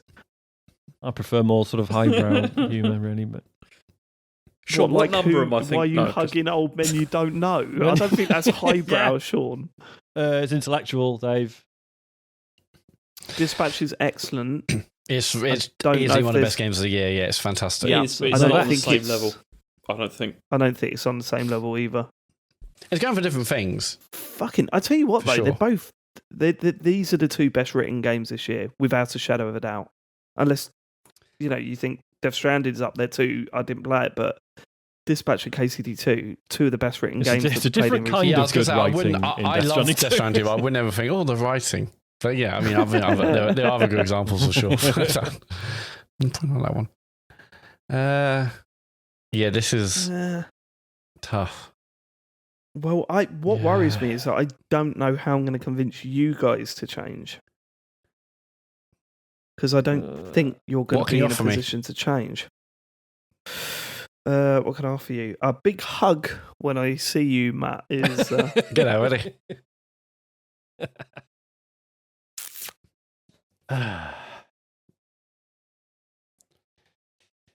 It's more of a game.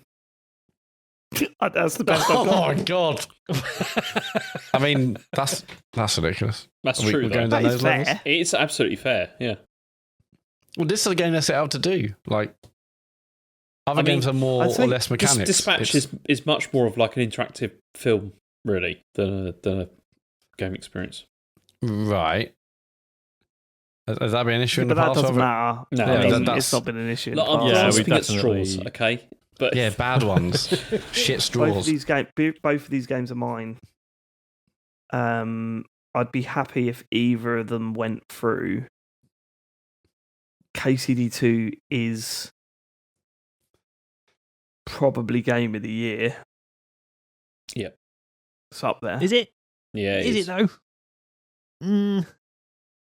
I'm surprised you're not more behind it, Sean, because you fucking adored what you played of it. I did. Well, no, I remember I had a really bad time for about 10 hours, Oh, did you? and then it sort of clicked. Yeah. Remember, yeah, because I was saying like New came in and she's like, "Why are you still playing this?" I was like, "No, it's you don't understand. It's good now." Oh, that's funny. Yeah, that 10 hours is 20 for me, but it's still worth it. Yeah.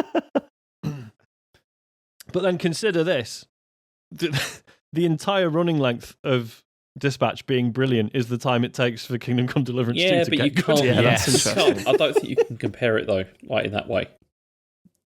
Oh, Well, man, I just really did. don't know where I sit, because, like, Cuttenberg, man, that whole bit like everything I said about that game when we were initially talking about it was so fucking good, and you don't get that in video games. I think if I was to okay, I know what we do. I'm going to offer you an explanation as to why I think KCD2 should go free over Dispatch. If it doesn't convince you, either Sean or Matt, then I will change. You know, I'm happy with both of these games. But KCD2, it offers something that you so rarely get in video games. And it does it in a way that brings systems together. And I think that is an incredibly important thing when it comes to gaming. I think the next step we need in gaming is not only writing, better acting. And, all right, this doesn't meet up. You know, the main characters in this game are superbly acted. You know, we can't just focus on the few NPCs or few characters that are terribly voice acted. But the combination of systems coming together in this way, and I think we're getting there more and more as we go along. Like, I think the focus in gaming will eventually, because of the plateau of what we can do with technology, I think it's going to be less focused on how good a game looks and more how these systems all come together and how they interact and how it feels alive, like how a game can feel fucking alive. And as I said, the example I gave, going to a town, waking up in the morning and thinking everyone's got a place and this is a bunch of systems that isn't scripted. I mean, that's what's so incredible. It's so different to Dispatch. Everything in Dispatch is incredibly well scripted, but it is scripted, right? Whereas KCD2, a lot of the stuff that I fell in love with was systems working as a game that could never be produced in any other medium. Like, this is what gaming is about. It's bringing systems together and seeing what happens. It's a sandbox. It's a world that it's creating. And I think KCD2 is like a huge step up for that. And I think that is where video gaming is going. You look at Red Dead Redemption 2, that did a lot to push that in the right direction. I think this goes the next step. And I think if you're looking at what is going to be, as James said, like a bigger influence and a bigger sort of milestone in where games are going to be in the future, I think it's KCD2. But as I said, look, that's the best I can argue for the game here. If that doesn't convince you, then maybe I need to switch. Otherwise, we'll just sit here both saying we're not shifting. I think what we said, it is true. But I also think, I mean, we've had pretty huge games of this ilk, and this is definitely the next step. It does definitely push things forward. But I think just personally between us four, we kind of thought this genre of, you know, the games like As Dusk Falls, Life is Strange, and this, we're dead, or like there's not really a future in this, especially given, you know, games we've had recently. Was that Records game horrendous? No, I never said. No, hold on. I never said that genre was dead. I think we all felt play that. these games. Speaking, that's been the. I think we could all be. You know, we've said enough to say, you know, God, where's this? You know, industry even go? But or did this genre even go? No. I'm not having that. I never said that. I said there will always be another narrative-based game because people like playing these games. They've just got to be well-made and well-written, and that's what Dispatch is. But that's what I struggled with. No, but we talked on the show, like we weren't sure where the next one of these was coming from, if it was coming at all. And this comes if you go back and listen, I was saying there will definitely be another. Because I said there's always going to be other ones. It's true because I said this as in I wanted to support these games because you know, I don't know if they're going to keep me around. And David, you definitely did say they're always going to make these games. They're always going to be around. No, that's fine. I mean, we're not like accusing Dave specifically. I just I thought it feels like we had a discussion about. Okay. And to be clear, I'm not disagreeing with any of the things you said about KCD2 either. I just feel like Dispatch has been such a capital M moment because, as I say, it was a genre that felt like it was dying. KCD2 wasn't a capital M moment. It absolutely has been. No, of course it was. But I'm just saying, but Dispatch felt like one for us because we'd recently been talking about it being a genre that was struggling, and for this to come out, be as good as it is, and sell as well as it has, is amazing. And I'm so looking forward to there. But then, as David said, I really think that Kingdom Come Deliverance 2 is going to move things forward in a way that I don't think Dispatch will. like in the same way. Like I I know. I just I don't know. I mean, if I haven't convinced you already, then I don't know what else I can say. I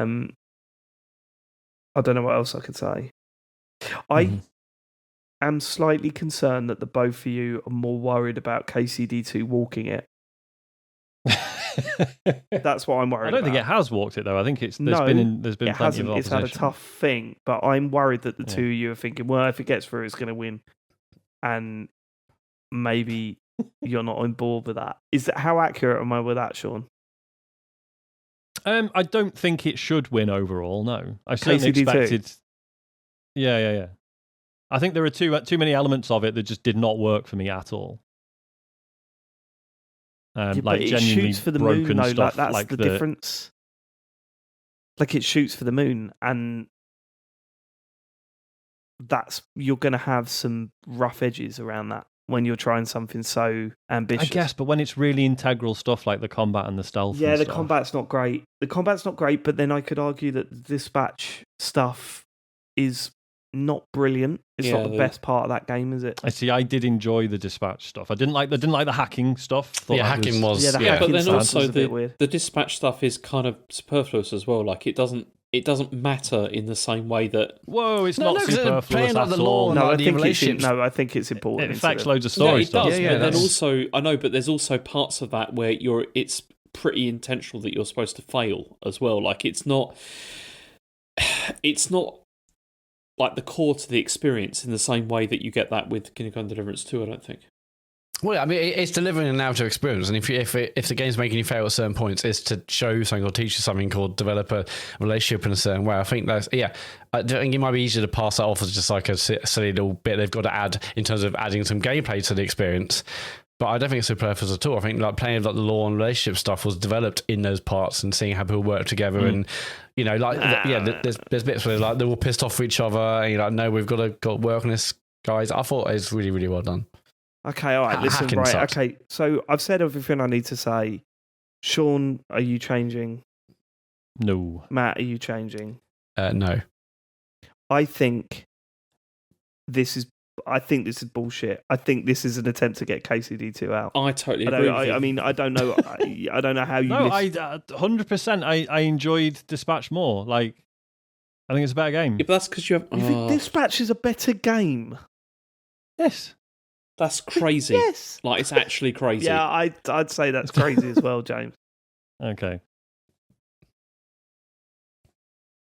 It's hard to compare these two because they're very, very different. But if we enjoyed certain games more than others, doesn't mean the other games are lesser game. No, it just means it spoke to us more. I don't know if I want to change now. It's Dispatch has a quick save system. Congratulations, okay. Dispatch. Well, so does Kingdom Come Deliverance 2. You just got to go to the fucking menu. Dispatch doesn't have a quick save system either. Shut up. No. Is it not? No. Sure. You have to wait until it says it's saved. Yes, so, in fact, actually, KCD2 does, Dispatch doesn't. Change your vote, Sean. Nope.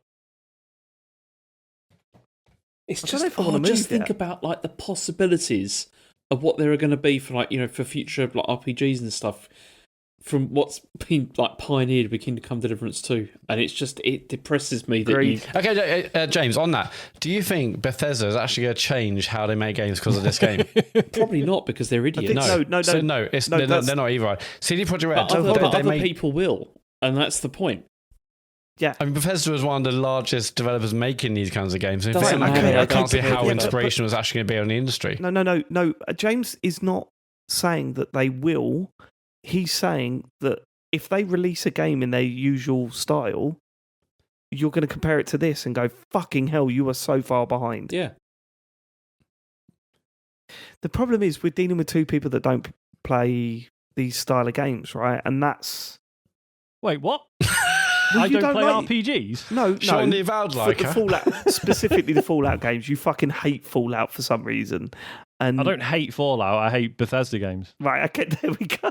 Yeah, which means you should... the Fallouts that they didn't make. Which means you should really like this, because it's not like a Bethesda game. Well, it is a bit like a Bethesda No, game, I do James. really like it, James. At what point have I said KCD2 is like bad or whatever? There are elements of it I didn't like. I thought a lot of it was a pain in the slagging arse. off the combat, all sorts of stuff. Because the combat shit, James, you slag the James. combat off. Listen back to the tapes. Everyone has. Okay, Sean. Yeah. I'll scratch your back if you scratch mine. Uh-oh. Here we go. No, that's it. That's all I'm going to say. Ooh. If you okay. agree, then dispatch goes through. Hang on, but what's the... Wait, hang on. So I've got to scratch sorry, your I back don't remember later. talking to you, Matt. Well, Sean, I'm in the room, mate. I can do what I want.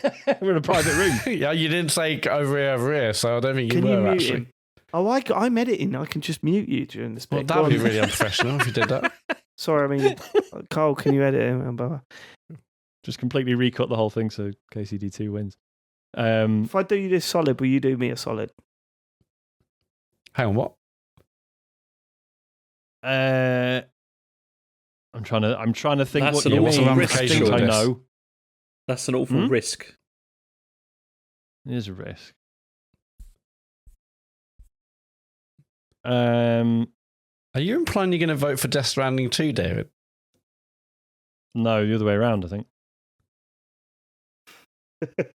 I think. Shall I say what I think you're suggesting, Dave? Yeah, of course you can. Yeah, I'm share not the going to class. say either way.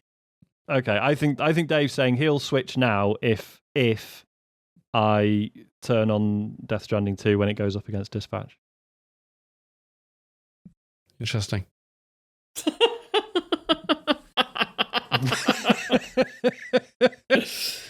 Where are we going? Oh, sounds like an interesting deal, actually. Yeah. Yeah. Okay. Okay. Yep. All right. I vote for Fuck dispatch. me. KCD2 is out.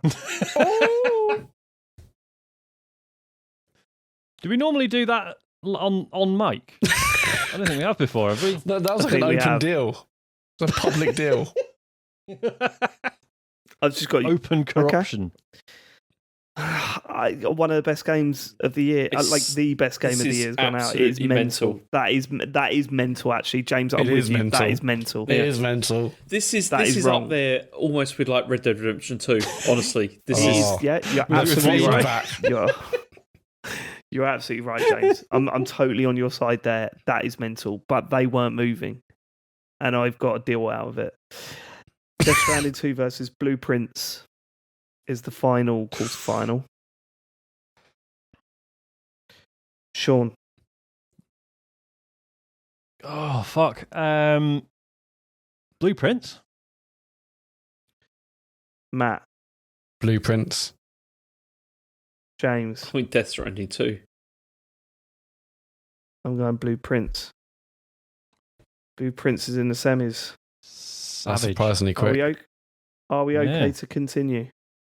I'm I think all at this right point we continue. gotta- Let's get it Yeah. done. I Get can see it the done. end now. Yeah. Semi-finals. I did not see this as a semi-final. I'll be honest with you. We have fucked this when you look at this. I know. Baby Steps versus Anne Roger. Wow. Okay. Two of my games, obviously. I love them both, but it has to be Baby Steps for me. You've got 4 games in the fucking No, I've not got 3 games. semi-finals. Oh, have you? Three games, yeah, sorry. So you're saying what, Matt? Sorry? I'm saying it's Baby Steps versus Anne Roger, correct? Yeah. I'm going to go Baby Steps. I'm going Baby Steps. Sean. Baby steps. James. Yeah, irrelevant. same here. Oh my God. I don't think we've ever had a whitewash in a semi-final. Well, that's 2 in a row, wasn't it? Oh, no. James had voted. That was, Yeah. yeah. For the better game. Dispatch versus Blueprints. Now, what's awkward here is I'm in a deal with Dave, but I'm waiting to be told what I'm supposed to be doing. Okay, James. Dispatch. Matt. Sorry, what games have we got left? Dispatch versus Blueprints. So it's the final. No. To get into the final. This is the semi-final. Baby Steps is in the final, Matt. So Baby Steps in the final. Right? Okay, Baby Steps is in the final, Matt. I was like, I've got 3 games left. This doesn't work. Okay, that makes more sense. What are the games again, sorry? Dispatch versus... Blueprints. Right. Is it me first? We've already done it. Matt, again, James, have you been James has drinking? already voted for Dispatch. I was just trying to... I thought I crossed up What to the me. fuck is up with you, Matt? Don't worry about it. Just carry on. Tell me what I need to say. Dispatch or Blueprints, mate? Blueprints. All right, Blueprints. Sean. Are we? What's that? Am I being activated now, or am I? No, I'm asking you a question. I'll tell you when you're activated. Oh, don't like this.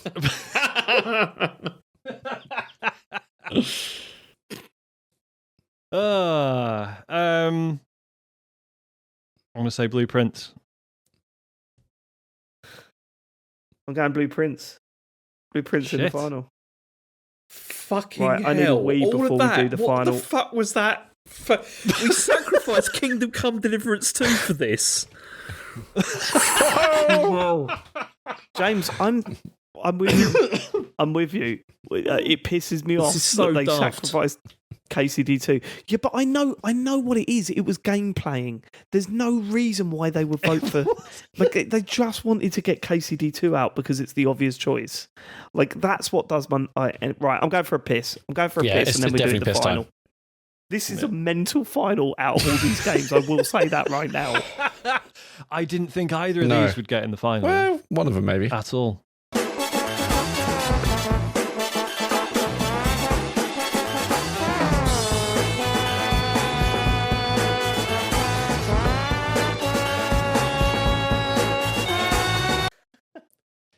How the fuck have we got here? This is I don't know. mad. This is mad, actually. This is mad. I could have predicted this a million times. I wouldn't have got to where we are. Is this a setup? No. Is this some kind of setup? How can we possibly set it up? Against who? You? Yeah. No. Just because your game's on out first doesn't mean it's a setup. You have had a poor year, James. I know, I've got to say, this is your worst year, I think. I know, well, it's. Yeah. There's reasons for that, but yeah. What are they? Go on. What do you mean? Well, no, aside from the alcohol, it was also the games. The games that I wanted to champion, I couldn't because I was last out of the hat. There you go, and it's just I ended up with stuff. Hold on. No, you weren't. What? I was. I was number. I was 4th this year. Yeah, he was 4th, yeah. Oh, you mean, right, sorry, at your pick. Well, someone's Well, got hang to on, be so last. which games did you want to champion? Kingdom Come Deliverance 2, Dispatch. You know, like Okay. all the good ones. Any more of David's? Or? Well, then you should be thrilled that Dispatch got I am, through. and I'm now really until pissed it off that didn't. it's been knocked out by fucking Blueprints. But yeah, go on. Hey, listen. Hey, just because you don't like a puzzle.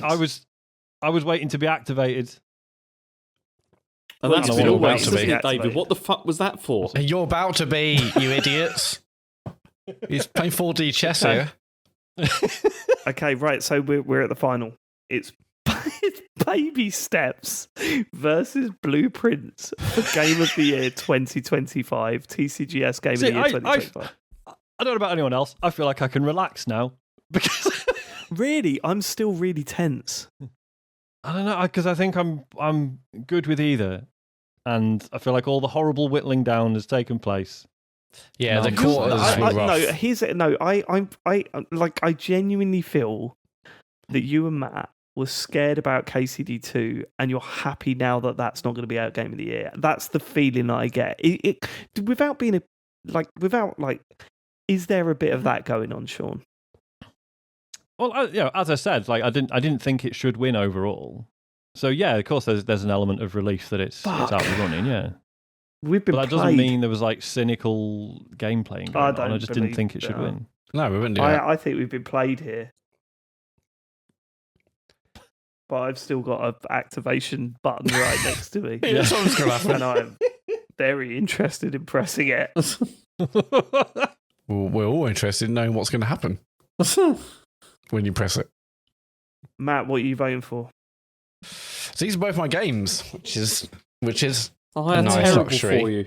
Go on. So will go again, don't interrupt and say, but go on. I Matt, what are mean, you voting I love both of these, but I think I've always said Blueprints is my game of the year. But I'm so happy Baby Steps is at least in the final because it's brilliant. So, but my choice, as we stand, is Blueprints. Sean? You tell me, mate. No, What am I Sean, doing? have your own thoughts, and then David will interject.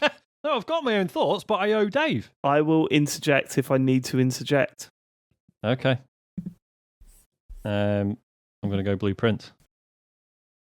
James? I feel like I'm going to throw up. Well, alcohol will do that. Yeah, but that's I was gonna say, that is the fucking booze, Jack James. Daniels. Baby steps. I'm going to go Baby Steps for now. Okay. 2-2. Yeah. Matt? Yeah. We can't go through what we went through for nothing, can we? Climbing up that train for nothing. I mean, it was a mammoth journey. But for nothing? Oh, what can you offer me? I mean, he doesn't need to offer you anything. No, I want to hear it from him. Dave can click his fingers and take it if he wants. He's not Thanos. But it's not he is. Okay, right. Let me explain my deal. Oh my god, this is going to piss James off even more. I'm excited to hear this deal. So, I have had it in my head for months that James, Sean and Matt were working together to get Death Stranding 2 to Game of the Year 2025. No, that didn't happen. And one of the reasons I had that in my head is that last month I said to James, what are you thinking for Game of the Year? And I know how much he loved Death Stranding, yet he mentioned every other fucking game except for that. And I thought, something's up. Something's up here. I mean, it's not true. So, it's absolutely not true. So when it comes... I'll tell you this. For the last month, I've been itching. I haven't done it, but I've been itching to message Matt and James and be like, if it comes down to Death Stranding versus Kingdom Come Deliverance 2, what are we doing? But I mean, it didn't in the end. But that was what I thought one saving it was going to grace end up as. Death Stranding knocks out Kingdom Come. I would have gone fucking mental on this. I imagine. So, I'll be honest, think so I would have been back. Part of me was like, I fucking adored Death Stranding 2. There was a part of me that's like, how funny would it be after years of Dave getting on at me to buy a PlayStation 5 to finally get one? And he I ended up loving the one game he despises. So anyway, I had that in my head. So I was worried about Death Stranding 2 versus Blueprints. And I thought there's no way Death Stranding. And then I asked you early on which way you were voting. You went Blueprints. I was like, I'll hold on to that then just in case something happens. But I don't know if I want to convince you to switch. And I think maybe that answers where I should be going. Every year we've done this, I've gone to the final unwilling to give up my desire for like one particular game to win. It's like, fuck the other. I mean, I guess I can go back and maybe this isn't actually the case, but I genuinely thought, okay, no, I'm really passionate about this one game. If I'm completely honest right now, I love both of these games in completely different ways. Pick both of them. Yeah. But like I couldn't have dreamt that these would be like the final because it's hard to choose between them. So I'm not sure about makes it for a less exciting final. I don't know because it shouldn't have been the final. But it is the final. But you've got to remember, this is the way they're drawn out of the hat. So Baby Steps had a quite easy route to the final. It beat Donkey Kong Bonanza, Lumines Arise, and Roger. Whereas Blueprints beat Battlefield 6, not a terribly hard way to get through. Battlefield 6, Death Stranding 2, and Dispatch.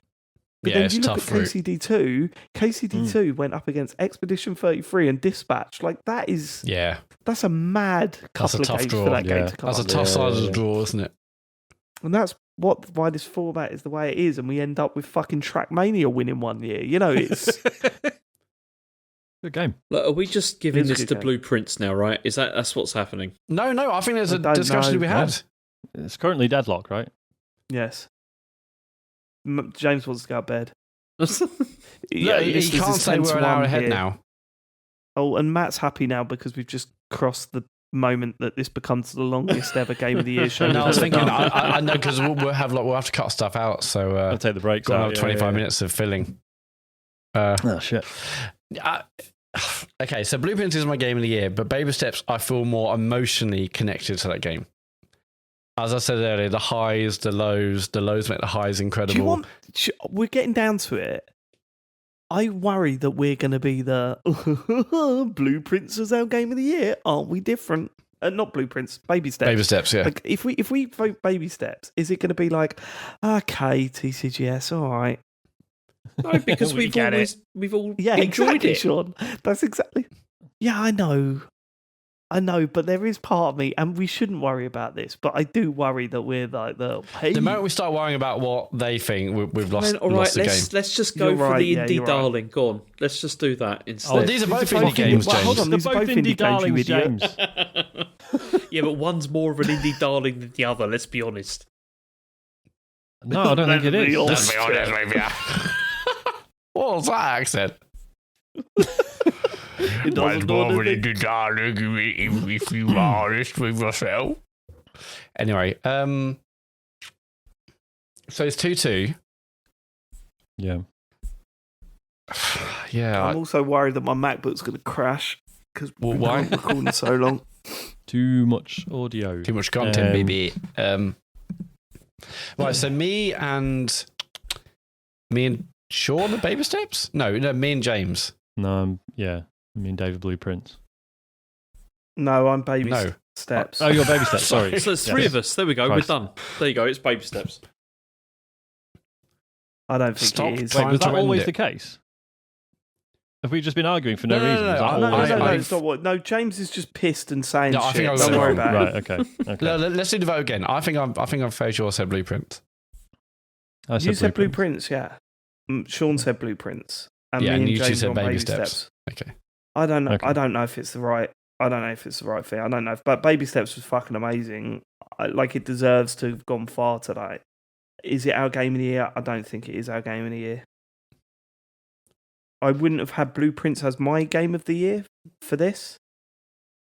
I think we found ourselves into this final here where I think that is more of a game of the year than Baby Steps. So I think I'm changing. I don't think it is. I mean, I think for the show... More of us play Baby Steps. Exactly, that's what I'm saying. Can I just ask, why don't you think it is? Because you've not actually said why you're so against Blueprints winning. I think because, so... Puzzle.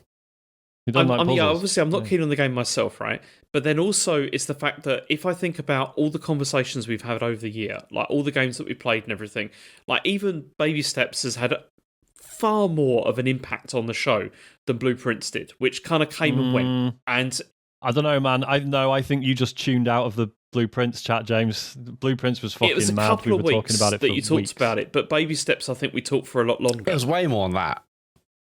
It was way more than that. And again, we're only still talking about Baby Steps because you're streaming it every week. Well, I was always going to be talking about it in this show anyway, regardless. But yeah. Ultimately, I wouldn't want these two to be up against each other in the final. I think it's mental. Like, continuing, thinking about the fact that we've lost Dispatch, we've lost, Kingdom Come Deliverance 2. It's just, this is Expedition absolutely crazy. Yeah, we have lost some... Clair, Obscur. You're right. So at this point... But that's just the year we've had. Like that, and this stupid format. Unbelievably, it's a stupid format and an unbelievably high quality year.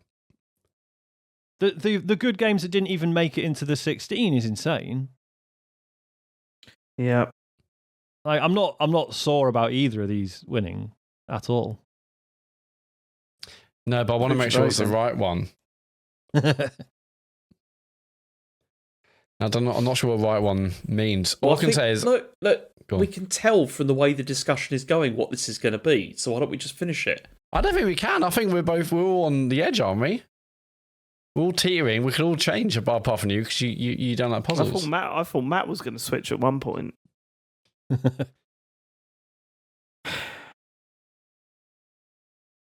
I feel like James is unhappy no matter what.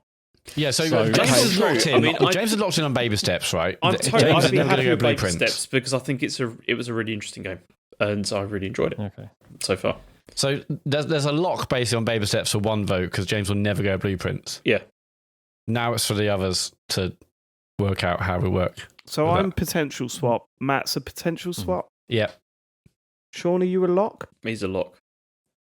I'm a lock, but then I also owe you a favour, so... Stop reminding him. Well, yeah. I sort of wanted to use it because I think I had this weird thing in my head that Death Stranding was going to be the one that you all went for. Yeah, I don't know what this deal's even going to amount to now, but I'm excited to see. See, I kind of want him to use it now because I feel like otherwise it's a bit he's late. going to use it next year. He's not paid. You've not paid it yet. Yeah, that's a good fucking shout. Well aware. I want the debt giving a better idea. Dave. Sean's going to use it any time. Like Fancy Critic, you've chosen GTA or whatever. Forget that. It's mine now, mate. Forget what, Matt. I couldn't give a fuck about Fantasy Critic, mate. It's all about Game of the Year. Well, you having a fucking laugh? They're going to redeem a favour now to 2026 Game of the Year. What are you thinking, Dave? Yeah, I genuinely don't know. We're not locked to deadlock as we are usually because we're purposely one side or the other. I feel like we're all like could be either. I think Blueprints. I don't know, Sean. I don't know. I think Baby torn. Steps is. There's something in me that makes me feel that Baby Steps shouldn't be our Game of the Year, and I worry. Like Matt says, that's me saying, aren't we what do they kooky think? Yeah, what do they think? What do they think of us if we pick that? And we shouldn't be like that. Yeah, I'm not thinking about that at all. No. Yeah, so as I said, yeah, Blueprints up to this point has been my Game of the Year. I mean, nothing's really changed that. I think it's incredible. But I got more emotionally out of Baby Steps and the journey was more. But Blueprints is not that kind of game. But I was generally on like the emotional side of things. Am I worrying about people too much? Yeah, you've always said ignore them. Like it's about us. It's not about who gives a shit. Like we've given Trackmania Turbo Game of the Year, David. It's a bit late for that. Which of these two games did you enjoy playing the most? Baby Steps. Okay, then why is it not that? Well, it is at the moment, mate.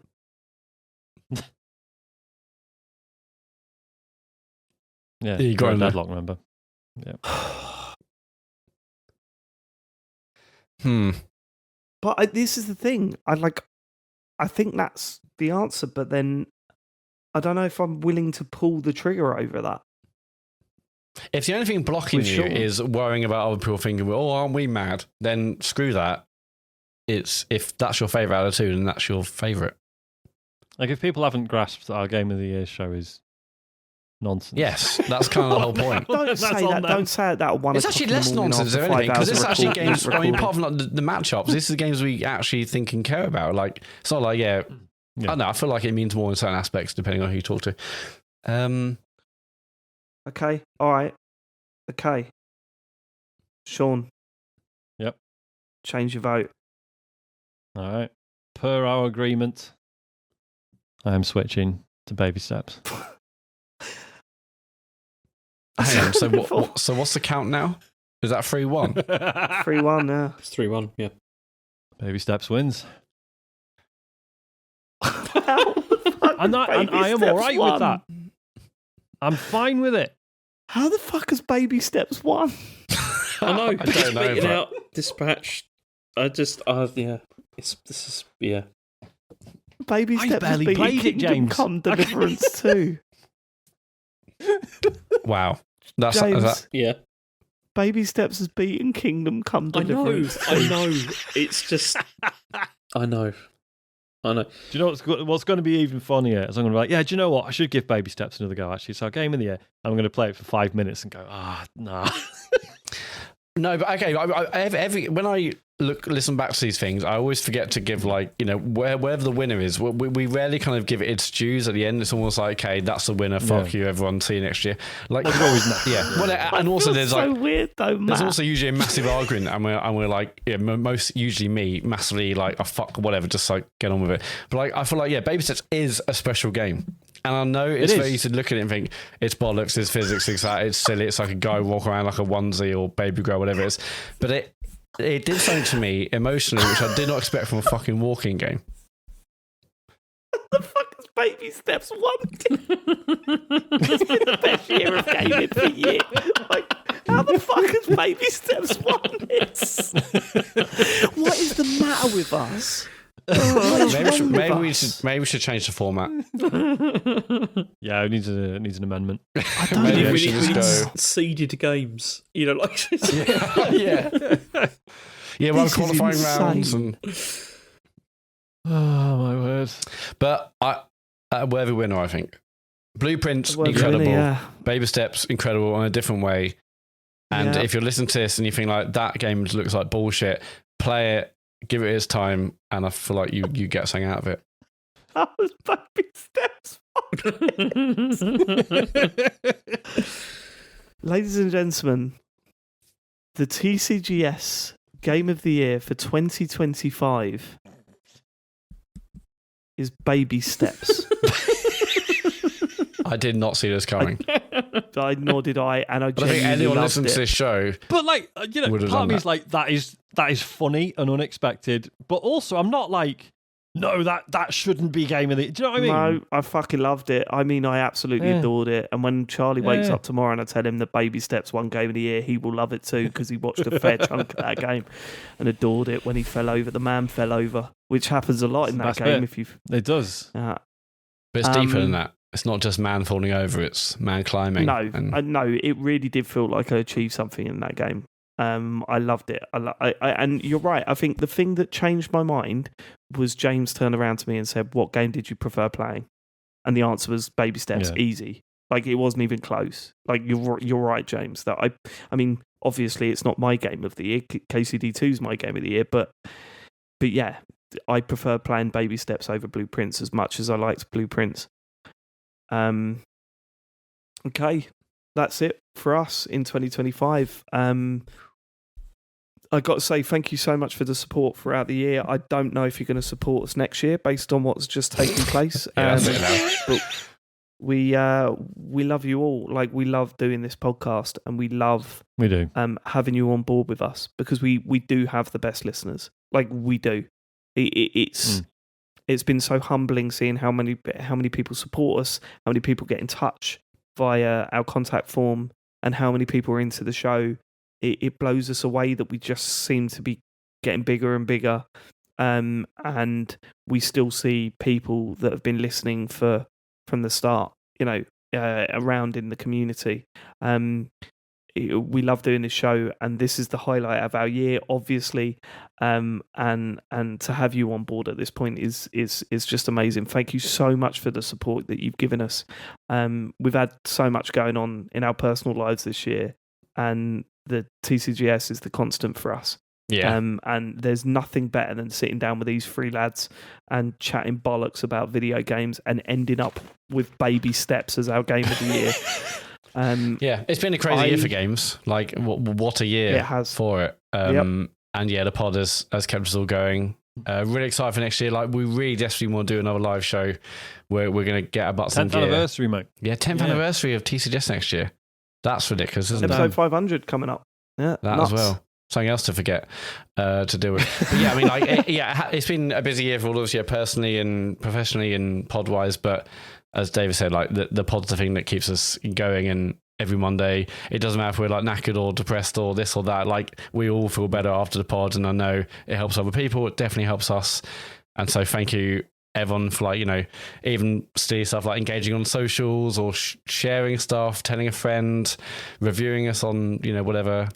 Redeeming their Amazon Prime and Twitch Prime sub.